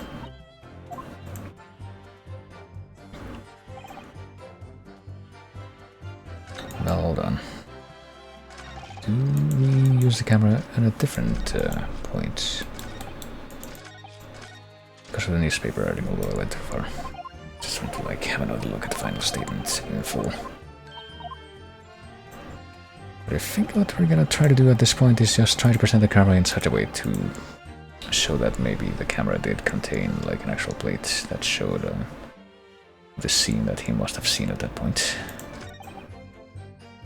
But if it's not presenting it at this point, I don't really know where I should try to bring that up.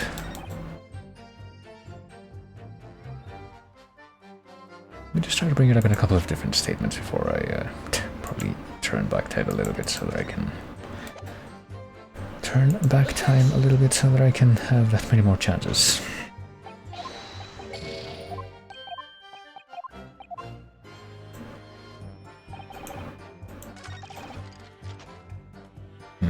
Never actually said Professor Hurdle is apparently the one that doesn't work. It was all because of that newspaper article. Let me try a couple of different things. Like I tried to present the camera again here to start. And I suppose when that doesn't work,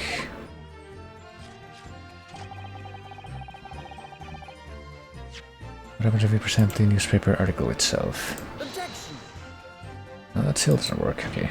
Before we hit the theoretical point of no return, let me turn back time. I mean, I don't expect this to actually hit me with any kind of finality if I actually hit the game over's threshold, but still. Do I already have all the information on the camera at this point that I just loaded back into? The actual camera he had with him 10 years ago when the lens is extended, dark staining can be seen on the bellows, so... Yeah, do we present it here? I mean, because Objection. it's important that he sold the camera to her as well.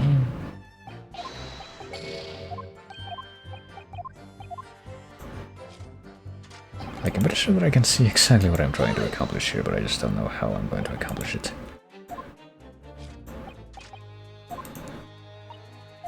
Let's go over this again.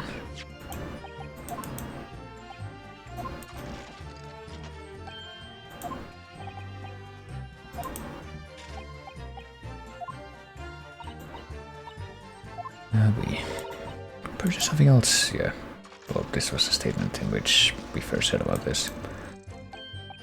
The camera purchase.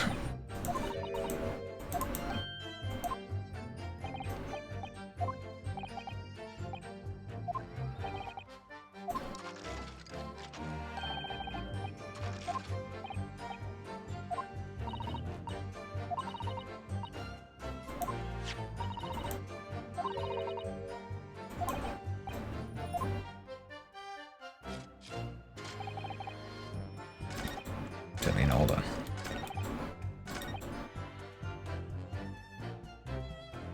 I mean, do we... It's represented in the first statement. It feels like this is the only statement where I haven't tried just presenting it outright, and I guess it doesn't work either. Really don't know what I'm missing, to be honest with you. But moonlighting... I witnessed that night... Let me try pressing the, I guess the first and second statements again. Grave robbing. My appearance, the hospitals.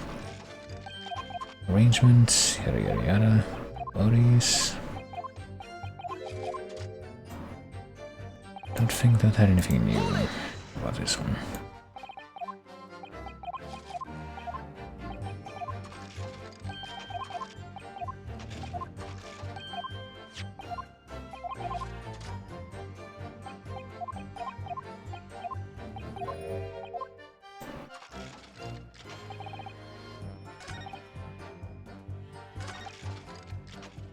I mean, I'm pretty sure that if we press this, it says you should present evidence, but the problem is you literally can't present evidence as a direct response to when he says it during this press.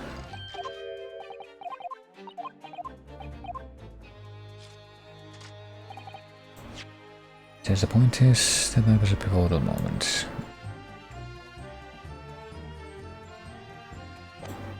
So I guess we must assume that this is still the correct statement to present something for at this point, but if it's not the camera, then what could it be?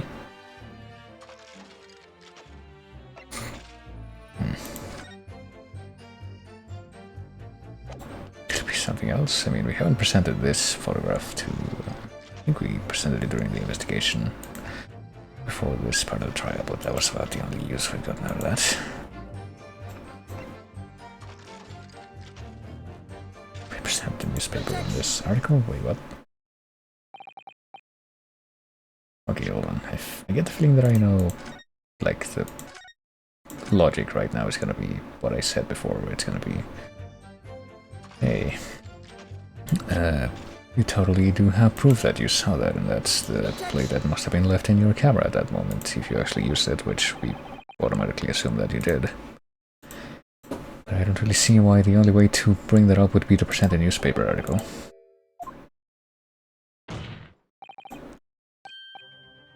I did see the professor on that night 10 years ago. Oh dear, we seem to be at odds, but I was there. And you were not. I know what I didn't see. This article was drawn based upon what you told the journalist that you witnessed. Figure emerging from a tomb, wearing an iron mask. Wearing an iron mask. I didn't really get that impression. I thought it was just supposed to look like a gnarly zombie or something, based on the drawing. It was decided in a closed court, ruling that the man would wear the mask to hide his identity. Wasn't to be removed even during his execution and subsequent burial. Okay, so he was buried with a mask for real. I don't think that had been brought up until now. Even the prison wardens were to see the man's face. But obviously the provision of this mask was not public knowledge.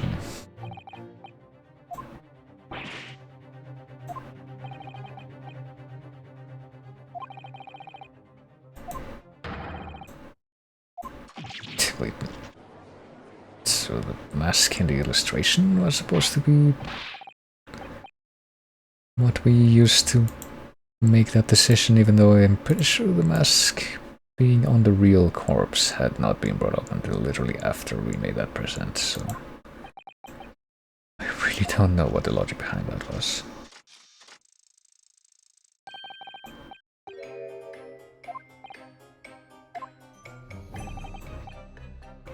I was utterly petrified, which is why I had it in my head that it seemed such a blood-curdling sight. Still saying you didn't see it, huh? Amend your testimony to explain exactly how you think your eyes deceived you.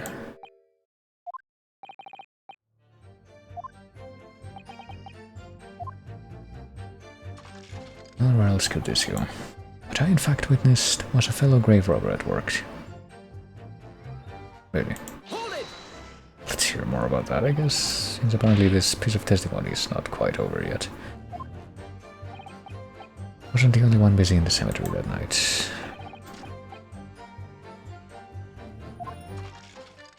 I mean, who was the other grave robber is what we would ask at this point. Would you know?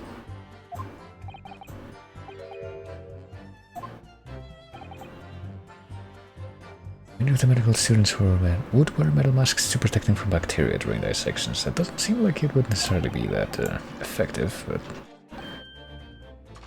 Objection!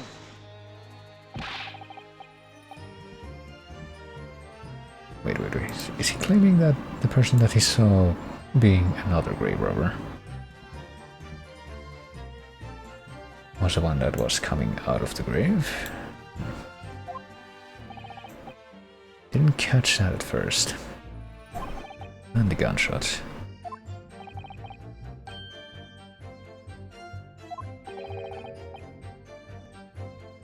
If a gravedigger had shot someone in the cemetery, I think it might have been rather big news. I mean, unless it was a special case like this, where they were apparently just trying to keep everything secret. What the hell was that voice? Excuse me!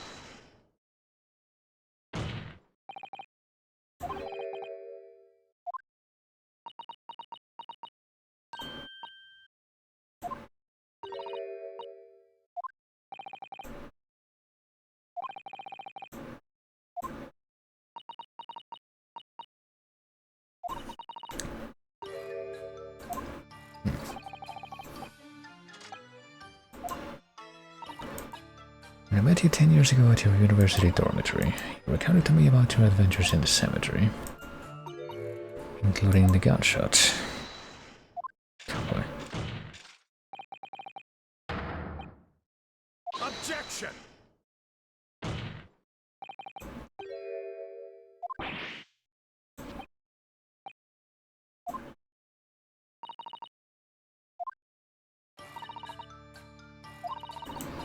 Did hear a gunshot from behind and the bullet hit the condemned man.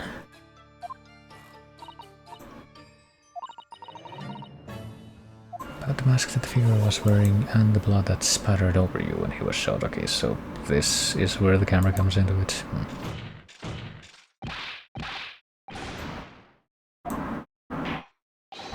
Only at this point.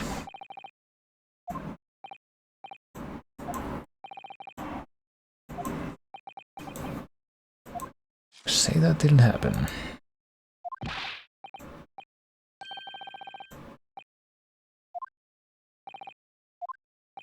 So I guess ostensibly that would lead to a different statement, that would say, yeah.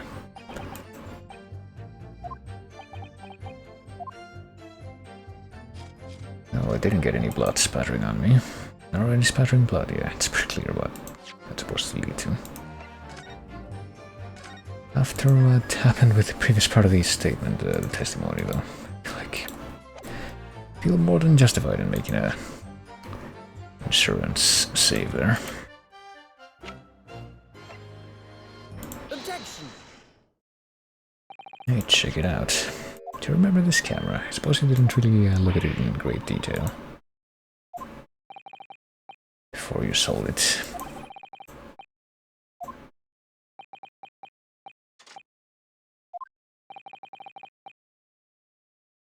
kind of camera is rarely seen in our homeland, so my colleague and I were keen to examine it closely.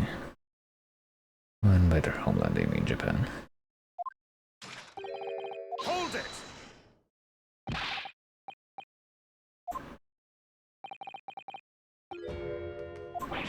A dark red stain. So tell me if they somehow compare this 10-year-old blood stain against the records of where the professor actually was.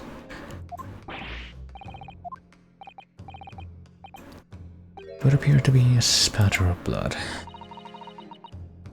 Something that could be confirmed with a simple chemical test. It's whether or not, I mean, were they saying before at some point in, I think in this very game even, that in order to check like whether or not blood is actually blood, we need at least one drop of it and it needs to be in a liquid state.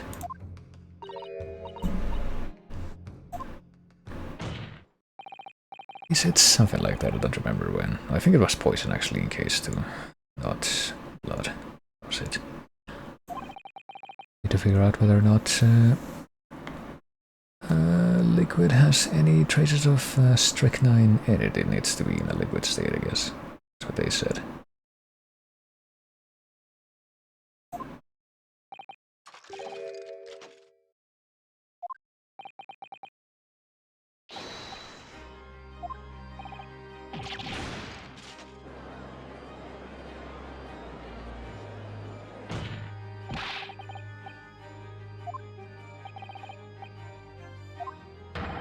I mean, maybe he could now argue that he blocked it out precisely because it was such a traumatic experience. Objection!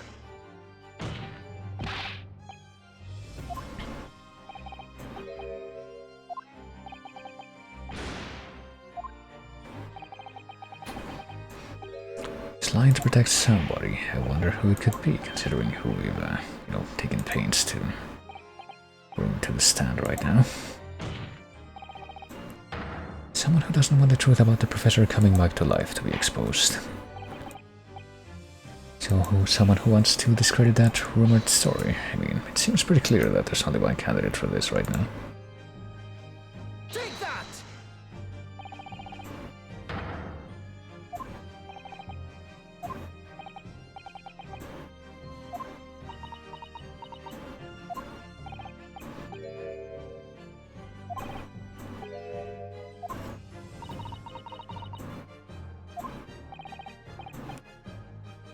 Imagine if the convict in question was the country's most hated mass murderer. Objection!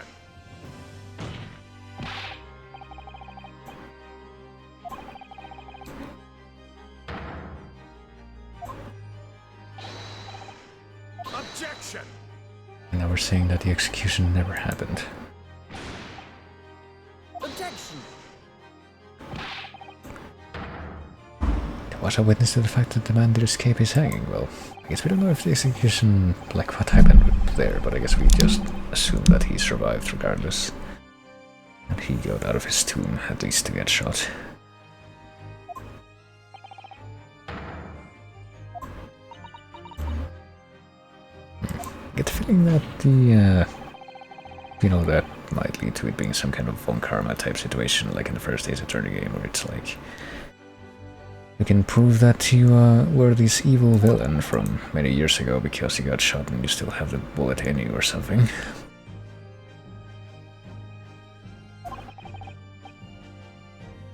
So I better keep that in mind, but right now.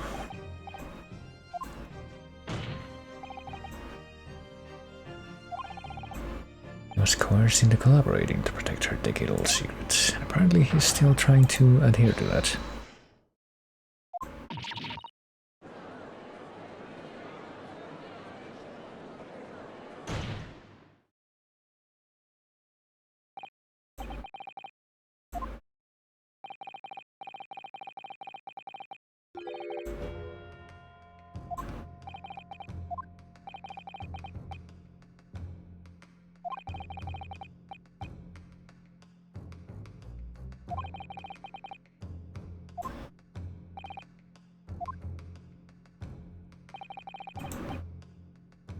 The condemned man really did emerge from his tomb that night only to be shot in the chest. Who pulled the trigger? and disposed of him forever. Because I mean, is that really a vital aspect that we need to determine to support our argument right now? Is that I would really try hard to bring up at this point, but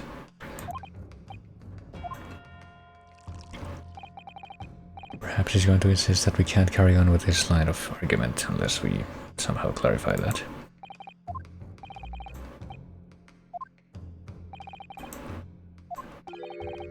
Do you realize just what a dangerous endeavor it would be to coerce this woman into such criminal activity?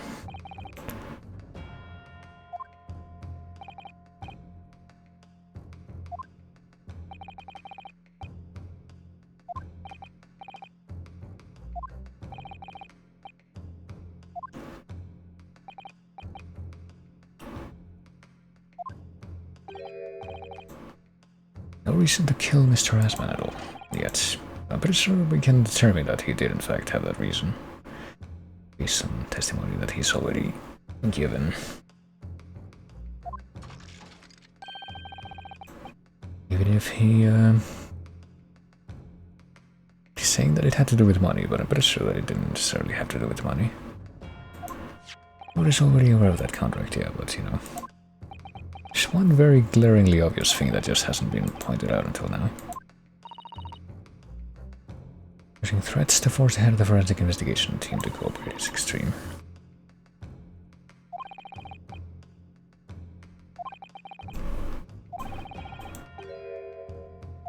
Yeah, his motive wasn't money, he was just trying to kill him because, well, I'm pretty sure that we can phrase this pretty simply.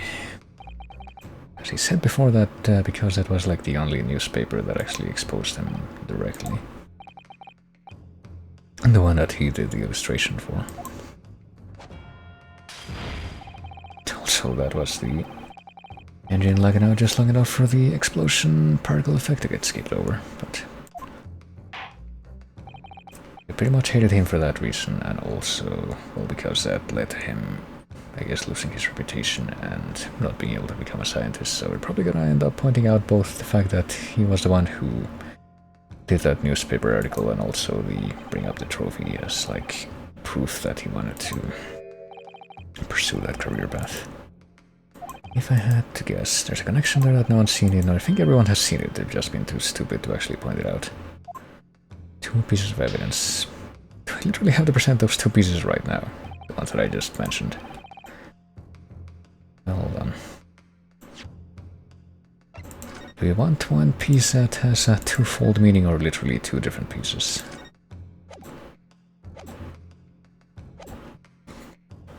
The motive and explains why he wanted the victim dead would be the article right here. Take that! I can't believe nobody's pointed this out yet, but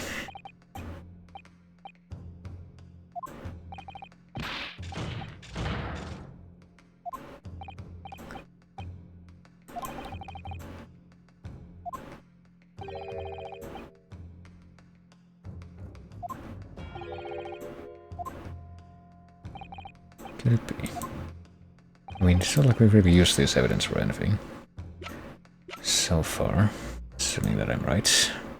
Take that! I suppose now would be the time. I only have the story, okay, so the second half of that was not quite what I had in mind. I guess let me figure out exactly what the second part of this is gonna be before I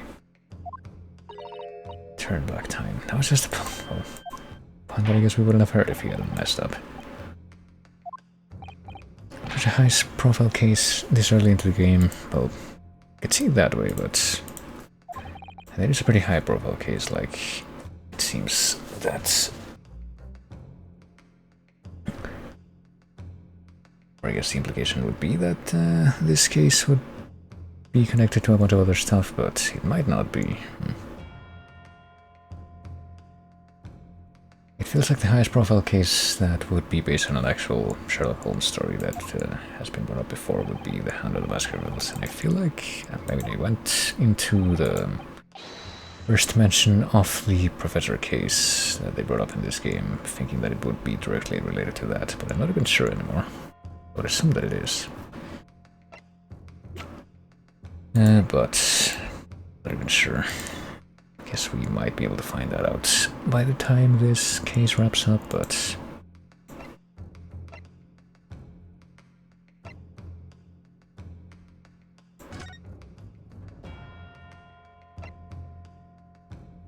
Oh, hold on a moment. I think we need to present this specifically because it shows the signature. Let me just confirm that. You can see that the signature is, yeah, identical between the sketch and the contract. And that proves that it's the same person, even though I think that you could just literally point out the fact that they have the exact same name without having to prove that the signatures are identical.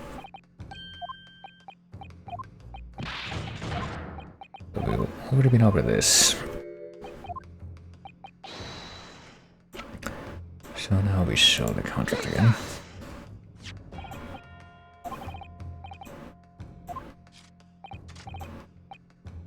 The very document, in fact, that proves I had no reason to kill the man. Except I somehow do now. Even though I still think, well, I guess we have to, like, show this just under the idea that it's a more concrete thing, but I still think that combining the fact that the article would have slandered him with his own ambition to become a scientist would also be a good motive establishment, I guess. I suppose this does make a tiny bit more sense, though. We have to, like, manually point this out as well. Take that!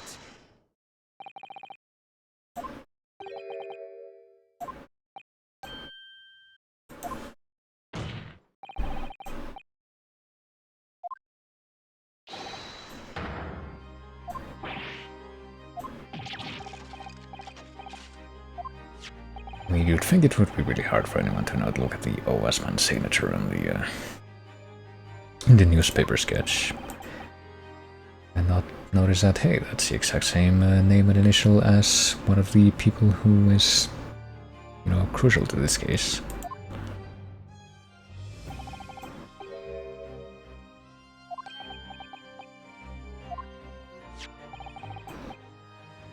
If you look at the contract here, which was signed between the witness and the victim last year, check it out, it's identical.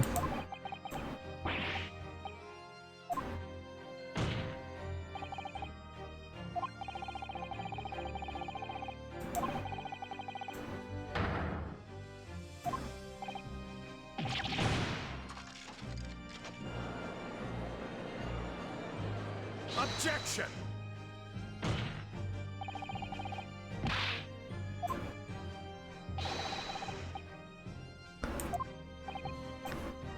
I'll think back. Yeah, he said all these things, so maybe now we get to complete the whole picture and talk only about the motive.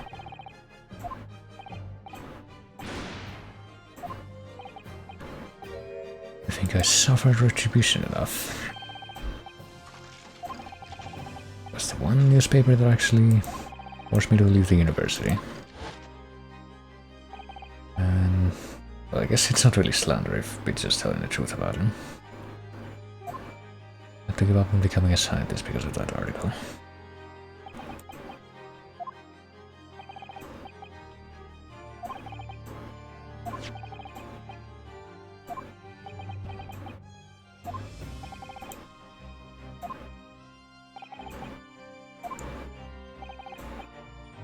While he'll believe that Asman managed to position himself at the heart of his criminal network thanks to the many dubious connections he made during his time as a reporter.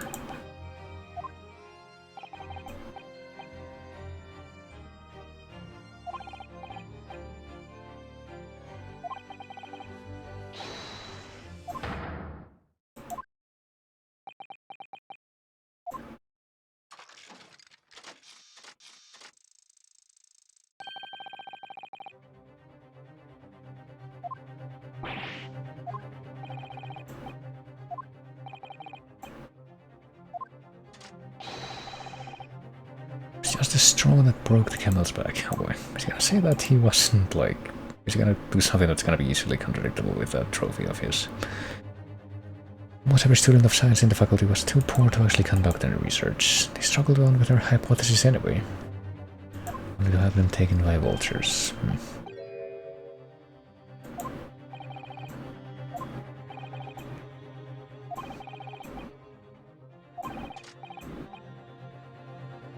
Wasn't one of those geniuses, so it was hardly a wrench. Well, I think that's precisely the kind of thing that we can just try to contradict with the trophy that he got. Objection.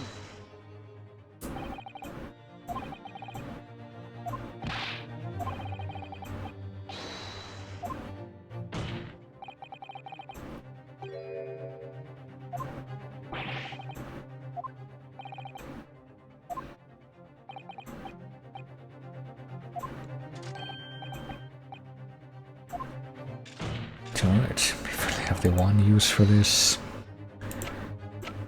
evidence in this whole case, I guess. Take that!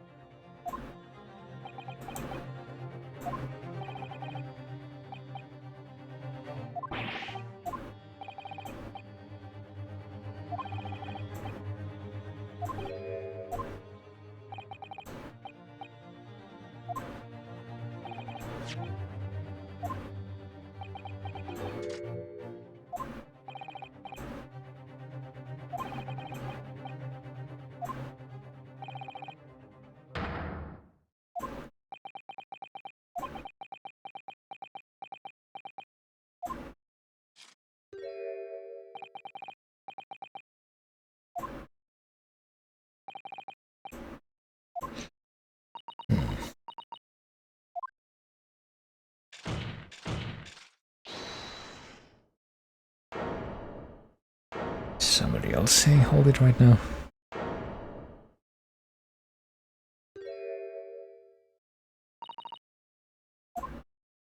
Even if it didn't look like she moved at all. For she, I guess, said that.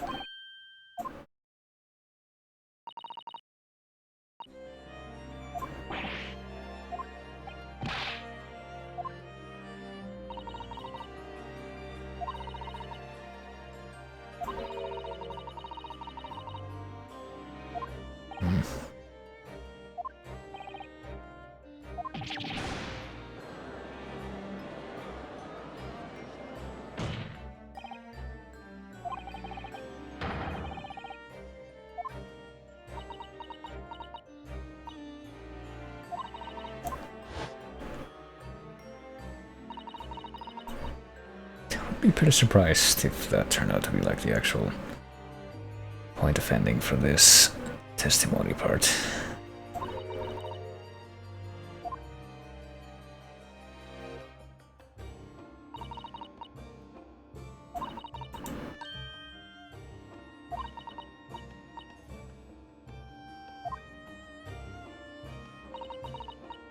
There's a note tucked inside the model's jacket. We never heard about this part before.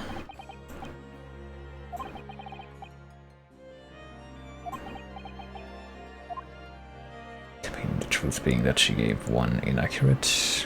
I mean, she gave one inaccurate death report as a coroner, but it was from a highly important case.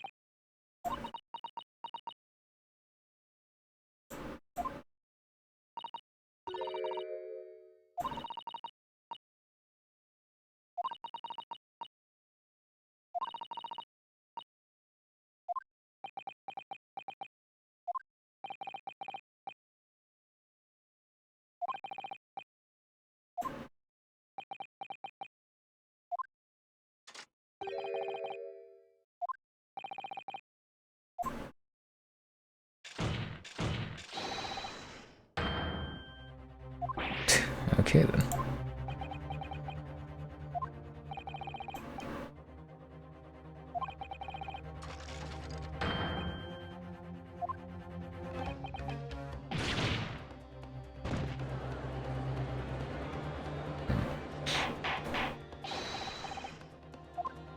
guess we have been talking about just stuff that happened in the past for quite a long time now. Haven't really been bringing it back to the case in the present.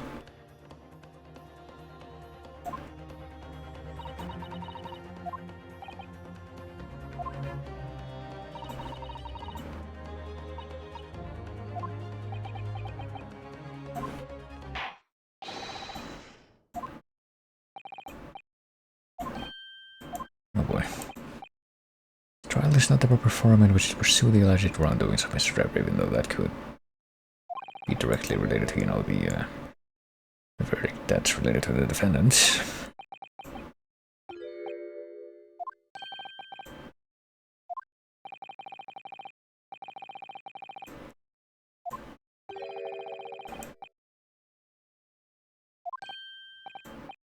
Wait, what?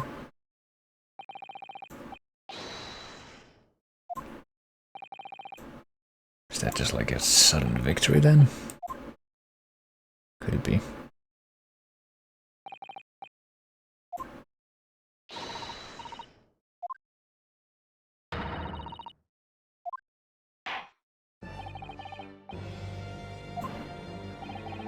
It would be a very, very sudden ending to the case if that's what's actually gonna happen now. Are we gonna let that happen? I mean, it does seem like whatever Driver did is gonna be further pursued. This doesn't feel quite right, even though we're about to win. She had me to it suddenly because there was something else that he was trying to also deflect from by trying to give an illusion of finality.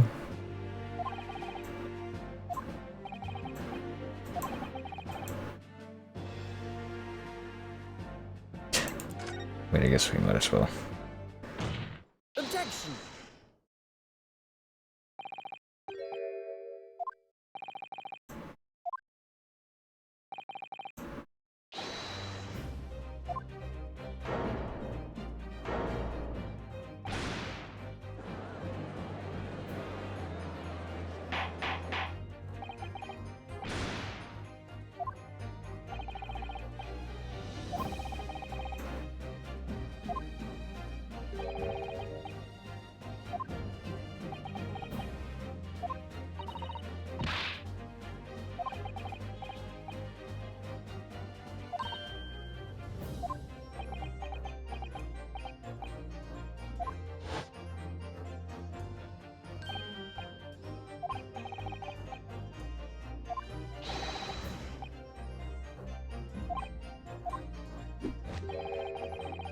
Well, I suppose he did say that, but he says a lot of things.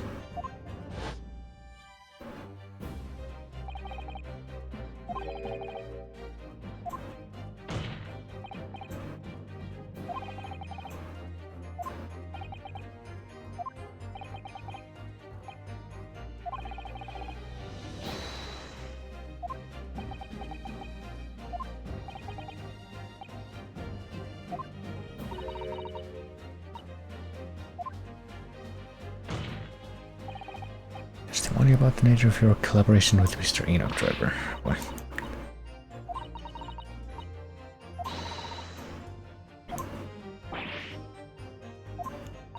I don't think she went into that much detail or clarity, though. Objection!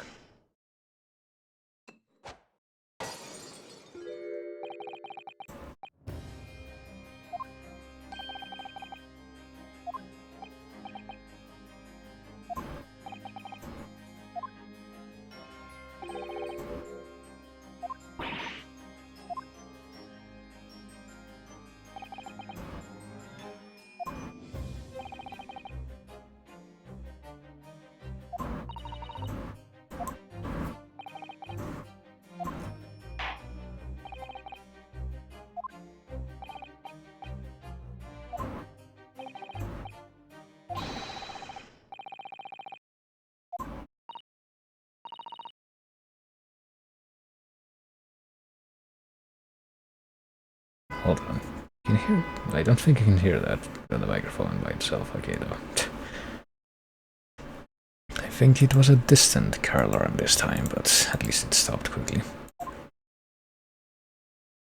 Interesting timing for that too, right before this testimony.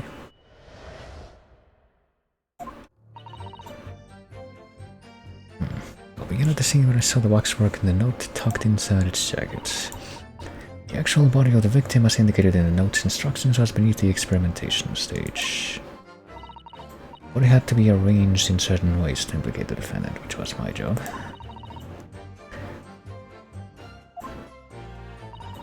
Truth about the execution 10 years ago is a state secret at the highest level. I don't think we're necessarily contradicting that, but, you know.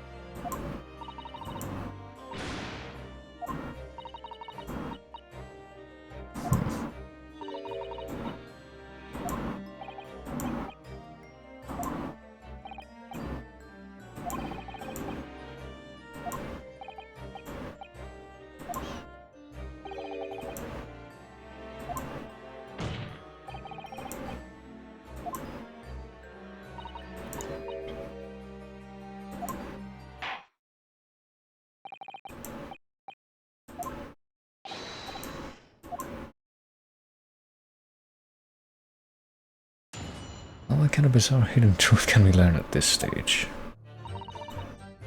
Seen when I saw the waxwork and the note tucked inside the jacket. Let's hear all the details as usual, I guess.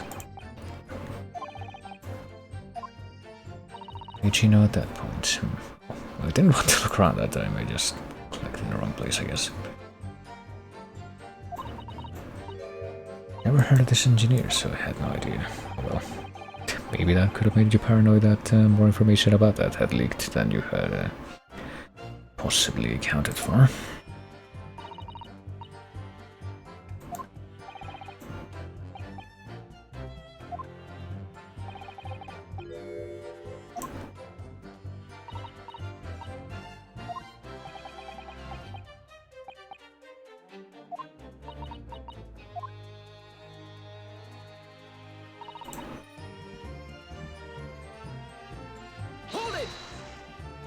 Actual body was beneath the experimentation stage. Okay, so the body that was inside the balloon was not the actual corpse, it was the wax body, I guess. Was it the wax body? No. It had to have been something, and then maybe the cage in the balloon was empty, or the... I'm still very, very unclear on exactly how that happened, because I guess the thing that's being posited right now is that the actual corpse was in the space beneath the stage and it was moved to the fake crime scene later. So both the corpse and the wax model were below the stage after the explosion. So there wasn't a body at all in the cage that was in the balloon.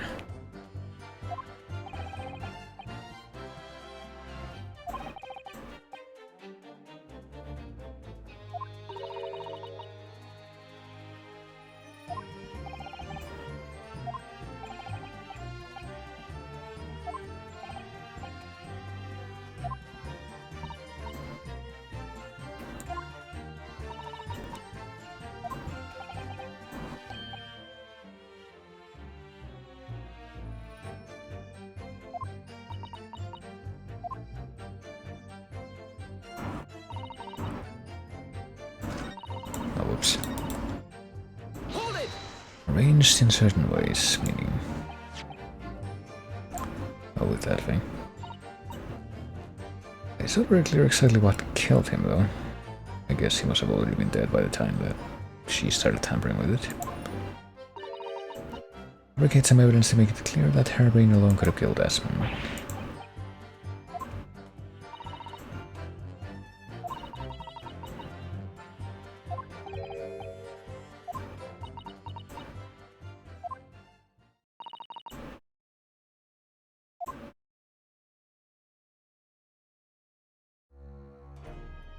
Oh yes, it's still not very clear exactly when this guy died. Did she technically kill him if he was already dead by this point?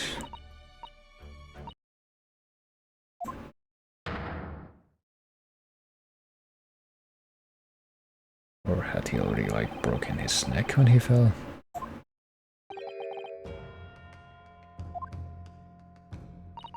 It can be like a somewhat simpler, but still kind of a unclear Orient Express kind of situation, maybe. Trauma resulting from the 30-foot drop apparently was the... well, she says at this point that that was the cause of death, but...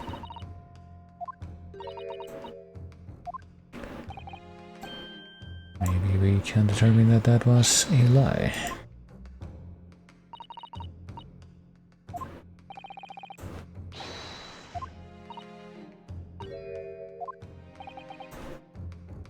The real cause of death or what she did to the victim.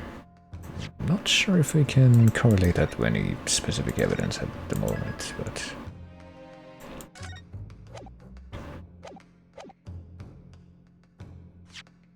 I mean, the cause of death she gave us the trauma, and there's also the thing. I don't think that this is gonna be any use since he was the one who wrote it. It says that hemorrhage was the... oh yeah, I guess since he was the one who wrote it, I guess it would actually... point, like, would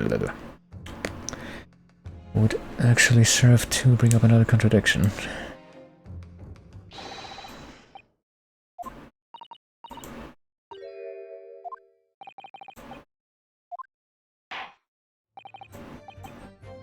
Unless they just say, like, no, I've been telling you for a while now that everything that's said in that report is completely bunk.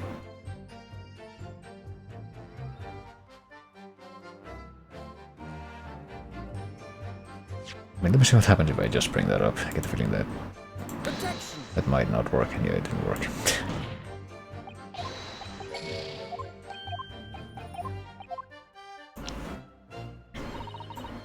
Initial cause of death was the neck trauma as he suffered from the 30-foot fall.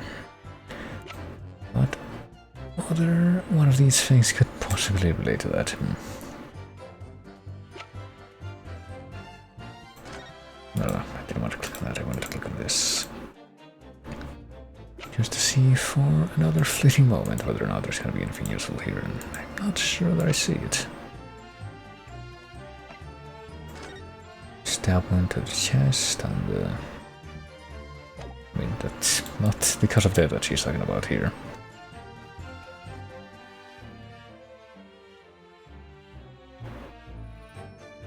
What happens if we just press it again?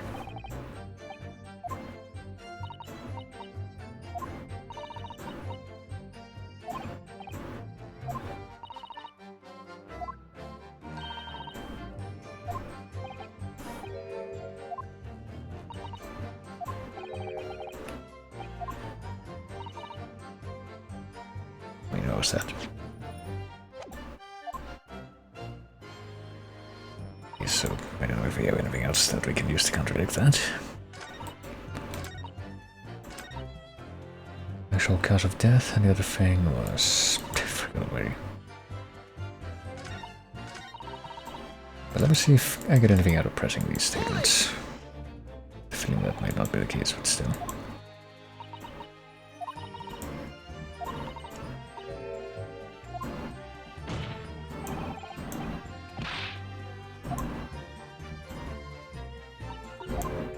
As a matter of priorities, well.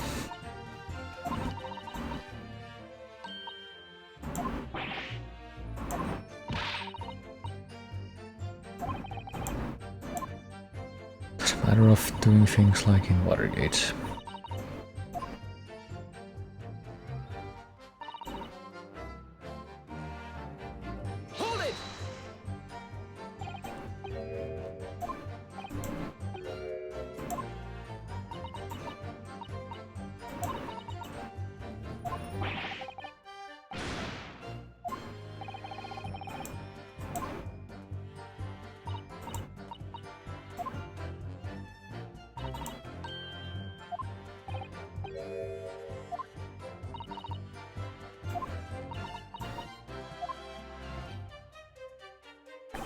Okay, so that last couple of statements doesn't really give you anything new.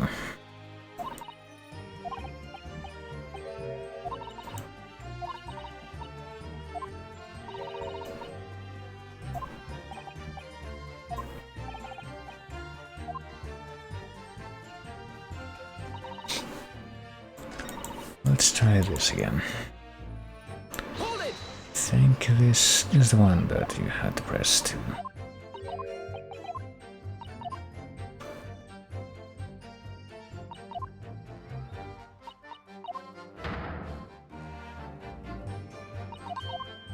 Okay, I think I might see a possibility for what we can, yeah, we can do with this one. Let me just confirm it. Let's see what statement actually comes up here. Oh, whoops. I stood up with the victim's corpse, rightly in the toppled cage, and plunged the screwdriver into the chest. We have the exact statement in mind, I guess, as we look at this.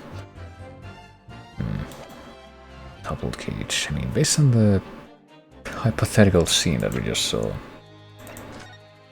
I don't know if that, like the location of the wound, would actually match the place that she's stabbed, but I don't know if that would be like strong enough evidence. Objection! But apparently it would. Well, in light of that, let's turn back time.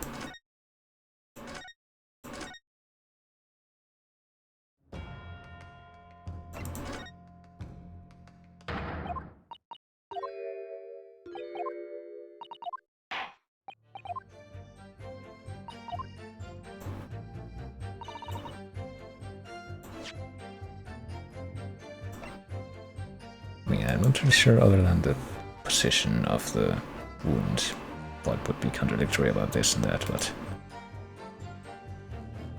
maybe it would be like the way that the bloodstain spilled down. Which if he was just like lying down on his back the whole time, maybe that wouldn't make sense? Question mark? I don't even know. Objection! Let's see what we come up with here.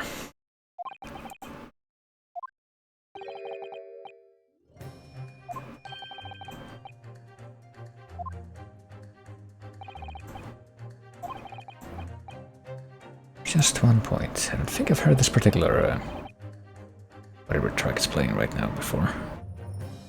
It seems different.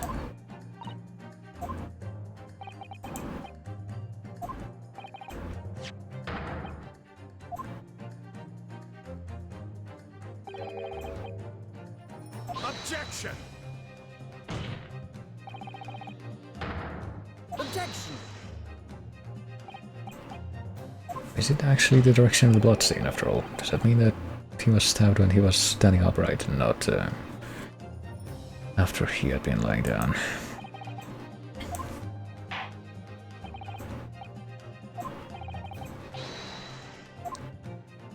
Guess I'm gonna try putting that out, because I don't really see what else there could possibly be. The point. Take that!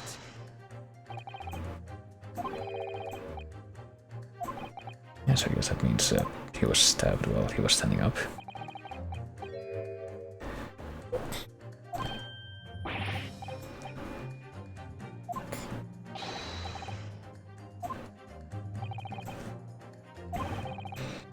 The point at which he stole the screwdriver and stabbed the victim was after he had fallen, but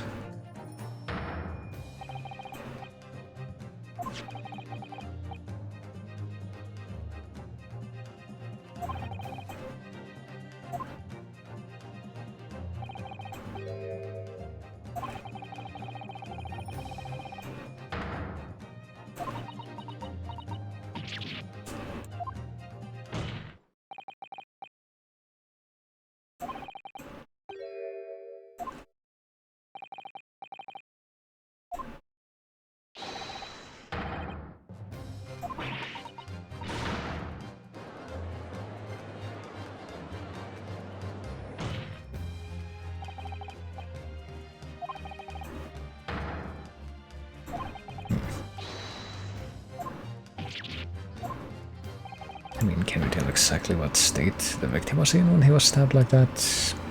Just based on the fact that he was standing. I guess we assume that it must have been before the explosion and before the cage fell. Or so we presume.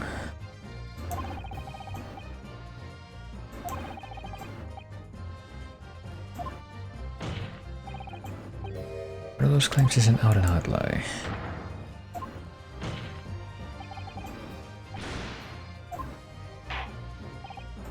What are we going for this time? Oh, she was coerced, is stabbing at the victim, or the autopsy report? Well, I mean, what we said just now. I mean, the autopsy report is, like, unquestionable, I would say. I want to look at the history real quick.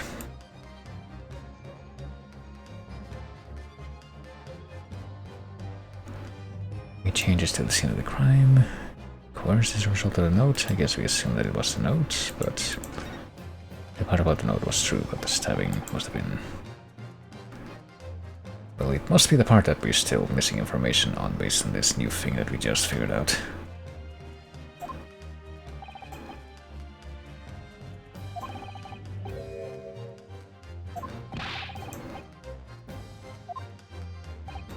So yeah, we, I guess, continue to assume that the stabbing must have taken place before the cage fell. Objection!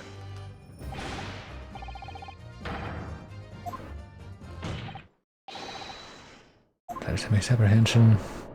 Oh, so we assume that he wasn't dead yet when he...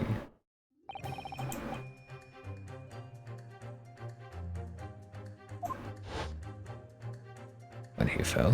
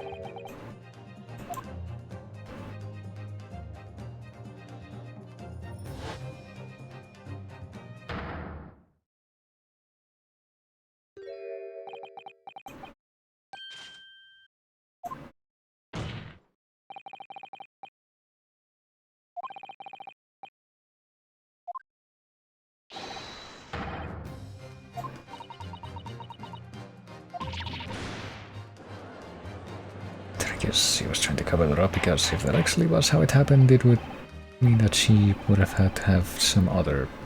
Well, I say that she would have to have some other, like, great motive to actually try to kill the guy, seeing that he was clearly still alive. But I guess she could just say that it was the same motive that she's been attributing to pretty much everything else that she's admitted to so far, which is trying to keep the secrets.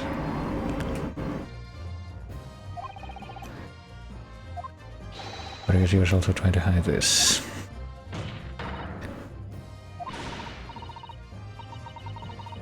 Just because of the charge being inherently worse. Objection!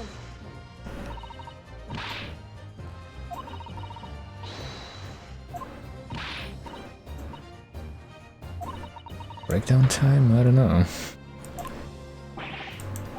There might be like 1 or 2 steps left before we get to that point. We're lacking a motive. Possible reason would I have to kill Mr. Rasman? I mean, going along with the whole charade that Trevor put her up with, or put her up to. Which would be, yeah, if you do this, your state secrets won't come out. And your own massive blunder.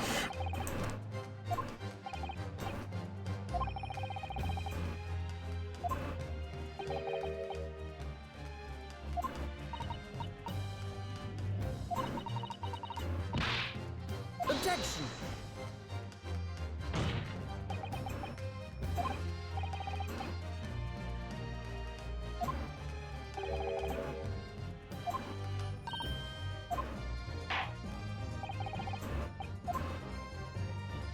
I'm not sure what it was myself.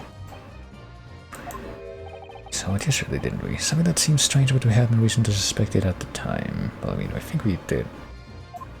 visit her office very briefly. There's a particular object that explains why Dr. Sailor wanted to kill Mr. Asman. The Iron Mike scalpels. Iron Mask scalpels or the screwdrivers. I don't remember scalpels being a concrete thing. I don't think we have anything like that in the evidence, but I think we saw something about like the forensic team going through like a lot of different scalpels. But I don't know if that would be related to this at all right now. Would it be the Iron Mask? Would he be assumed to have the key to the Iron Mask? Would it be the screwdriver? Let me try scalpels just to see if that's somehow the answer.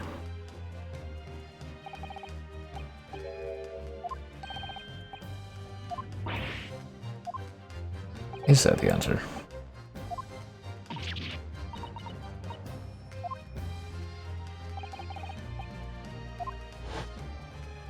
Yeah, I'm gonna need a refresher on this scene because I don't quite remember exactly what the implication was.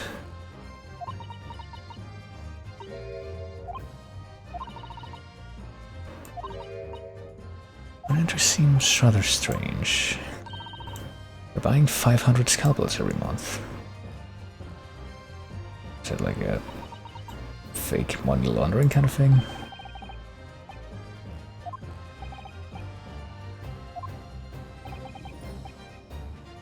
It's not the scalpels themselves that are significant, it's the money for them. It's appearing every month from the department's accounts.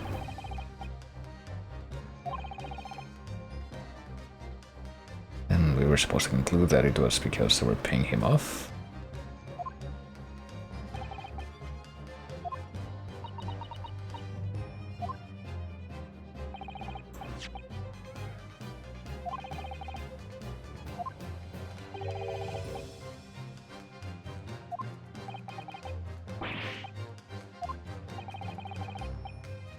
So that dude got her to extort her long before he got to...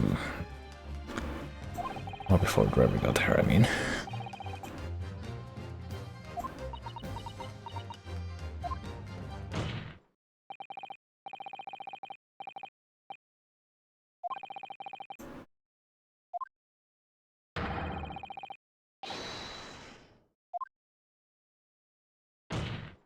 Ooh. Okay, so... That actually makes this... I thought that... What's his face from the... From part 1 was gonna be like the biggest Charles Augustus Milverton parallel in these games, so I'm pretty sure that this makes it so that Asman was the Milverton parallel, because not only was he making a ton of money from blackmailing people, he also got killed by a woman. Bit of an odd thing to note, but...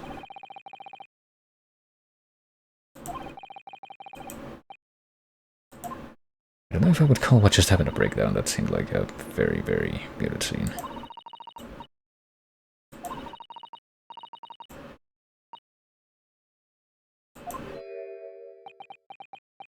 Maybe this guy will do something.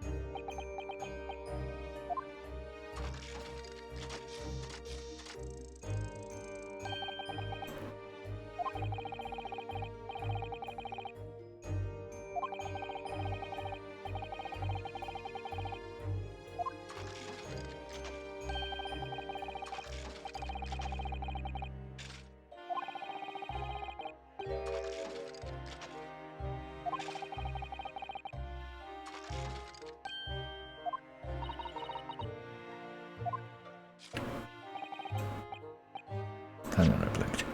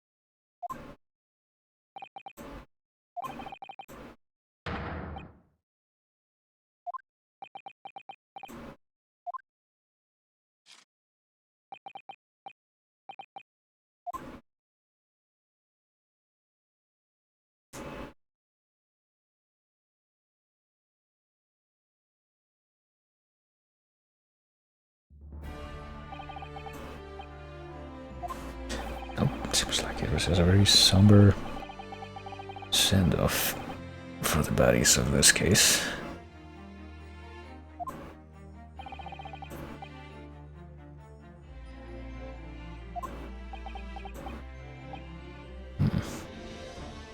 Oh, there's a non-zero chance that they might end up cropping up again later, though.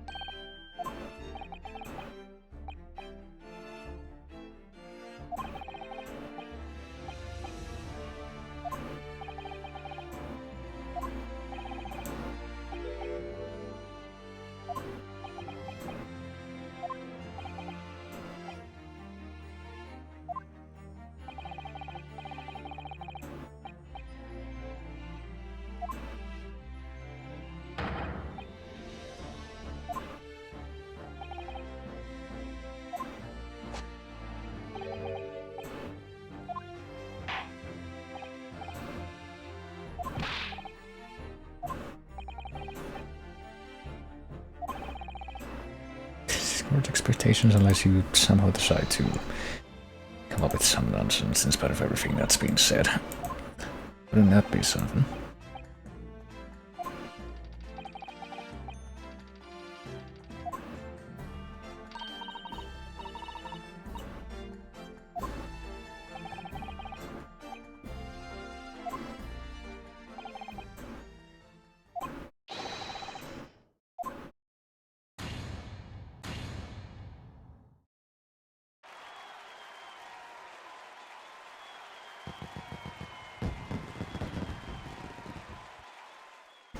Yeah, that can't possibly be the last we hear of the Professor case, though.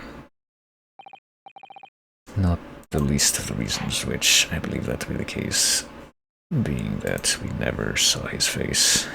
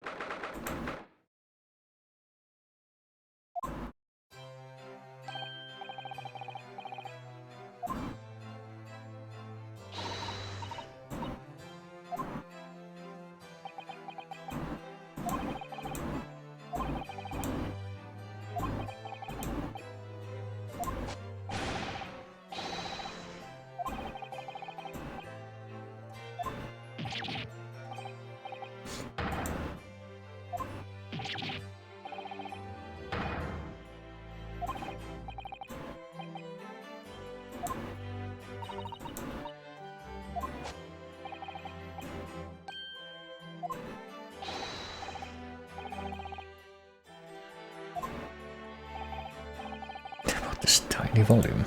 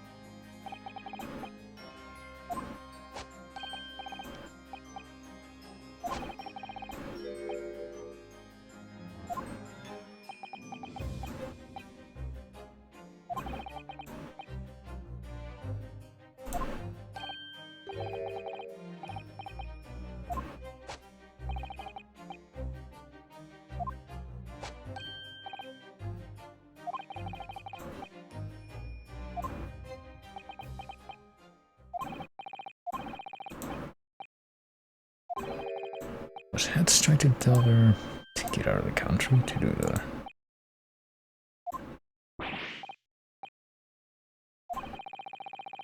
flee the country thing to escape the curse of the Reaper or what have you?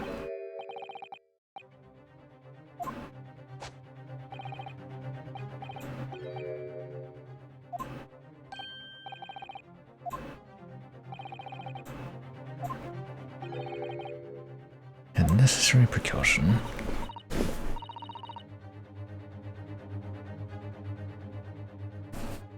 I mean, what's her face? Lestrade is still alive, isn't she? And she's been hanging around here for a while, even if apparently Gregson also wants to take her out of the country at some point.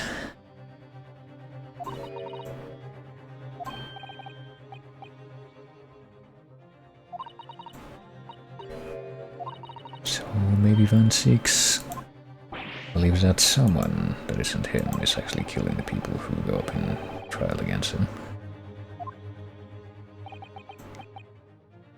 Was in the Reaper's sights, meet the days or something months after their acquittal. That's been the pattern up to now. Well, of course they're in a different country. Know that Natsume and Gina were both completely innocent. Perhaps that governs the Reaper's actions. Truly innocent are spared. I don't want to take any chances with a close personal friend.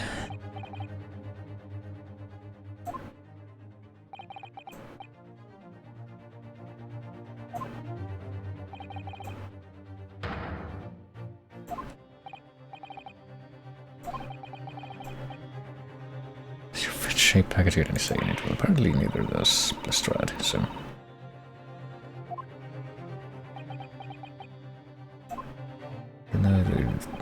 Don't know if he determined if she even knows about that yet. How do you read this fast? I don't know, I guess. I've done enough of these games that...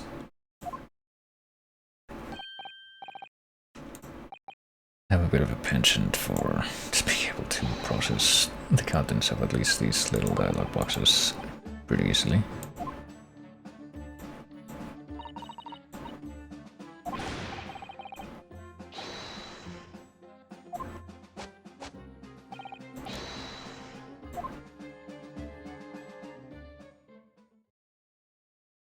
I've also just, read a lot in general.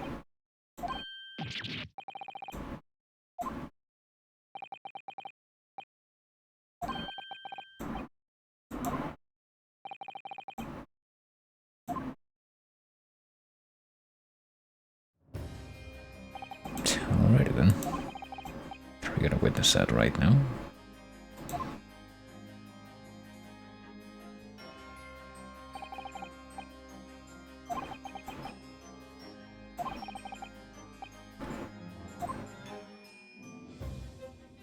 Suppose that would make the most sense here.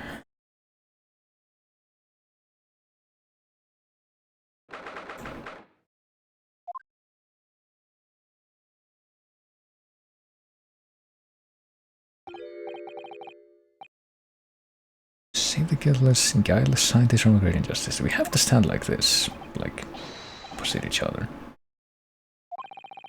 we're just talking in an unofficial fashion.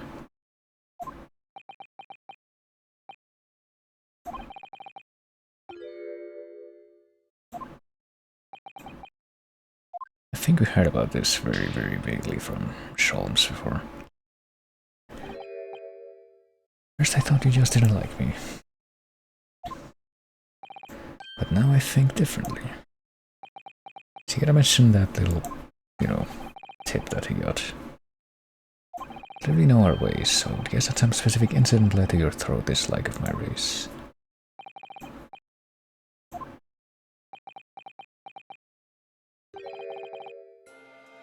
Because apparently the professor. Thought I'd never hear that name in this courtroom again. The one who killed my brother. Clinton 6 with a K.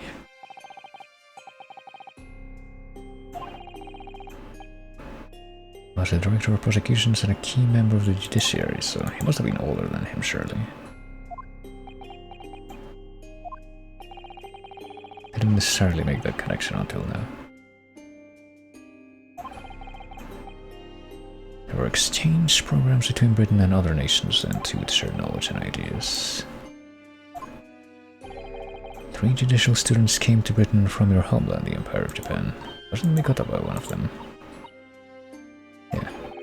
Or we presume. I remember Dr. Mikotaba well, but apparently there were more of them.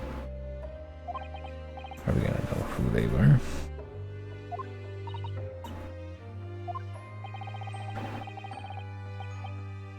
They were adept at their work and exacting in their standards. It was my first encounter with the Nibanese spirit and it made a very great impression on me. 6 years later, that's when it happened.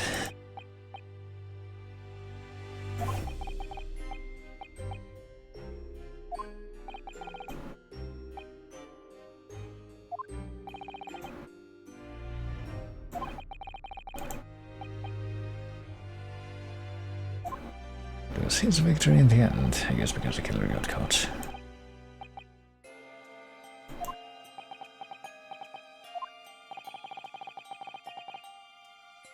When I finally found out the killer's identity, the reason why no one had been able to catch the man sooner ceased to be such a mystery. He'd been hiding in plain sight all the time. Oh boy. I mean, the fact that he used a certain topic to start this conversation means that political events 10 years ago. You get the feeling that probably know where this is, what this is leading up to. A new treaty was being forged apparently 10 years ago. I don't know that we really heard about anything like this in any kind of detail, but the Anglo-Japanese Treaty of Friendship and Navigation was being concluded. This is why this particular killer's appearance in court was conducted as a closed trial. Sounds a little familiar, doesn't it, considering what happened not in this court but in the Japanese court before. The British public had known the identity of the killer. Not only would the treaty have been in jeopardy, but our two nations could very well have ended up at war.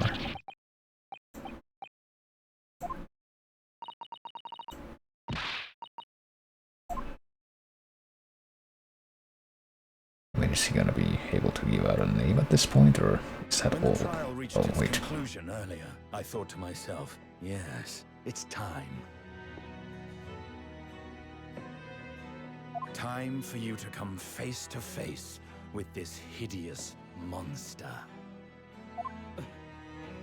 I borrowed the key for the mask from the proprietress of the Waxwork Museum. So see for yourselves now. Confirm it with your own eyes. The truth that's been hidden this past decade.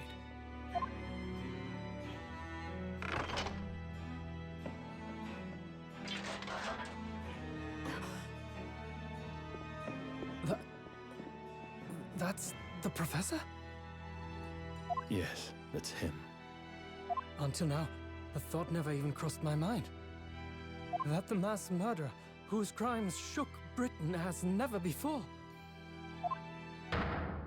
was Japanese. Wait a minute. That face. I feel as though I've seen it somewhere. It's strangely familiar.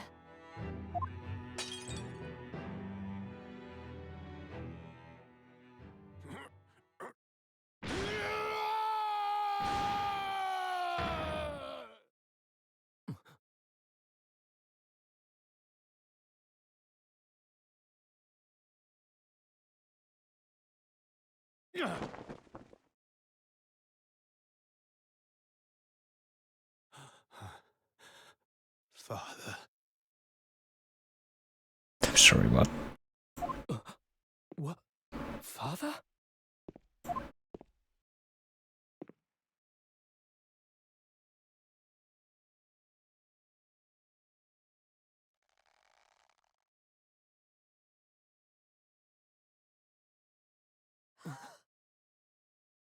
Kazuma! I mean, I really don't think this part was Friend, Kazuma Asogi. in question after a certain point.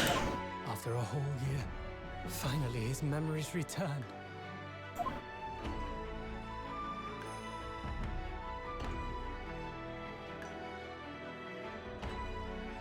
As he stood there before me.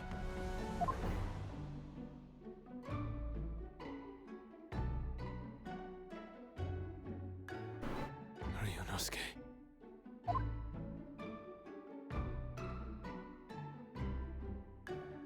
Hello again. My friend. Kazuma-sama! Judicial Assistant Mikotoba.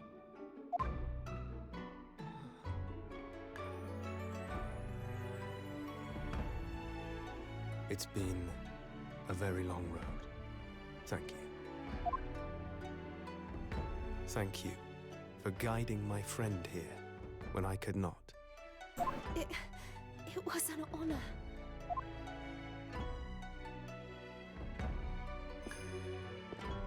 I knew you wouldn't die that easily. Kazuma. I owe you thanks, too. I knew you wouldn't die from being shoved into a bedpost by a, like, 14-year-old Russian. For taking good care of that in my absence. Oh.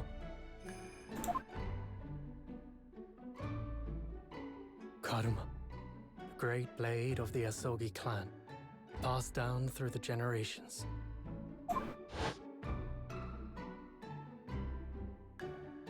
When we left Japan, this sword was at my friend's side. A Japanese man's katana is his soul, and he couldn't be parted from it. But then, when the incident happened, it was Susato-san's wish that I inherit the sword, and I've kept it with me ever since, along with my memories of the friendship we shared.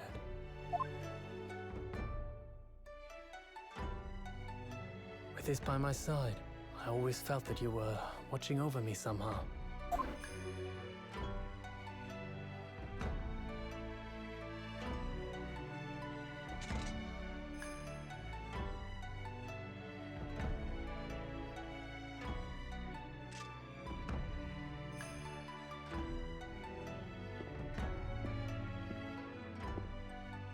I've made it.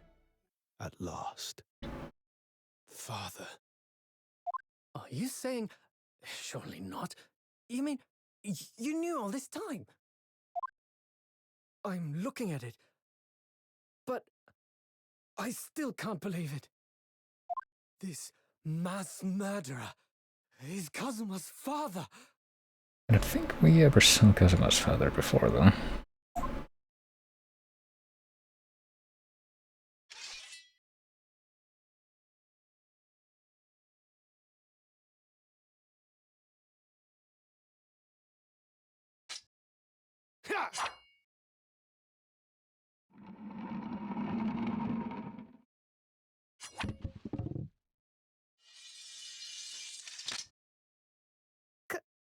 Kazuma-sama.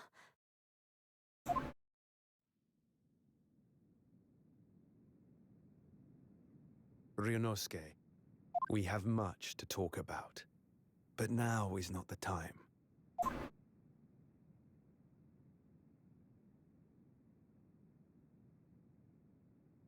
I'll be seeing you.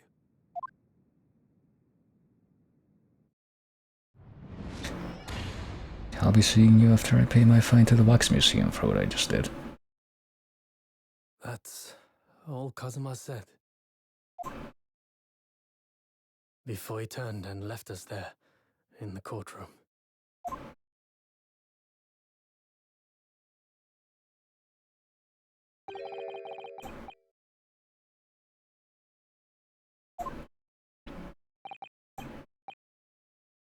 Well, back to our designated positions here.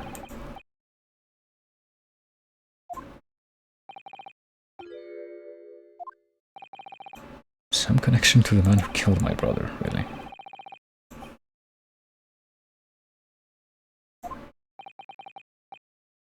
And why indeed? I mean, I guess this would probably give some kind of suggestion to what Kazuma was wanting to do in Britain when he was first coming over here.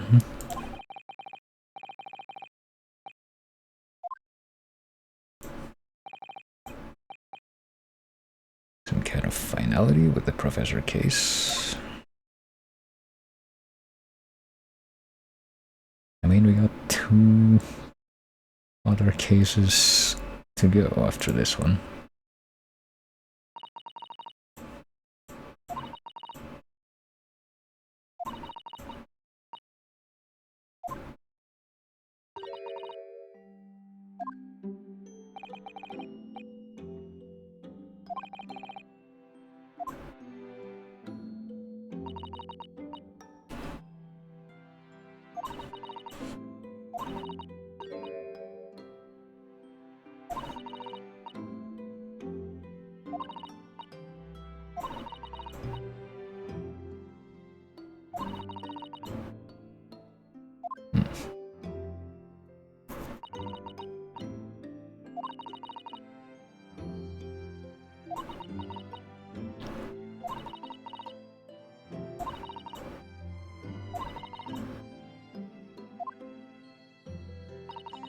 Ooh.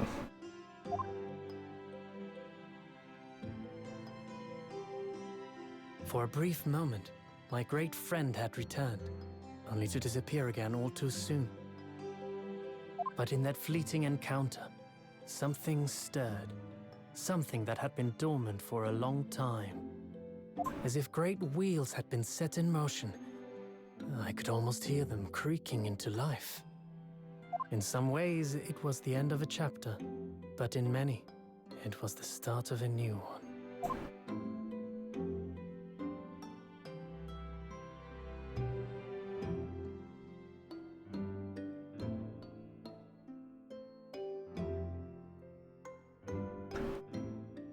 I mean, as long as it's not literally the final chapter, it's always going to be the start of a new one. Okay.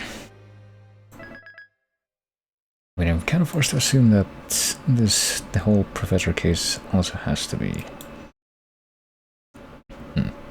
also has to be linked to Professor Keyword being brought up in part 1, at the end of part 1.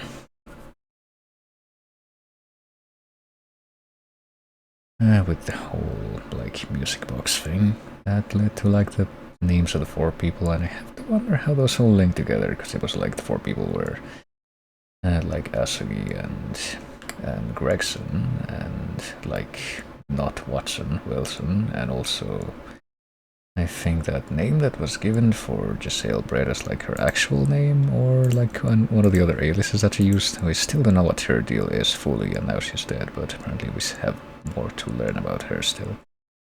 I'm gonna see what the intro of this, at least of this next episode, is. Twisted Karma and His Last Bow, so... Hold on, before I do that, so let me get a quick refresher, because this is like... The Adventure, because it's like the Adventures, and then the Memoirs, and then the Return, and then His Last Bow, and I guess the last one would be the casebook of whatever. Probably not actually gonna be that, if it, you know, continues to follow this kind of... I mean, I could just look at it, but I would rather not do that yet. This kind of pattern of being named after the collections, the compilations of Holmes' short stories. It was indeed a most bizarre incident born of a curious advertisement and a commonplace killing at the edge of time. Pipe in hand, Sholmes looked down at the thick, rolling fog outside our window. I wonder exactly how many mysteries are out there, hidden within this bed of fog, he said. Indeed, a most bizarre incident, born of a curious advertisement. A hellhound's mad gallop through the shadows of a serial murder, an executed man's graveyard resurrection in the dead of night. And a commonplace killing in a small, forgotten room at the edge of town. There is, naturally, always another side to every case, of which most remain ignorant. And it is that other side which compels me to the scene of the crime, Wilson. So quickly now, take your hat and let's be on our way, my dear fellow. For our adventure is not over yet. Come, the game is afoot.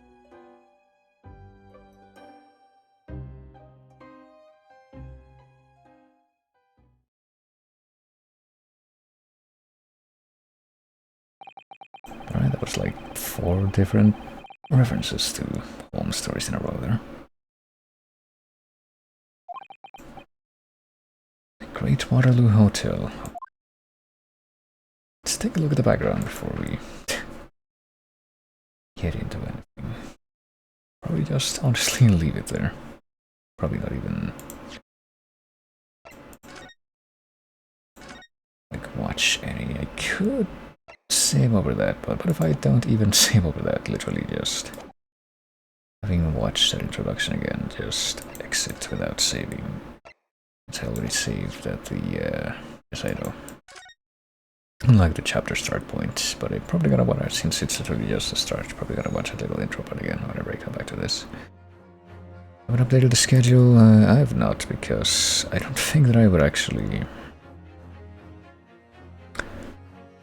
even be sticking to a schedule today, or I mean obviously not today, but just this week in general, because, well, by combination of, you know, me getting the shot earlier this, second shot earlier this week, which I knew was gonna have to happen, not with a lot of anticipation, but still would probably end up with me having some downtime, which did happen, and then also the situation with me having some relatives in the city right now.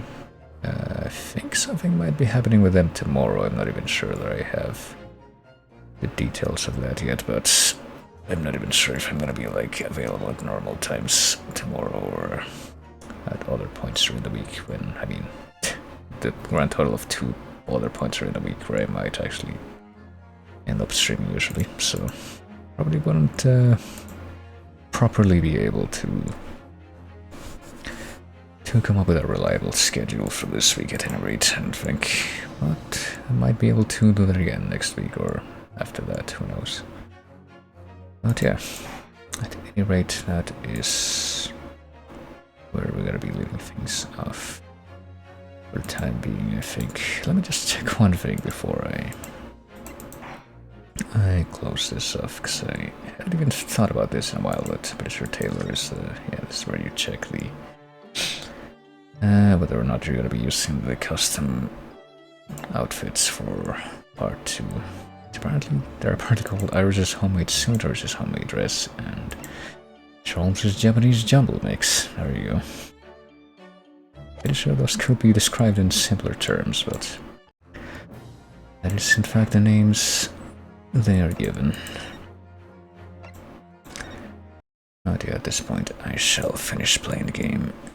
Not altogether, but at least having brought that third case for a while to, well, that I had been on for a while, that is, to its conclusion. And probably will come back to that game, you know, next week as usual. Hopefully try to, you know, at least aim to do that on Monday, which is when I typically play the adventure type games, or try to. You know, in theory, I should be maybe going back to the other game that I was supposed to be playing this week at some point. whether it be tomorrow or at a different point this week, which would be a bit more of Chrono Cross, which I think some people that pop up here from time to time may have been looking out for. But at any rate, that's pretty much planned for the time being, which would be continuing with Greatest Attorney 2 and continuing with Chrono Cross and see where that takes us. And see where that takes us is very much in effect, since like I said, I don't know if I'm gonna have to put like both of those things on hold at some point during October. Since I do want to also focus on some other, I guess, spooky themed games. Speaking of which, let me restart this track to play this out. At that, well, basically that. Probably gonna try to do some spooky stuff during October. Got any N64 Rex? I mean, in general. So, I mean, the number of N64 games that I own myself is pretty reduced. But, I mean, Majora's Mask is one of my favorite games of all time. And I can tell you right now, literally next to me, which games I own are Paper Mario, Donkey Kong 64, Mario 64, Ocarina of Time, and Banjo-Tooie. Those are the ones that I actually own on physical. I unfortunately do not yet own a physical of Majora's Mask, even though I might be aiming to hunt one down at some point, possibly not too far in the future. And there's also Perfect Dark. It's a game that I haven't played a whole lot of myself, but I have played a bit of it and I liked what I saw so far. It's one of the games I've seen chase and that I've added to like my wish list of games that I want to play at some point, probably during the stream. Let me take a quick look at that actually. Oh, I've got that on the brain. If I look at this page and I look at the games organized by system, what N64 games are on this list that I would probably want to play at some point, assuming that I haven't already. A good chunk of N64 games actually, but oh, which ones have I played? Banjo-Kazooie, Banjo-Tooie, Conker's Bad for the Diddy Kong Racing. Never actually beat Diddy Kong Racing though. What else? Mario Kart 64. Mischief Makers turned out to be surprisingly difficult. At least to me. Smash Brothers, yada yada yada. Yeah, a bunch of these games are just like very popular. All of the ones that I haven't played of this list that I probably would want to play.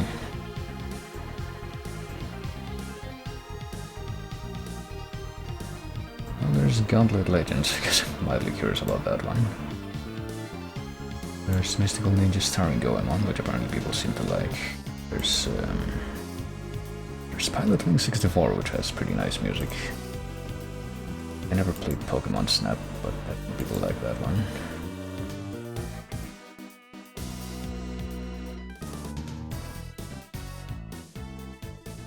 And I guess I'm also mildly curious about Snowboard Kids. That's pretty much it. That's what comes to mind at the moment. And what I'm able to look at on this spreadsheet thing that I made of the change games at the moment. There's also that is plainly before my sight. Pokemon Snap can be finished without cheats in Project 64 at least. I wonder if it's any easier to play Pokemon Snap on emulator than it is to play Hey You Pikachu on emulator. Thanks for the wreck, no problem. But yeah. This is probably, I would say, I mean, today has been, it's about to end, but today has been Wednesday, yeah, that's right. Which is probably a good day for me to have at least tried to begin, not by a very large margin of what my usual predictions are, but to have begun streaming a slightly earlier time than what I typically aim for. It's a complex issue, I mean, I don't doubt it, I've seen my share of emulation issues that are very interesting, not the least of which, like, if you ever try to emulate something like Crush to Insanity on the PS2 emulator, that game is like a glitch in and of itself. And I can tell you that because I own the physical of that game for Xbox, and it had like a lot of the same issues that are on every version of that game.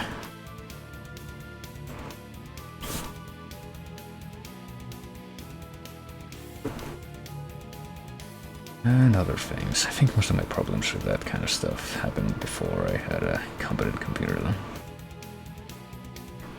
Easy version can be finished on Wii emulator. I guess that could be a viable alternative. I don't know if I would wanna look into that too soon though. At least of my own volition, but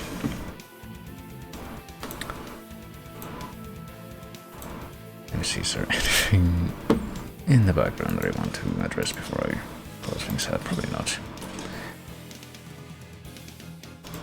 But yeah, that's pretty much the end of that. And like I was saying to myself, I guess it was a good thing that I at least tried to finish things up a little bit. Just kind of do things all together, not just finish things up, but do things all together a little bit earlier on Wednesday, because I do try to get up early on Thursdays so I can play the chase on the early time slot, which I guess I will also attempt to do soon. But yeah, I might at least attempt, like I said, to devote 1 or 2 more days of streaming this week to Chrono Cross, or just try to do the co-op stream on Friday if that's an option that we have. But otherwise I ought to be back next week probably. I mean, hopefully it won't be as much of a bit of a crapshoot with trying to figure out when I will be available then. But for now,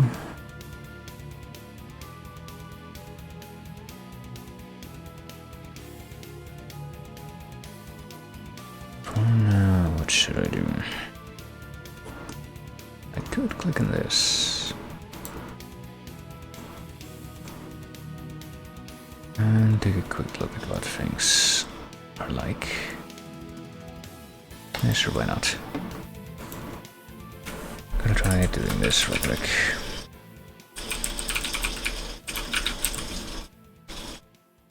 What the fuck is that noise?